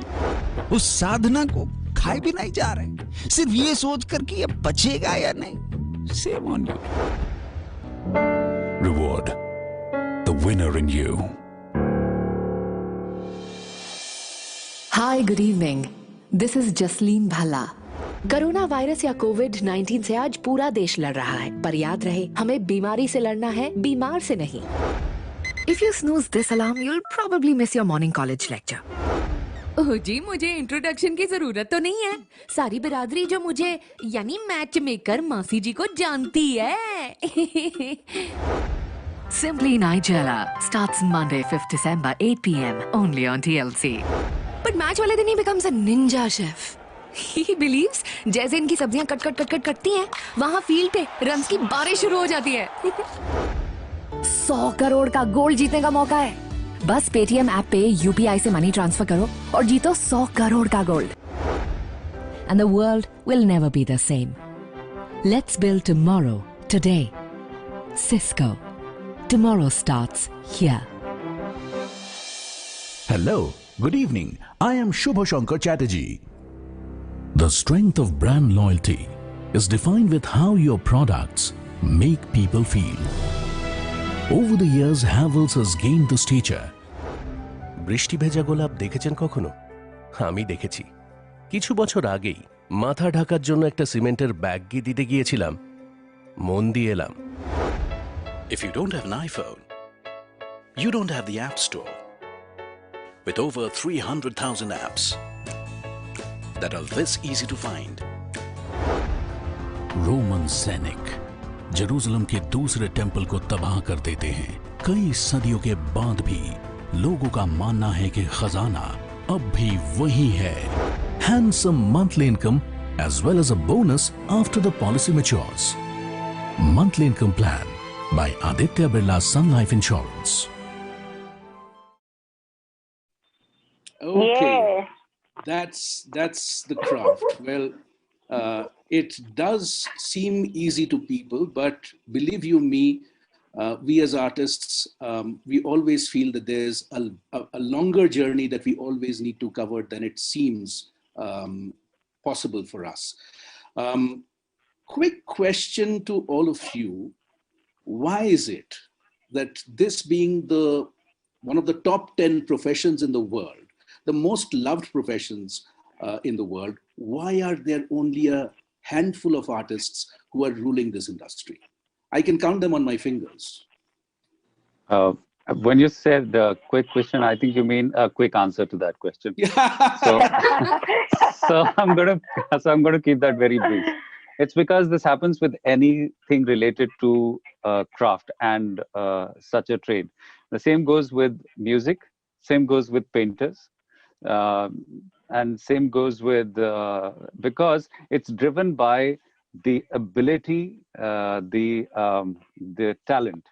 So it is always going to be a demand and supply kind of a thing. So we are a country of 1.35 billion people. Most of them can speak, but the required aptitude and the required talent to match the voice with what is the demand of the communication, that match is a long bridge to gap. I mean, I think you're building purpose. Sorry. You're building purpose, Surjan. Yeah, okay. All right. So, see, because I had never seen these things in that context before you had mentioned this Purpose Summit. It's when you I'm came seeing up with this the word. reason. So even I, as an artist, I've questioned this many times, and I think the reason why a person with a baritone voice, and there are many people who would have much better voices, better baritone perhaps, or better timbre or better texture, why they are not voiceover artists is also because that's not particularly their calling, or they have not built purpose around their voice. We have. Absolutely. Shubha, I would, I mean, in a very brief way, I thought about this in a very brief manner. I would say that there's a huge lack of awareness for this as a career. B, I would say there's a huge lack of training also. I mean, I don't think we have really good schools or teachers over here doing this actively, because the training purpose is pretty absent. I get asked that question a lot, by a lot of people. आपने सीखा कहाँ से है? आपने सीखा कहाँ से? And I don't think कि किसी के पास में ये जवाब होता है. And lastly, I think personal experience से जो मैंने feel किया, एक दिन में तो nobody can become a good VO artist. You're not made in a day. It is a very long journey, and it requires a lot of interest and persistence. So no matter how amazing your voice is, you're not going to become a successful artist like overnight. It won't happen. It's pretty similar to how, an actor's life would be probably. I think somebody very rightly said it takes 30 years of hard work to become an overnight success. Oh yes. And my answer generally is, अगर कोई पूछता है कि आपने सीखा कहाँ से, तो मेरा answer generally होता है आपसे, because it's the we are bhale we are the voice behind, we don't have a face, but there's a team, okay, you could call us a cog in a wheel, but we are because a lot of credit goes to the writers, our sound engineers, our production houses. There are so many people, and nobody talks about them. They are not heard, but the guy sound engineer, we come and we speak, but that guy is going to edit the whole thing, and it's going to make it warm, it's going to make it presentable. So we are a part of that bigger team, and we've learned from them. Those little aspects that sound engineer must have told me at some point of time, sir, आप थोड़ा ऊंचा जा रहे हो, थोड़ा नीचे जा सकते हो. And subconsciously आपको नहीं पता वो कुछ सिखा गया आपको. आपका tone change हो गया. I agree. Yeah, correct. So मुझे लगता है those guys are also our teachers in a way. They have taught us a lot. I think Surjan, it's also, yeah, sorry, please go ahead. No, fair enough. Yeah, I think I was done. So I think it's also, I have experienced in my life as well, it is also how you romance the microphone. How you actually build a relationship with your microphone as well, your immediate environment as well. Because we sound very different when we speak in our normal lives. But once the microphone is there, once the script is there, once the environment is there, it just changes. It's just like the wrestler who is not wrestling all the time. Changes, yeah. It just changes. Somebody just said, not a question, but a comment from the audience. Flame University, thank you so much for this awesome session. This is so unique. You brought these maestros on a single platform, and I'm loving it. Surjan sir, Jasleen ma'am, big fan of yours. And Neeraj Gangal asks a question. Do you need a rich baritone to be accepted as a voice artist? How open is the industry to voices of different timbres? I think it is. No, you're right. Yeah, I would like to hear from Pallavi. No, I think this is a very wrong notion that's floating around, that you have to have a certain kind of voice to become a voice actor. No, actually now, I think it's become very real. The more real your art is, the more you'll connect with people. And I think this aping business should stop. You cannot be aping a Pallavi or a Jasleen or a Surjan. You have Amitabh to bring something new to the table. Amitabh Bachchan ki voice mujhe nahi chahiye. Yeah, people, no, I have clients coming to me saying, हमें Surjan Singh जैसा voice over करके दीजिए ma'am. मैं Pallavi Surjan Singh का voice over कैसे करूँगी? I will bring something that I will. So you have to understand, and you have to bring something new to the table. Stop aping is my advice. Build your own style, and make your own style. Yeah, you look within you, and you will find those expressions, and you will learn from your life around you. I think किसी एक को पकड़ के उसका style copy करना is getting थोड़ा सा boring and old. Although there's a space for that. I mean, there are many mimicry artists who ape people, but that's a very different craft. There's a very very different requirement for it.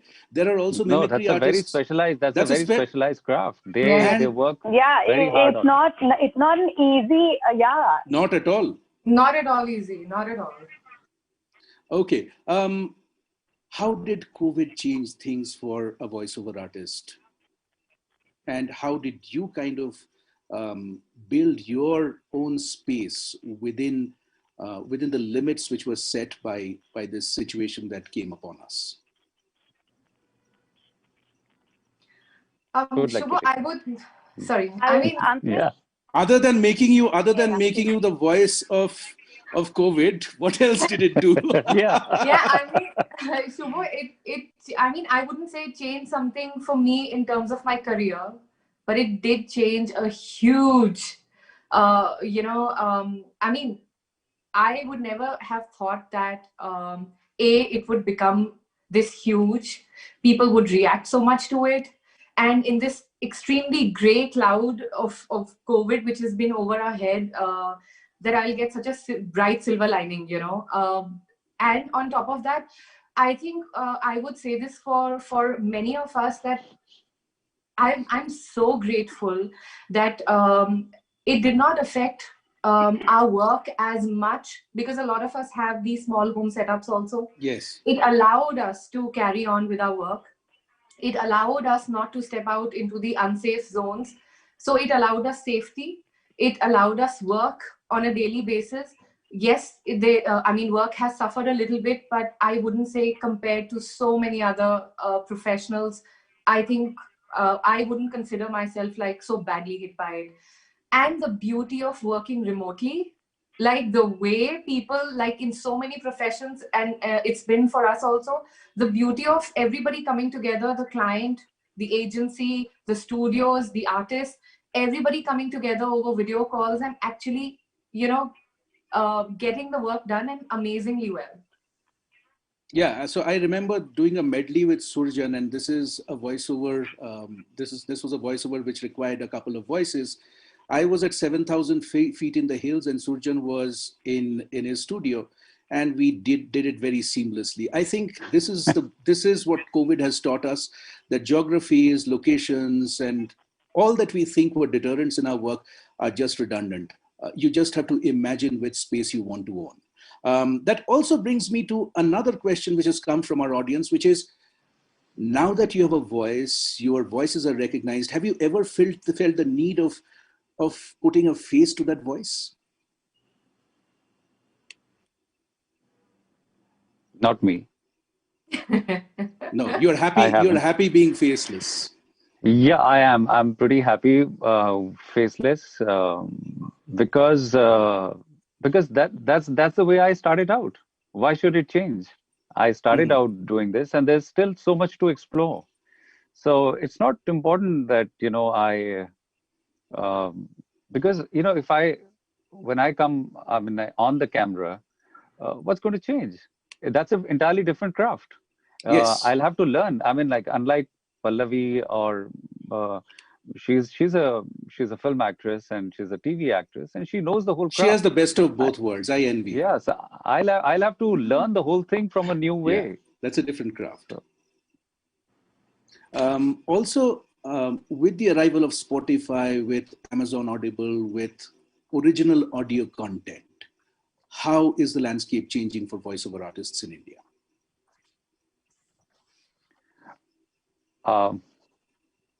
Jasleen, do you want to take it? Or? I mean, I mean, so much has changed. I mean, so many platforms, so many new platforms have come in. They sort of make this entire process even more like engaging and interesting. It gives you so many new roles to play, which we haven't done before. And also in a very interesting way, these platforms are used so much by youngsters. It also gives them sort of a pull towards this as a career. And apart from that, I feel like usually so suppose I do a book for Audible, I become like this personal voice in someone's headphones.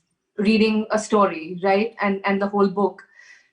It's a new dimension of connecting with a listener, which did not exist before. So I think it's very interesting. Okay, and Pallavi and Surjan, you've done fantastic work in this area, audiobooks and original audio content.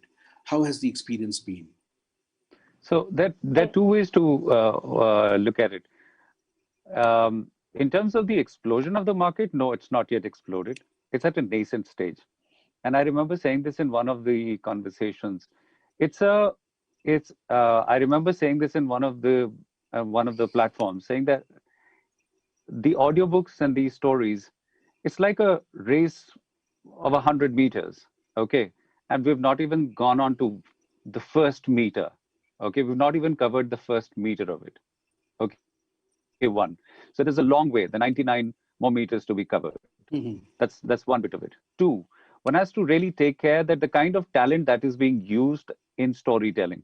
Storytelling is coming from a traditional background where people were reading books and people would create their own stories and their own dreams or their own way of looking at things. Here, there is a voice which is telling the story, but at the same time, we have to neutralize the content and not color the content. And how do you discolor that content so that it's easily palatable for the audience? And they don't, so that they can make their own judgments out of it. So if you use an inferior talent, I'm sorry to use the word inferior, somebody who's not really equipped to handle that story, if that kind of a talent takes up, we just might, end up the whole industry.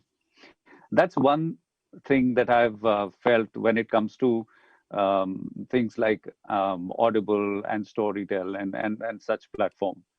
And yes, of course, the great part is that here if we are working with an advertising industry agencies, you're given a script and we work on them. Here we are. We can create our own content. We can recite something and we can read our own stories. So that's very liberating. But I think future, we might have to see. Wonderful. On that note, just two quick sentences on how youngsters can be inspired to be part of this profession. Actually, I feel initially, this whole relationship between an actor and her audience was very, I would say, aspirational. Now it's become more on the grounds of relatability. So I think whatever you're doing, your content should be relevant. It should be relatable. So I think you have to just find that balance between the craft that you're in and the relatability factor of it. So the more closer you are to reality, the more it will sell, the more connect you'll reach. And you have to just keep learning from your experiences, your own experiences, I would say, okay. And from around you. Okay, Surjan, related to this, somebody asks me very quickly, how should a beginner VO artist approach this craft? Okay. If I may take it beyond not just craft, also as a trade, for any skill or anything that you want to come get into, you need a formal education, be it your management or your engineering or your medicine, whatever. But unfortunately, we don't really have a very structured curriculum here. We're talking with a lot of people. We're trying to design certain things where we can do that. But it's very, very important to have a focused and a concerted effort into applying yourself, into learning, into reading, your breathing capabilities. So it's a altogether different art that you need to work over that craft for a long time. And it might sound very boring. It might look very boring initially. It may not be very interesting. It's because, I often say that the best thing is to speak in front of the mic is that the way you are speaking to me, the way we are talking, if you're able to speak the same way in front of the mic, you're home. You're home. Wonderful. Jasleen, parting words from you, closing words from you.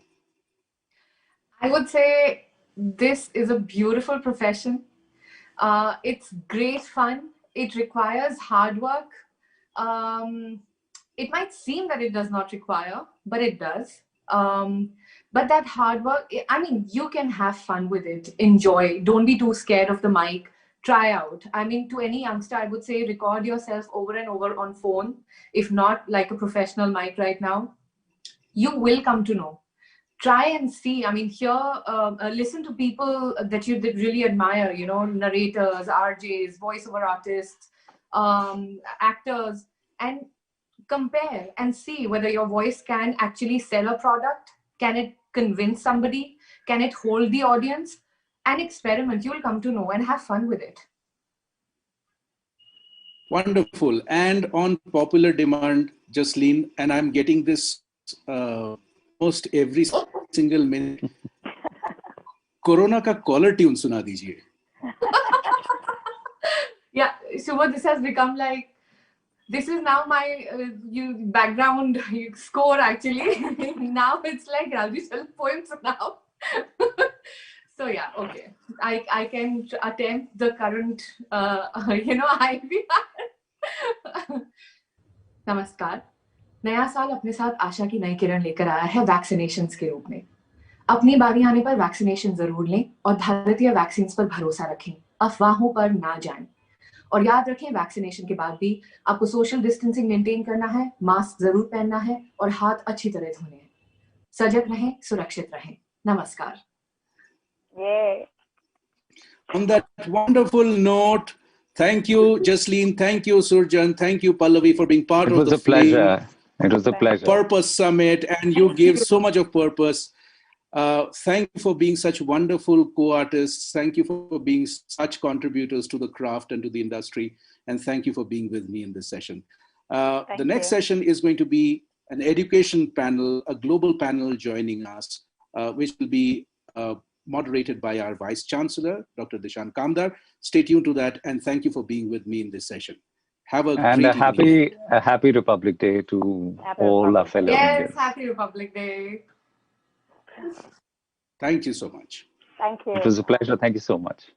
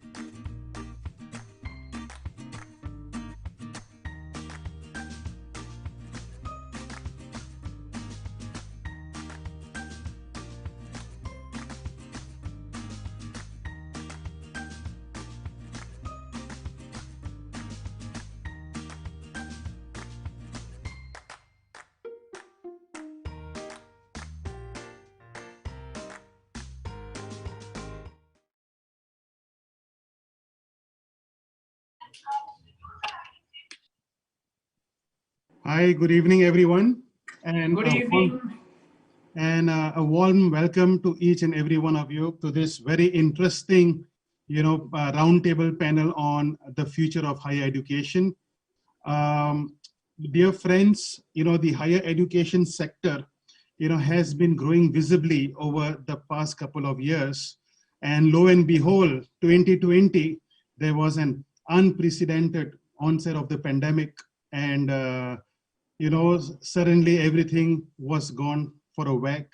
The entire higher education sector has, been totally disrupted. Schools were forced to shut down. Students were forced to go back, and there has been a pendulum swing. Right from being used to teaching students face to face to a total swing on the other side to embracing online teaching over the past 10 months, I must say. And it's been 10 months to a year now, and the problem continues to persist. Education institutes in different countries have their own unique problems as well, right?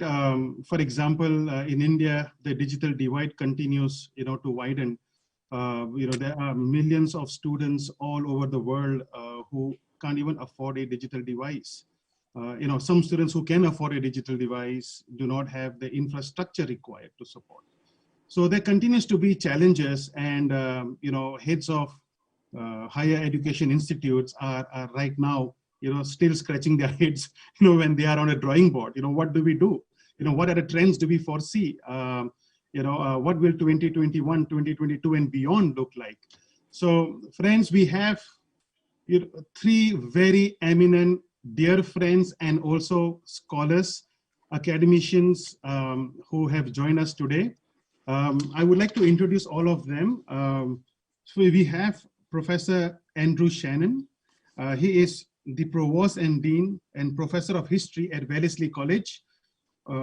Andrew has taught a range of courses in modern European history with a particular emphasis on the 20th century, the history of modern France and World War II. He was a founding director of Wellesley's International Relations Program and the first director of the college's summer school. In 1981, he was awarded the college's Pinansky Prize for Excellence in Teaching. He was a member of the last two presidential search committees, and in the summer of 2007, served briefly as the acting president of the college. Professor Andrew, it's a pleasure to have you on board. Thanks for making out time. Welcome to this panel. Thank you so much. It's a pleasure to join you. The second panelist is Professor Catherine Epstein. She's the Provost and Dean of the faculty and Winkley Professor of History at Amherst College.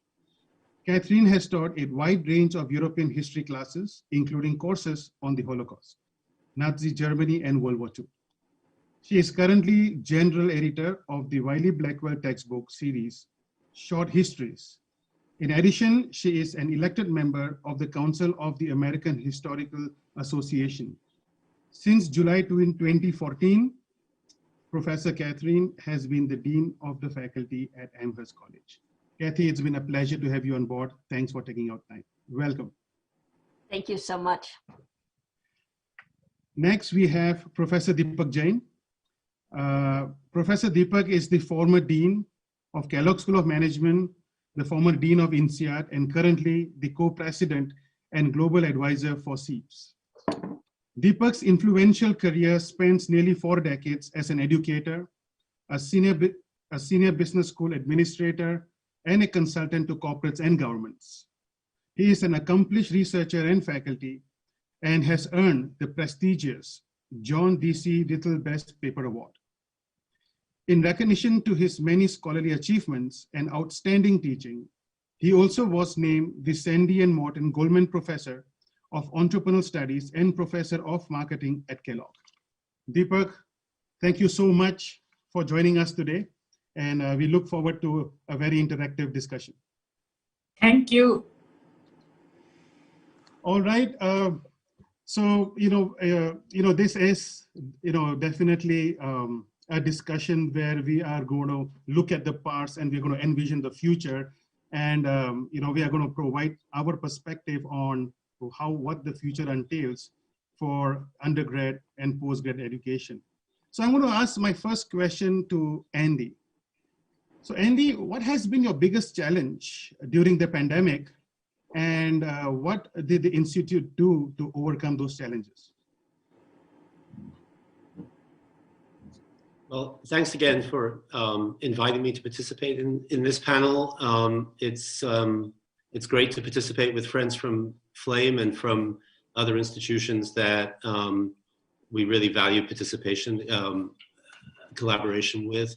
I mean, the biggest challenge, I would say the whole challenge. I think back to 10 months ago and how quickly we had to transition from what felt like just normal times to completely abnormal times. We had to close down our campus. We had, like everybody else, to send students home. And we were halfway through the semester. And I would say on that first day, we did not have a clear sense of how we were going to be able to complete the semester that we had started. We have a faculty that is wonderful teaching faculty, but they, for the most part, had never taught remotely. There were a few who'd had that experience, but most of our faculty had never taught students remotely. And they had 2 weeks to figure out how they were going to do it. And we had 2 weeks to figure out how we were going to make it possible. Dishan, you mentioned the challenges in India in the inequitable access to digital equipment and support infrastructure. And we had those problems too. We had students who were going all over the world, and we had to figure out how we could ensure that they had access to the education that Wellesley provides for the rest of the year. I often think back to those first few hours and days and think if I had known how complicated this was going to be, how many layers of challenge there were going to be, I'm not sure whether I wouldn't have thrown in the towel on the first day. But I think it was just a step-by-step for the whole institution, every single member of it. Not just the leadership of it, every single faculty member, every single staff member, every single student had to figure out a way through the maze, which is really what it felt like. Here we are 10 months later, and I feel we have shown an adaptability that honestly, I'm not sure I would have expected at the outset. Catherine, were the challenges similar, or did Amherst face other challenges? So I would say our challenges were very similar to the challenges that Wellesley faced. And along with Andy, it's just been amazing to see the sort of the dedication of faculty, students, and staff to make all of this work. I think that what the pandemic has shown is how flexible institutions like ours can be. Now, generally, they're not very flexible, and generally they tend to stay sort of along the trodden path. But what's been remarkable about this situation is how flexible institutions have proven to be, how willing faculty, staff, and students have been to step up to the challenges. I would say beyond all the challenges that Andy mentioned, the technical challenges, the health and safety challenges, I think one of the things that we found most challenging is how to build community and how important it is to have community. So much of our faculty, initially in March, all they were trying to figure out is, how do I get my classes online? How do I teach? And what we heard back from students was, this wasn't so great. We didn't feel connected. We felt really disconnected from the faculty, from the institution, from other students. And so what we started to really focus a great deal on was, how do you build community in a remote environment? And I think that has proven to be a real focus of our endeavors. And it's what has, I think, permitted us to teach fairly effectively in the fall and presumably now on into the spring, since we're still about half and half remote and in person in the spring. So that building community piece and building community also among faculty and staff, I think that is a real challenge. I would also say, and maybe we'll get to this, that the kinds of values that liberal arts education inculcates in individuals is precisely what we're seeing in the unfolding pandemic. So we're seeing flexibility, we're seeing critical thinking, we're seeing the need to look at problems from a variety of different viewpoints. All these things I imagine we're going to talk about a little bit further in this conversation, so I'll stop now. But the challenges have been great, and the way that individuals and the institution has stepped up has been, I think, quite remarkable. And Amherst is not alone. I think this is true of many institutions.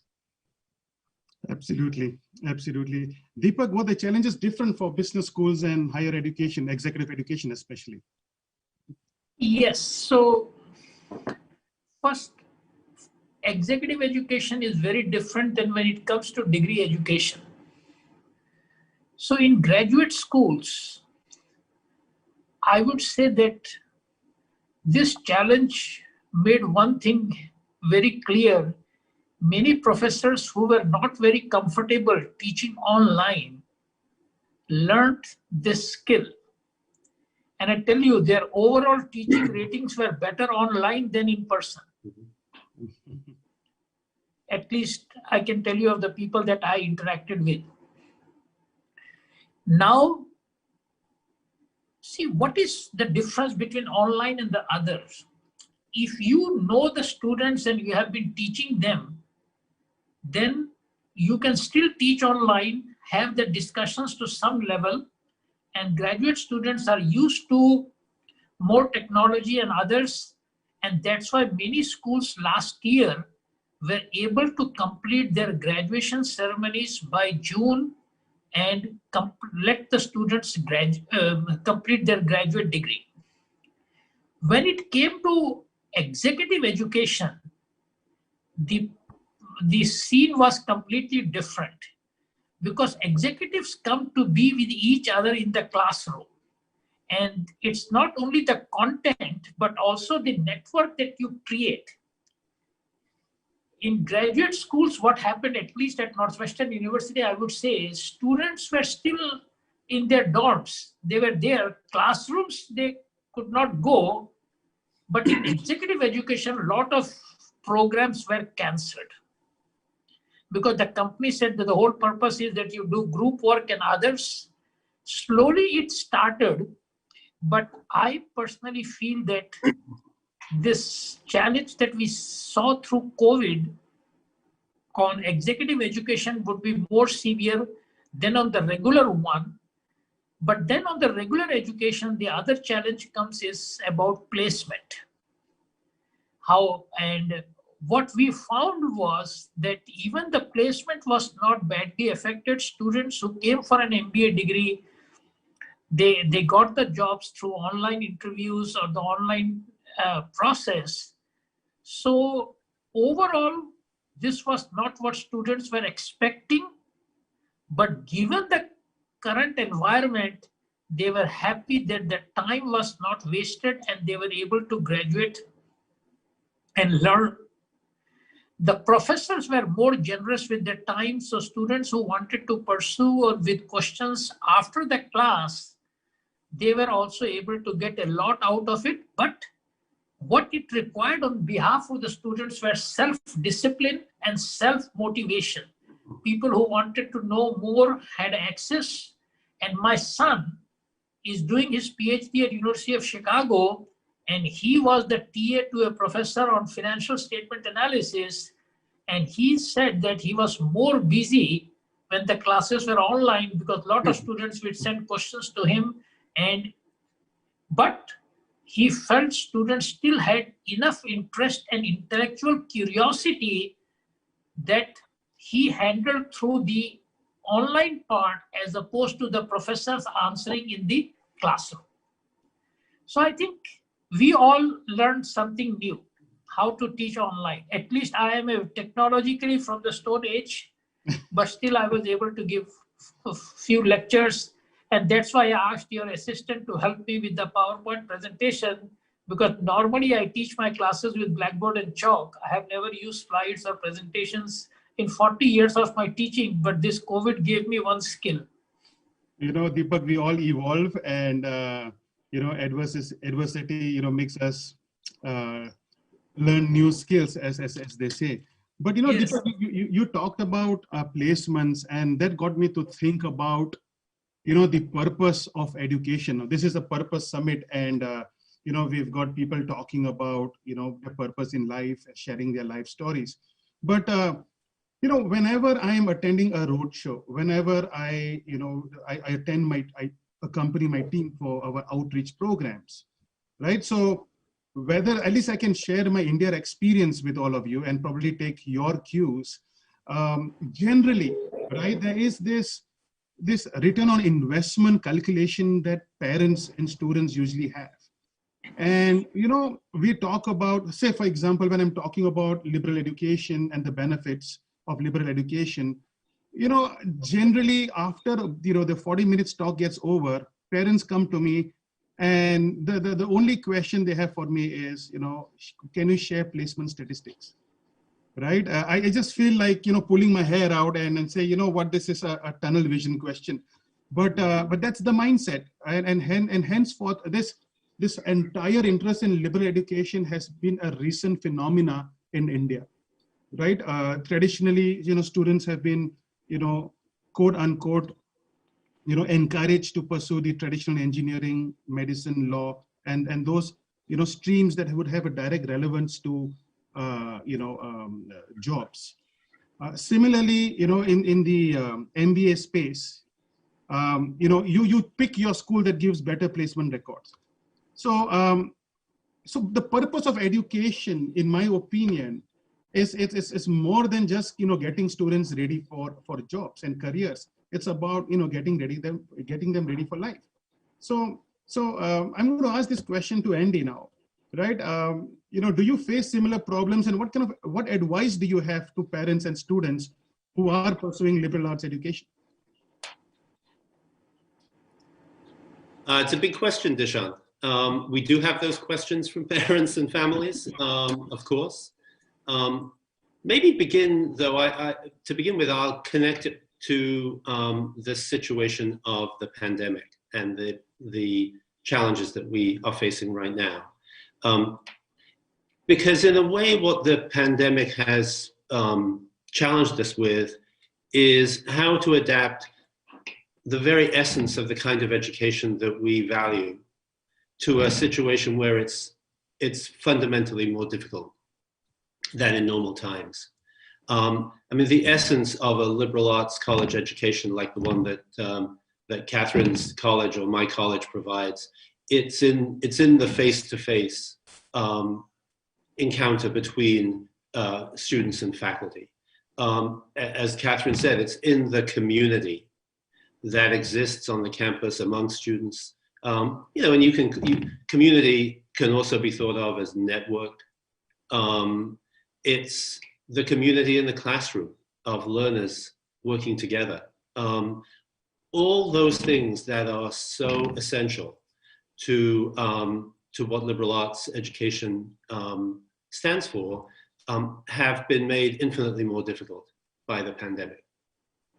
And we have had to work really, really hard to replicate those qualities in this abnormal situation. We have worked, I think Catherine's absolutely right, had to work really hard to give students who are studying remotely somewhat similar sense of community with the other students in the class, with the faculty members teaching them, with their friends spread now around the world rather than just on the same 100-acre campus or 50, however big the campus. So, you know, there's no doubt that this is a great challenge for us.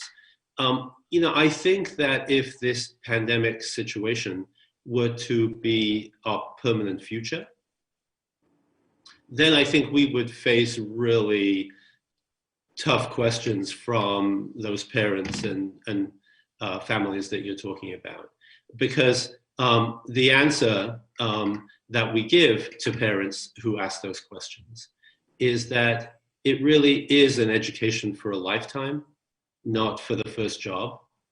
That it is about developing the habits of mind and the ways of thinking about the world and thinking about oneself, one's responsibilities, one's roles, that prepare someone to live a purposeful life after college. All those things can be done in a fully remote realm, but I think that it would be arguing against ourselves as liberal arts college faculty and deans if we suggested that they could be done as well in a remote environment as they could be in a campus environment. So we are sort of, we are in a bit of a holding pattern while this pandemic is going on. And we have had to work very hard to ensure that our current students have every aspect of the experience that we can give them, of the regular Wellesley experience. But I would be lying if I said I weren't really looking forward to the day when we can have students back. And I think those arguments about what liberal education provides will be much easier to articulate compellingly. No, absolutely. We at Flame, we are also just waiting to, resume normalcy because it's a challenge. Because the purpose of education is to prepare students for future, and as much as in-class experience is important, in my opinion, 50% of a student's sculpting and learning happens outside class. So that's my next question to Catherine. Seeking that fine balance between in-class. I mean, assuming that things do not resume to normalcy, what are you doing in your institution to ensure that your students' experience is and their teaching experience is not impacted as much? So great question. So we are hopeful, in fact, that things will get a little bit back or more back to normal by next fall, although we recognize probably not everyone will be able to be back on campus. And so we may still have some students studying remotely. So, I think that what's important here is that we recognize that, the residential education that we give really is superior to a remote education. And not everyone would agree with that. I mean, I think some people think it's just the courses, but I think what we've learned in this pandemic is that it's not just the courses. The academic, the formal academic curriculum remains the heart of the college, but at the same time, it doesn't work in isolation.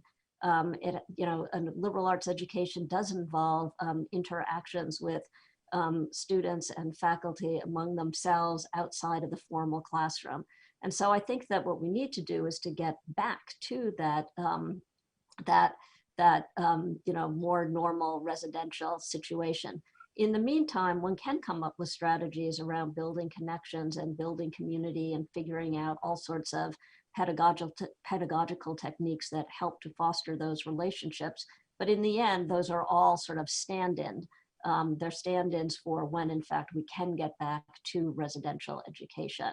I think that one of the things that I really want to focus on is that the pandemic has brought to light how important liberal arts education is. I mean, the sorts of things that we educate students for, namely a changing world or facing challenges, all those important things, they have all shown, the pandemic has shown and highlighted all the ways that it's important that people are much more flexible, that they focus on relationships. I mean, I think one of the things that I've learned the most is a real emphasis on relationships. If you are an employer, you are a manager, you really need to work on the personal piece far more than I think I maybe recognized in the past.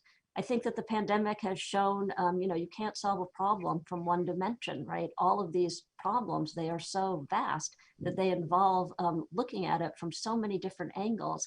So yes, we need the technical know-how in order to figure out, vaccines and testing. That's been essential, but that's not nearly enough. I mean, certainly in the United States, we recognize how differential the impact of the pandemic has been. And so if people are not attuned to issues of race and racism and inequality, they're not going to get very far in solving these problems. So I think that one of the things we can take from this pandemic is to emphasize how a liberal arts education actually helps face those challenges. And it may be no accident, I'm sure Wellesley and Flame and Amherst, we have plenty of people at the forefront of of fighting the pandemic at the highest levels of government. You know, they're Amherst graduates, they're probably Wellesley graduates, there would be Flame graduates if Flame had been around long enough.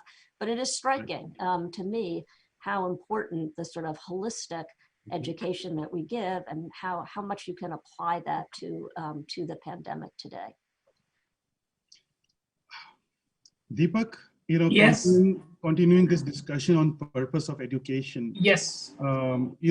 Even in MBA and executive education, the purpose of education is to provide our students. So let's talk about MBA right now. To provide them, life skills. But rarely do we see, subjects like psychology, like sociology, or essence of anthropology or philosophy, being taught in MBA programs worldwide. On one side, we are talking about, getting our students ready for the future, right? So we are talking about the need to be innovative going forward in this digital era, right? They need to be creative. They need to be critical thinkers. They need to be able to manage adversity. But, those kind of, functional subjects are not included even in the latest curriculum that I've seen in management MBA programs. So what is your take on this? No, so let me tell you, I like both Andrew and Catherine are on the call. See, when I was the Dean of Kellogg School of Management, I created a new course on Shakespeare for all MBA students. And I tell you, there is a big learning. If you look at it, we selected a set of Shakespeare plays, because what is the purpose of MBA education? When people ask me, Dean Jain, what do you teach in business schools? When you go and study physics, when you go and study engineering, we know there is a set of principles that teaches. What do you teach in management schools? I have a very simple answer. I say what we teach our students is how you put structure on unstructured problems. That means what we like to teach our student is way to think, way to reason, critical thinking and sound reasoning that leads to better decision making. Now, when you look at a play like Hamlet, or you look at a Shakespeare play like Othello, I'm just giving some examples or so on. Hamlet thinks and thinks but never acts. Othello never thinks but acts. Now, my point is, this historical evolution is a great learning experience. And you won't believe, Financial Times heard about it and there was a one full-page story about me and Shakespeare and how I really believe that today in business schools, we need to bring courses on anthropology, sociology. Education has to be more holistic. We can learn from history, things that have worked, things that have not worked. Business education should not be just spreadsheet analysis and all about finance and return on investments. And it should be return on intellect, not return on investment. But somehow or other, we have made it more, we have given it more a financial color, that you pay so much tuition to do an MBA and whether you can get back your tuition in 5 years, 7 years. These kind of metrics are very short-term oriented. Long-term is your ability to think, your ability to work with others, people skills, thinking skills, reasoning. These are the things that we need to really promote, and that would not come just from spreadsheet analysis. We need to have a lot of good courses on psychology, history, and I'm just giving you one example of Shakespeare, but there may be other very good such leaders, whether it is Shakespeare or I still think people can talk about Einstein's in the classes, how he thought, what was the process he went through. These things are very important, and today's students are more focused on the package. Oh, what package I would get once I complete my degree. But sometimes I blame that we teachers also need to push the purpose slightly more. We get hung up on whether the students will give me good ratings in the course or not. Absolutely. As deans of the schools, we think that the placement rate is going to affect the reputation of the school. So there are metrics that forces us to move in directions other than the purpose. But I just tell you, my personal principle in life has never been driven by these financial metrics. I tell the students, I am here not to teach you something, but to create an interest in that topic and make you think more after you leave the class. I hope that we have deans of management MBA programs tuned in today, and what we would strongly recommend is to bring in such disciplines in the classroom. I totally agree with you, Deepak. Yes. No, that's the future of education, at least future of management education. Cross-pollination, cross-disciplines, interdisciplinary nature. Those are the things our students need to do, because they will not get exposed to that in the workplace. Absolutely. A lot of financial metrics they would get exposed in the workplace. Let's give them things that they are not going to add. Future of work and future of education need to be coupled together. Absolutely, absolutely. Agree with you wholeheartedly. And so my next question, goes to Catherine and Andy. Let's talk about the future, right? So we've addressed, the current issues, what we have done to address the pandemic. What are the future trends you foresee in liberal arts education in the next 5 years? Probably, Andy, you could go first.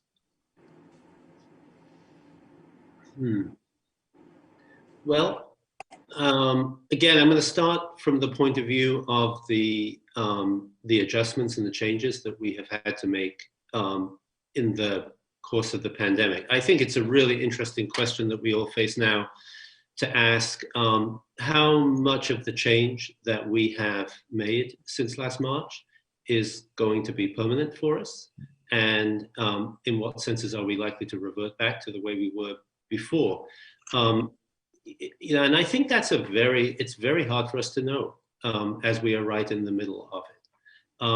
But I guess I do think that there are some fairly fundamental changes that will come out of this experience. And you could argue that higher education was moving towards these kinds of changes even before the pandemic, but I suspect that the pandemic will have proven in retrospect to have accelerated those developments. So, as both Catherine and I said, we're looking forward to a time when we can go back to the fundamental model of education that we espouse, which is face-to-face and as a community, as a residential community. That being said, I think that the hands-on practical experience that our community has had in the course of these last 10 months with remote technology, synchronous communication and asynchronous, I have a hard time thinking that that's going to disappear from our education after the crisis is over. I don't believe that we at least are going to move towards a fully online program, but I do think that we will be much more hybrid institution in the future, and I think other liberal arts colleges will be too. I think the concept of a course has changed as a result of this experience, and I doubt that we will revert. I think the way in which the pandemic has challenged us to think differently about geography, about where we are in the world physically and how we can relate to other people. I think that will have a permanent impact too. For the first time in our history, we have students who are this spring who are studying abroad in countries outside the United States, and at the same time taking some of their coursework from Wellesley professors taught from this campus. I think that the mixing up of on campus, off campus, also the mixing up of more traditional curricula instruction and experiential learning of various kinds, internships, civic engagement, service learning, all those things happening at the same time, facilitated by technology, I think is likely to be an important part of our future. And again, I think we were heading in that direction before the pandemic, but I think because the pandemic has so kind of lowered the psychological hurdle that many of our faculty and students and staff feel about that kind of experience, that those changes will be permanent ones. So I'll stop there. I mean, there are, in every area of the operation of a college, I think there are ways in which we will work differently. Maybe I'll just throw out one other one. We are, just like Catherine's college, constantly trying to recruit to our college talented students who come from less advantaged backgrounds or from areas of the country or of the world where they have not had immediate contact with Wellesley. And we have learned in the pandemic that remote communication really enables us to make contact with populations that we had not been successful in making contact with. And so I think that those changes will be permanent. I think that we will use remote technology to extend our reach into new areas and new populations. I think that's a great thing. I think that points us to a more diverse community, and I hope will be a big part of our future, and think it will. Thanks, Andy. Catherine, do you would like to add to what Andy said? Do you foresee some other trends and challenges? So I would echo a lot of what Andy says, although I would put it in sometimes somewhat other language. So I think that in the future, faculty will actually be much more innovative in their teaching and in their pedagogies. I think that they're going to be using a lot of the digital tools that they learned during this period and to good effect. I think that the old lecture, to the extent that we still had that at Amherst, I think that's really going to sort of go goodbye. I think that people will not put their lectures online, but much shorter chunks of content in many, much shorter sort of bits, maybe 5 or 10 minute lectures as opposed to the 50-minute lecture. And I think that faculty will use time in class in much more active ways to sort of really interact with students more. So I think that there's a whole strand of pedagogical innovation that will serve our institutions very well. I also agree with Andy that even an event like today's event, we would probably not be doing were it not for the pandemic. I think that we're going to have a lot more virtual zooming in, if that's the platform that's being used, of really important and influential speakers, but it's much easier to get them to speak for an hour or two if they can do it remotely and come to the college that way, as opposed to actually having to be in person on campus. So I think there'll be a lot more interaction in the virtual world, especially as concerns sort of outside speakers. And I think that will be a real change. I want to emphasize the last point that Andy made about how the pandemic is allowing us to reach additional students and to be more present with students that, in other ways, we might not have been able to reach. And what I would emphasize here is, school after school, including Amherst College, have gone test optional. That is a huge difference.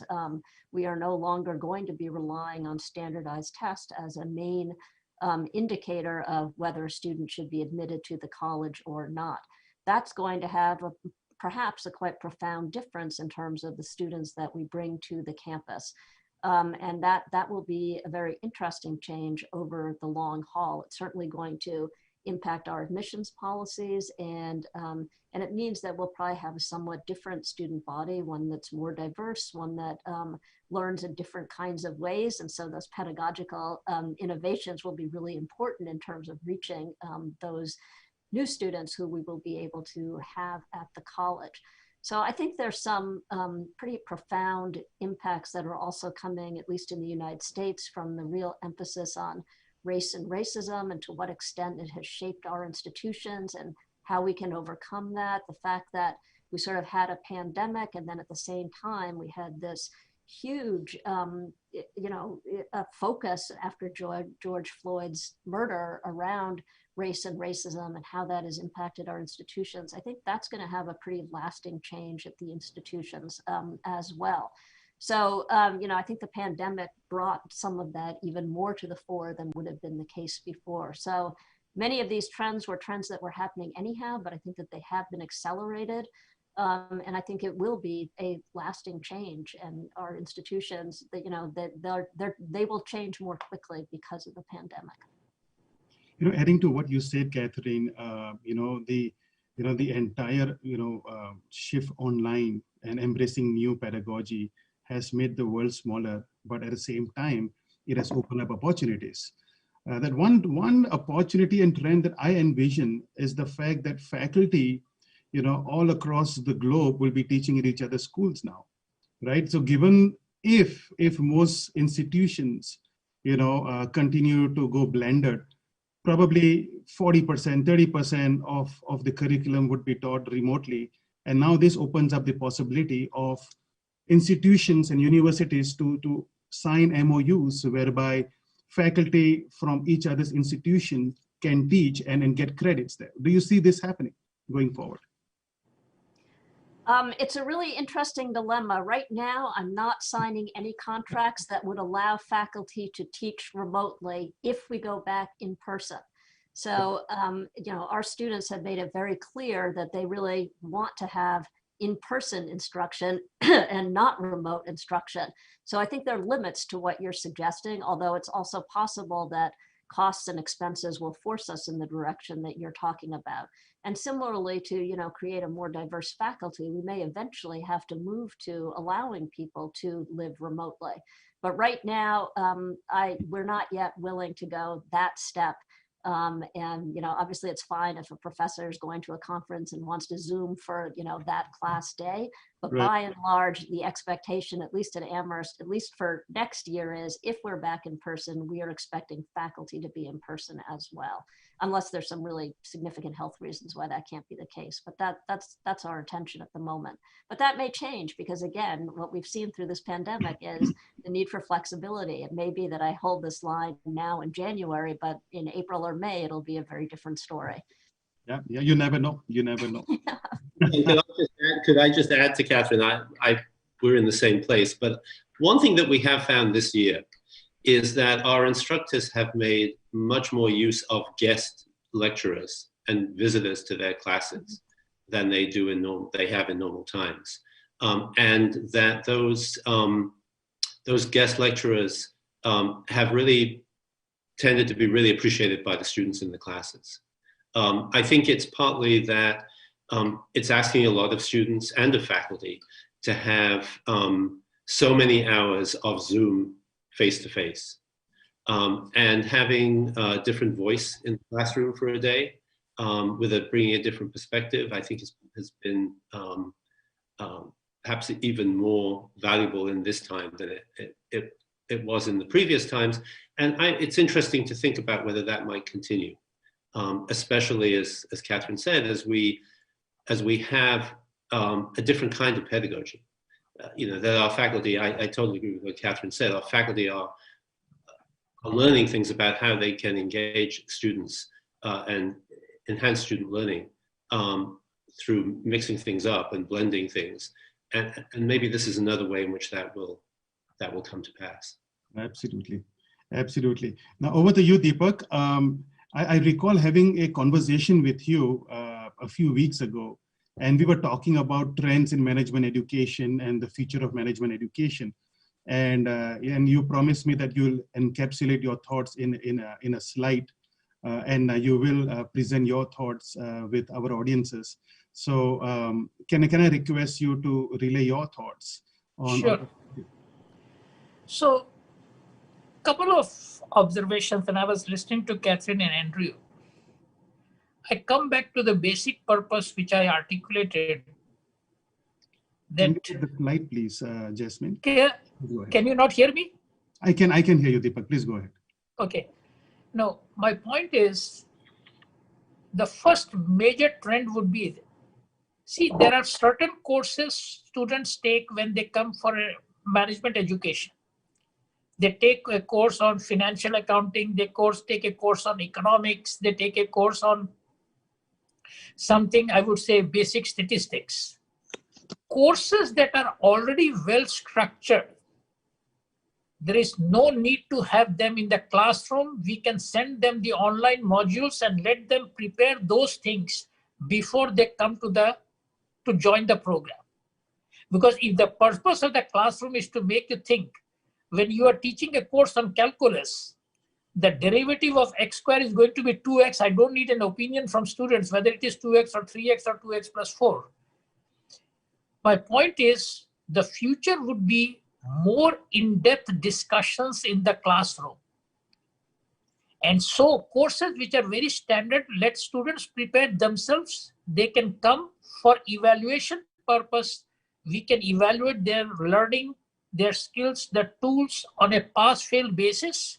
And if they don't, if they are not good at that, they can take an extra few hours classes that we would offer in person for them to learn those financial skills, the statistical skills, and so on.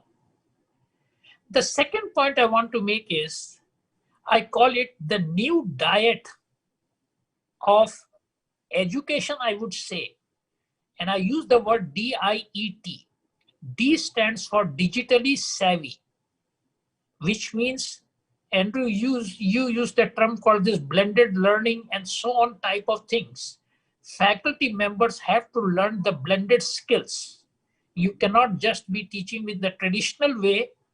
And Catherine, you made a point. I don't see the world being totally online, but I think an efficient use of the two can make the experience better. So the first D stands for digitally savvy. I stands for interdisciplinary nature. We need to make sure that we create a lot of interdisciplinary nature there.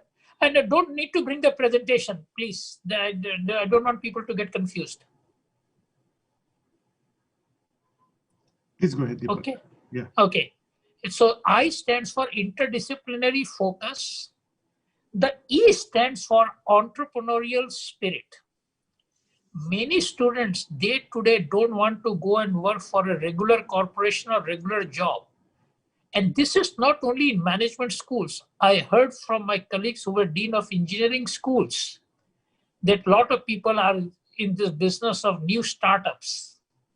So some focus on entrepreneurship should be there, and how we teach those courses is both an art and a science. And the word T stands for talent. At the end, our basic purpose is we create talent for the world. Our students become a resource for corporations, for governments, for whether it is a small business, large business, or you go and work for a not-for-profit organizations, or you are in the business of enhancing your talent by going for more higher education, whether it is PhD or some form other. So if you look at the future, blended learning is going to be an important part of a pedagogical experience, but it's not going to substitute, or the online learning is not going to substitute the classroom teaching. And what Catherine was saying, that students expect to be in the classroom. They don't want to pay $60,000 per year and have classes online. Dishant, the other point you made, and we are very strict with that at our university, if professors can teach multiple places through online, we would not allow if we find that they teach at other schools. Now, the only people who can teach at other schools are professors who are adjunct professors or some professors of management practice. But if you are enrolled as a full-time professor at University X or School X, no matter how big the world becomes, your loyalty should be to the institution, but you can teach more executive education courses online for corporations. So this is a new trend that I am seeing. Like Microsoft came to Kellogg School and said, would you design some marketing skills-based courses that we can expose all students or all participants of Microsoft all over the world? Now, these kind of things are very important, that how we create a lot of online modules of different skills, tools, and concepts. So what COVID or this particular challenge has taught us is business as usual is not going to be the mantra going forward. Professors have to change, universities have to change in terms of their curriculum design, and students also have to accept that digital learning, as I say, the first D for digital learning, I for interdisciplinary focus, and E for entrepreneurial ventures, and T for the talent. We should tell students that we are preparing you for this new world. So getting this mixture of skills would help you long term. Excellent. There was just basically, a great segue to my next question, which, revolves around curricular changes in the undergrad space in liberal education. So as we think about the challenges of the next 5 to 10 years, I'm pretty sure that, every institution, goes through a regular curriculum review process. So just imagine Wellesley is going through a process right now, and you are, this is a 5-year, annual process. What would be the 3 big changes that you think you would be making to make our students future ready? Andy? Yeah. Well, first of all, I go back to what Deepak said earlier, which when you were talking about the Shakespeare course that you inaugurated, and also your view that the future of education is interdisciplinary, and that approach to education seems to me the way that certainly our institution is going to be heading in the years ahead. Problem solving yes, of various kinds inherently requires the bringing together of different kinds of deep knowledge and perspective and method. And we want to prepare our students to be, in every sense, in every dimension of their lives, creative problem solvers. And after they leave the college, I really think that an essential part of that needs to be a greater emphasis on interdisciplinarity. A lot of the structure of our institution and many other institutions in the United States, and I would say certainly Western Europe, a lot of the structure comes from 19th or early 20th century academic thinking about different disciplines. And we, I think, are at a point where we need to break down those barriers between those disciplines. So I think one thing, to answer your question, Dishan, it was a very specific question. One thing that we will do, I think, is increasingly to appoint to our faculty people whose expertise straddles different disciplines, or gives them a vantage point where they can teach and do their own work in fields that are multiple. So I think that would be one thing. The second thing that our curriculum, way in which our curriculum will change, is, I think, reflecting the changing nature of our student body and our commitment to being a fully inclusive community in which all students have every opportunity to succeed, with a greater emphasis than ever before on equity and social justice, some of the really important themes that Catherine talked about earlier, I think need to be reflected in both in our curriculum and in our pedagogy.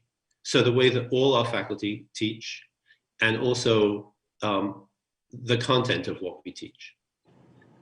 So I think that, like many institutions, we moved away, for example, from the concept of a core curriculum decades ago. I think that we need to think about that concept again, and to think about whether a core curriculum that is based around ideas of justice, how to deal with difference, how to talk across difference, how to be inclusive, that I think will be a focus of our work. So I know you asked me for 3. Those seem like two. Those seem like 2 big ones. So I'll stop there with that. Yes. Yeah, the constant debate that we have in the Dean's Forum, the Vice Chancellor's Forum here is, how do we, this whole new frenzy with AI, understanding machine learning, augmented reality, VR, the implications of data, right? Having some elements of data science in your curriculum, right? If you do not have the basic understanding of the implications of AI, right, we are you're not going to be successful in future. I mean, these are common debates that are circling around. So Catherine, over to you. What are your views, and would you be making some curricular changes on this? So interesting questions, and again, I'm afraid my answers very much mirror Andy's, even though we haven't talked about this in person. So it's kind of fascinating to hear.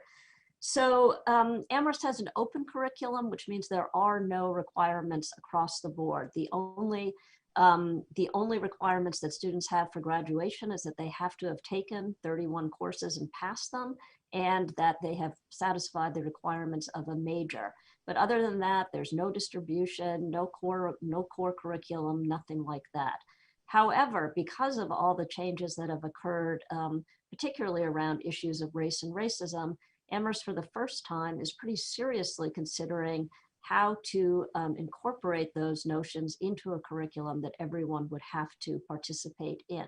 So that's a big change. I don't think that we're going to see quite the undermining of the open curriculum, but I think that whether it's through perhaps a required course that attends to issues of inequality, justice, racism, however that gets phrased, that might happen, or it may be that each individual major decides that it needs to have a course that is related to its discipline around these issues. I think that will be one of the changes that we see in the curriculum.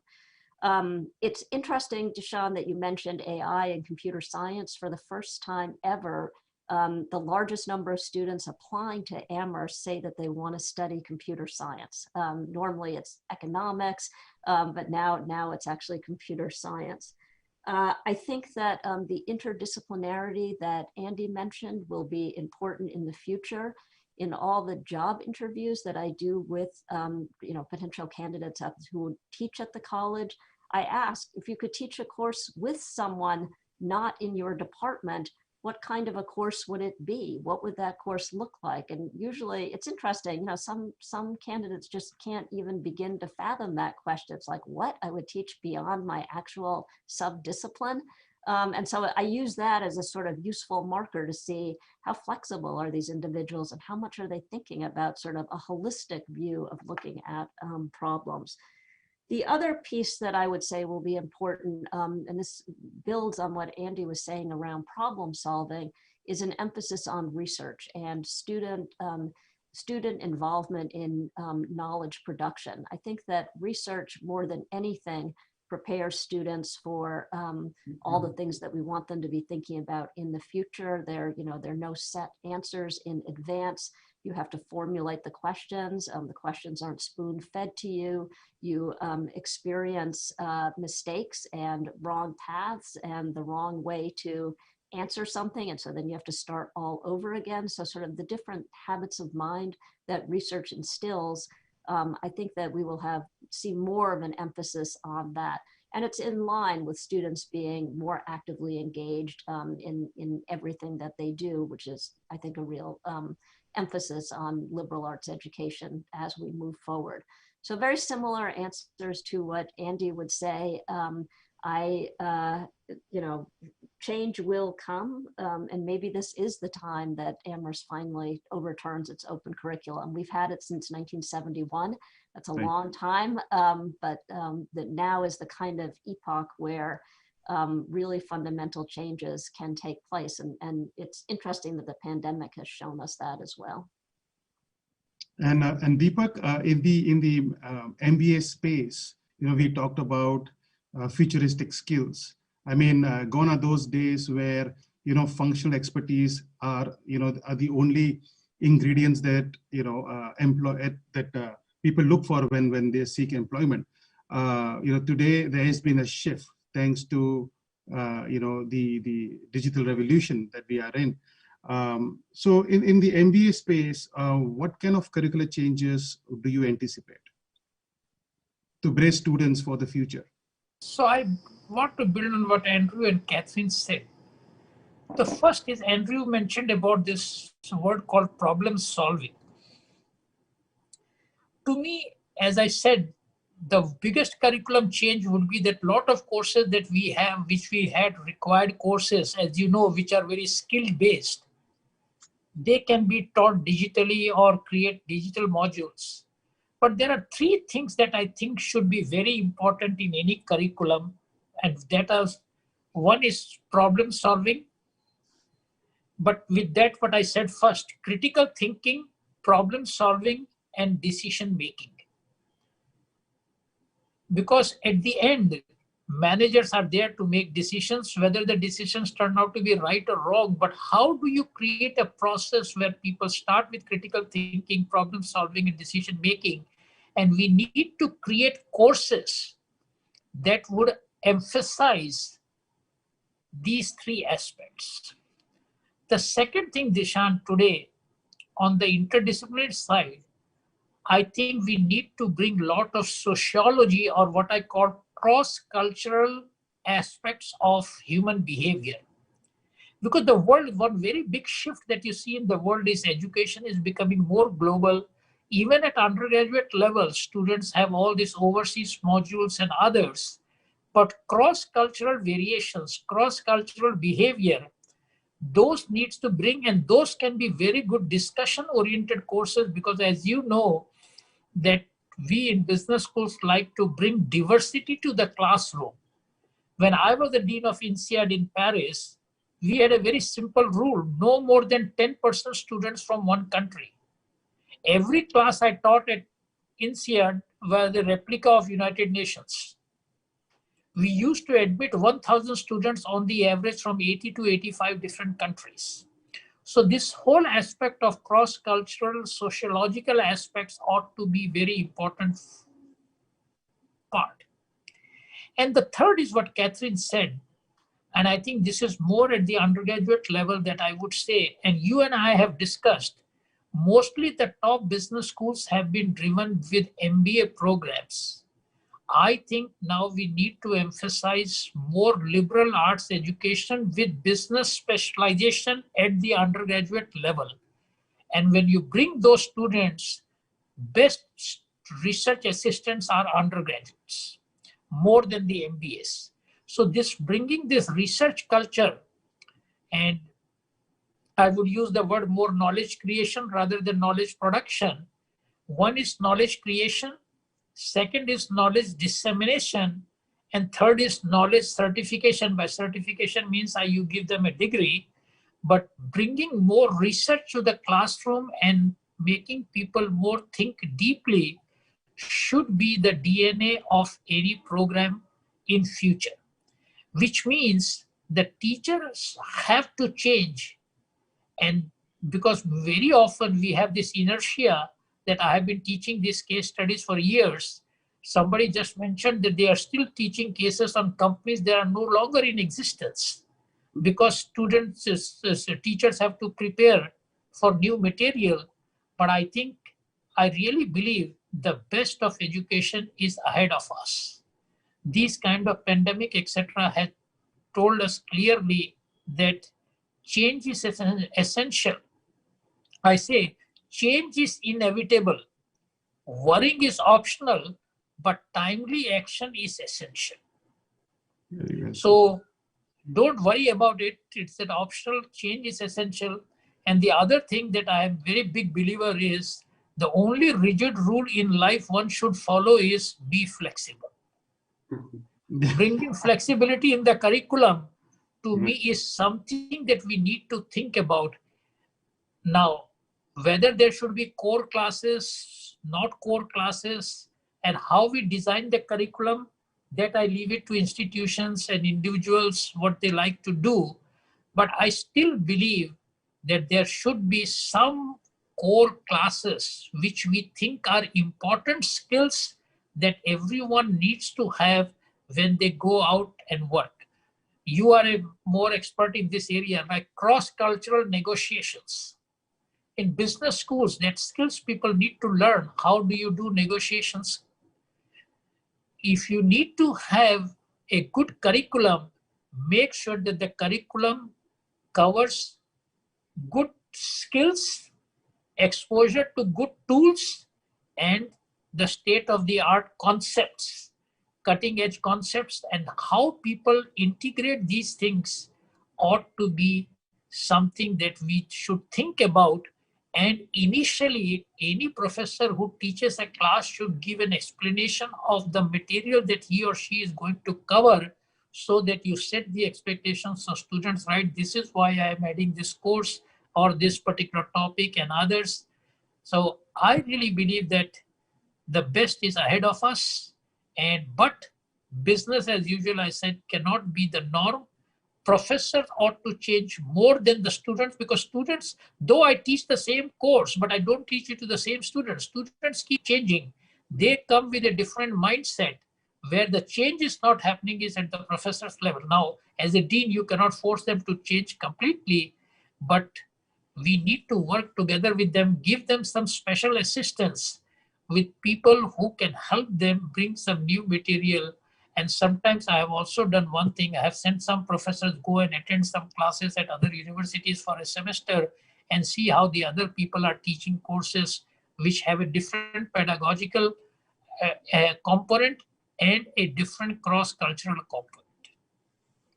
You know, I think you said it all right, Deepak. That's exactly what we have done at Flame University in our recent curriculum review. We have identified certain core skills that an undergraduate students need to have. Yes. Although we are liberal arts focused, we want to give them as much flexibility as possible.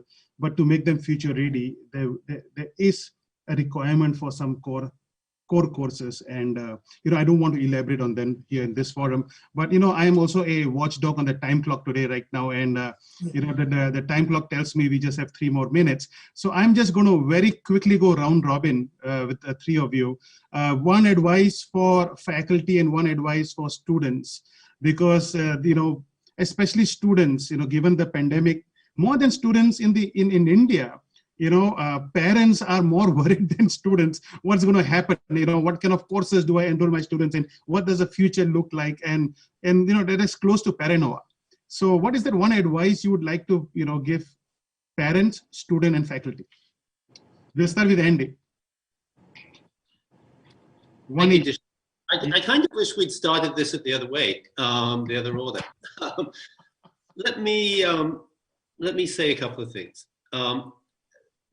Because it's my last chance to say, I want to go back to something Catherine said at the beginning about how this whole experience, in a way, has underscored the value of a liberal arts approach to life. I think that when we went into this crisis, we had no idea how to get through it successfully. And in my entire life and career, I have never known a situation where I felt that I needed other people so much as I needed them to get through this. Right. This was not a moment where it felt right for me to tell other people what to do. It felt like it was a moment for me to ask other people to think about the same problems that I was thinking about, and collectively to come up with a solution.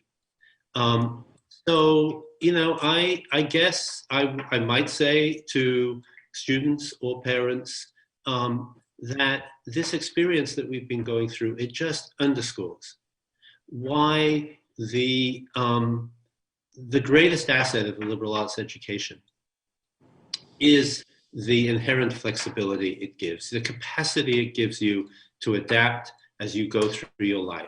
And Deepak said that was his golden rule, to be flexible. I think that there is no greater lesson of this whole crisis than that is one of the golden rules in life.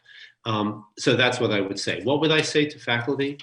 I think that this has been very hard for faculty, really hard. One of the things we talk a lot about is how this has collapsed the distinction between faculty members' home lives and their work lives. And for some of them, that is a very difficult situation. I'm not sure I would have advice to faculty, except that I'm grateful to them for all that they've done, and not just at Wellesley, but across every institution that I'm aware of. I'm grateful for what they've done, and I hope that maybe they have discovered through the experience ideas that they will want, without my prompting them, without a dean telling them what to do, discovered ideas that they want to take forward in the next stage of their lives. No, I hear you. I'm extremely grateful to my, especially senior faculty, you would tell me before the pandemic that I am never going to learn technology. I know I'm not even going to learn how to, get a cab via, Uber on my machine here, on my phones. And I've seen them, going through tutorials, bracing up for the challenge. And, we talk about teaching ratings. These are the faculty who have shown massive teaching, one of the best teaching ratings at Flame University. So, I echo what you just said. I remain extremely grateful to all my faculty as well for bracing up to this challenge and giving their best, and not, impeding student experience, even after we've, moved to online, pedagogy. Catherine, what about you? Just to be very quick, I would tell students to stick with it, even though it's hard, stick with it and it will pay off in the end. Even, don't take endless amounts of time off hoping that, college will get back to normal. Stick with it. And to faculty, just echoing Andy and Deshaun, it's thank you and thank you again and thank you again. So thank you. That's sort of what I would say. Perfect. And Deepak, closing words? So I would have one common message, and that is, see, when you come to study, we always emphasize academic excellence. Then many people the concepts that you bring in academic excellence, you try to show the relevance of those concepts. So what is academic excellence? Business relevance. But I really want the third part, which is social significance. I want both students and faculty to think about what we do for the greater good. It should not be the classroom. It's not just the corporations, what we do for the communities, what we do for the societies. And that's why when I was the Dean of Kellogg School and we all think of branding, the brand for Kellogg School I created was, by joining the Kellogg School, you start your journey from success to significance. Be successful. And don't think of giving back when you retire, because the day you retire, from who's who, you become who's he. So while you are on the successful platform, try to think about the society. I think as human citizens, we need to think of world peace, prosperity, and a feeling of giving back. I tell this to the faculty. I thank them, of course, what they do. But in your case discussions, do bring the social significance part. And for students also, I tell them, think about what you can give to others. We all are blessed. But I think the way we can make the world a better place is if we also think what we can do for others. And that closure, blends very well with our theme, right? Which is on purpose. Yes, the purpose, absolutely. Absolutely. Purpose, passion, and then performance. Well said, Deepak. And I am mindful of time. We are running, 3 minutes late now. So I'm just going to close this discussion. And before I close this discussion, I think, blended is here to stay. But how much of blended will institutes embrace is very much a function of the programs they are in, whether you are in an undergrad program, you're in liberal arts, you're in engineering, you're in sciences, or you're in MBA or executive education as well. But the level of, how much of technology you embrace will all depend. I do not see too much of blended learning in the undergrad space, probably more disruption in the executive education space and probably the MBA. We did not get a chance to talk about affordability and accessibility of education, which is a very important point.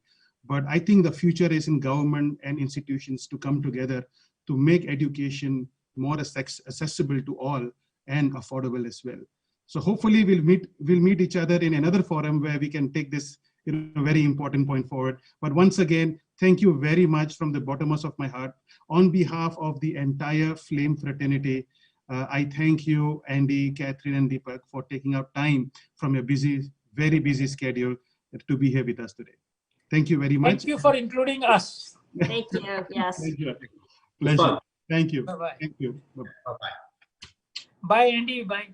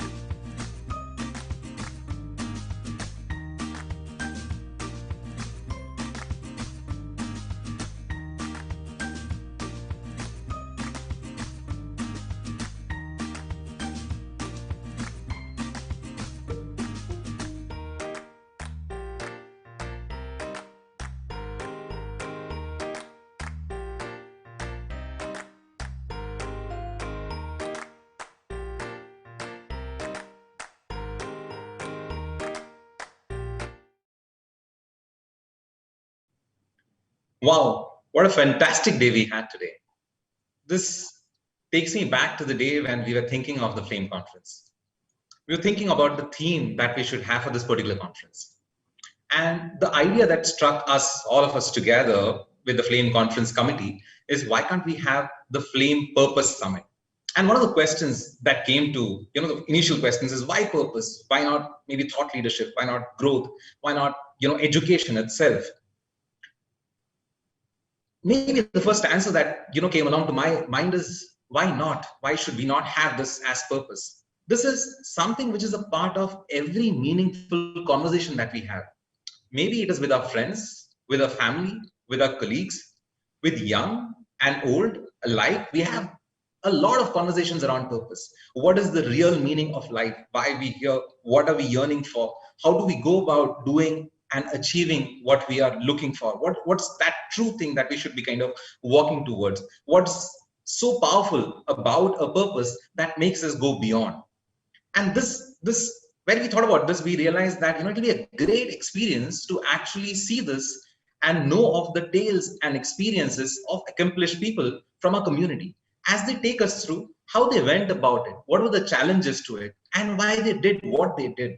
And this day actually, ended up being so. It's fantastic to have, at the end of the day, such great insights and learnings from talks after talk which happened through the day.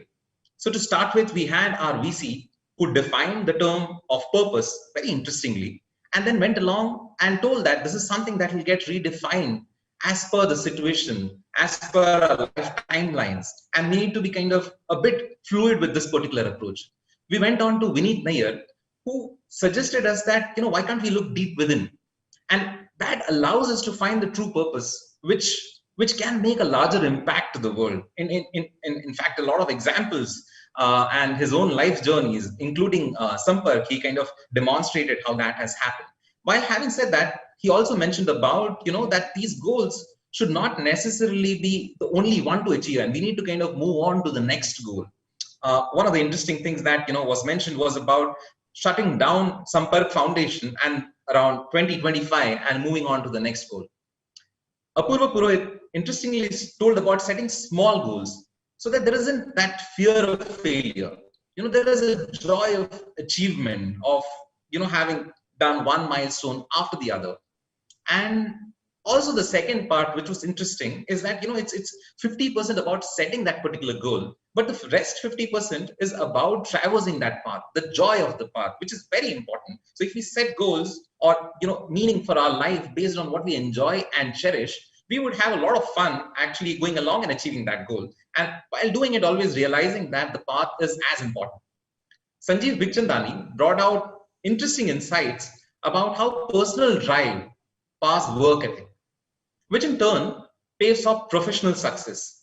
Our roundtable with, you know, Rahul, Faye, Gagan very beautifully showed our students especially, you know, how there are career opportunities and interesting opportunities if they just go along with their passion. It doesn't mean that there's not a lot of hard work in that. That definitely there is. Like, you know, the example of, you know, can you eat everything on one day? You will have to kind of eat it day by day. So the practice is there, but there is that path of going along and figuring out how with discipline we can achieve a lot in our passion and can aim for interesting careers.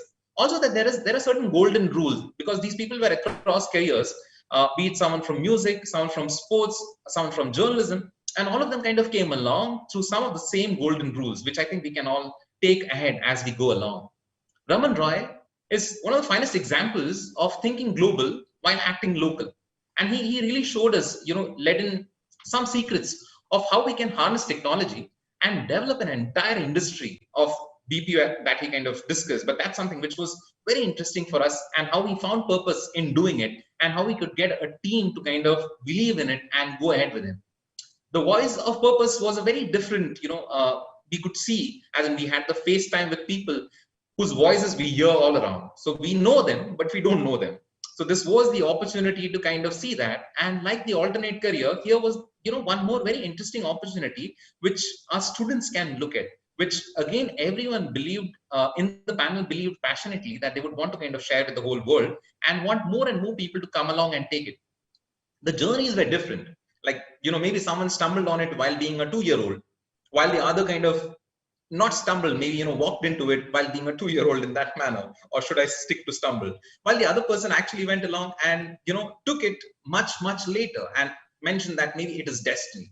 But in Jasleen, Pallavi, Surjan, and Shubho, we had a very interesting way of looking at what is the importance of talent and hard work, and how it works in industry after industry. So be it the earlier panel on alternate careers, in which we had people from varying industries, or the voice of purpose. We kind of got the same rules, same things coming again and again.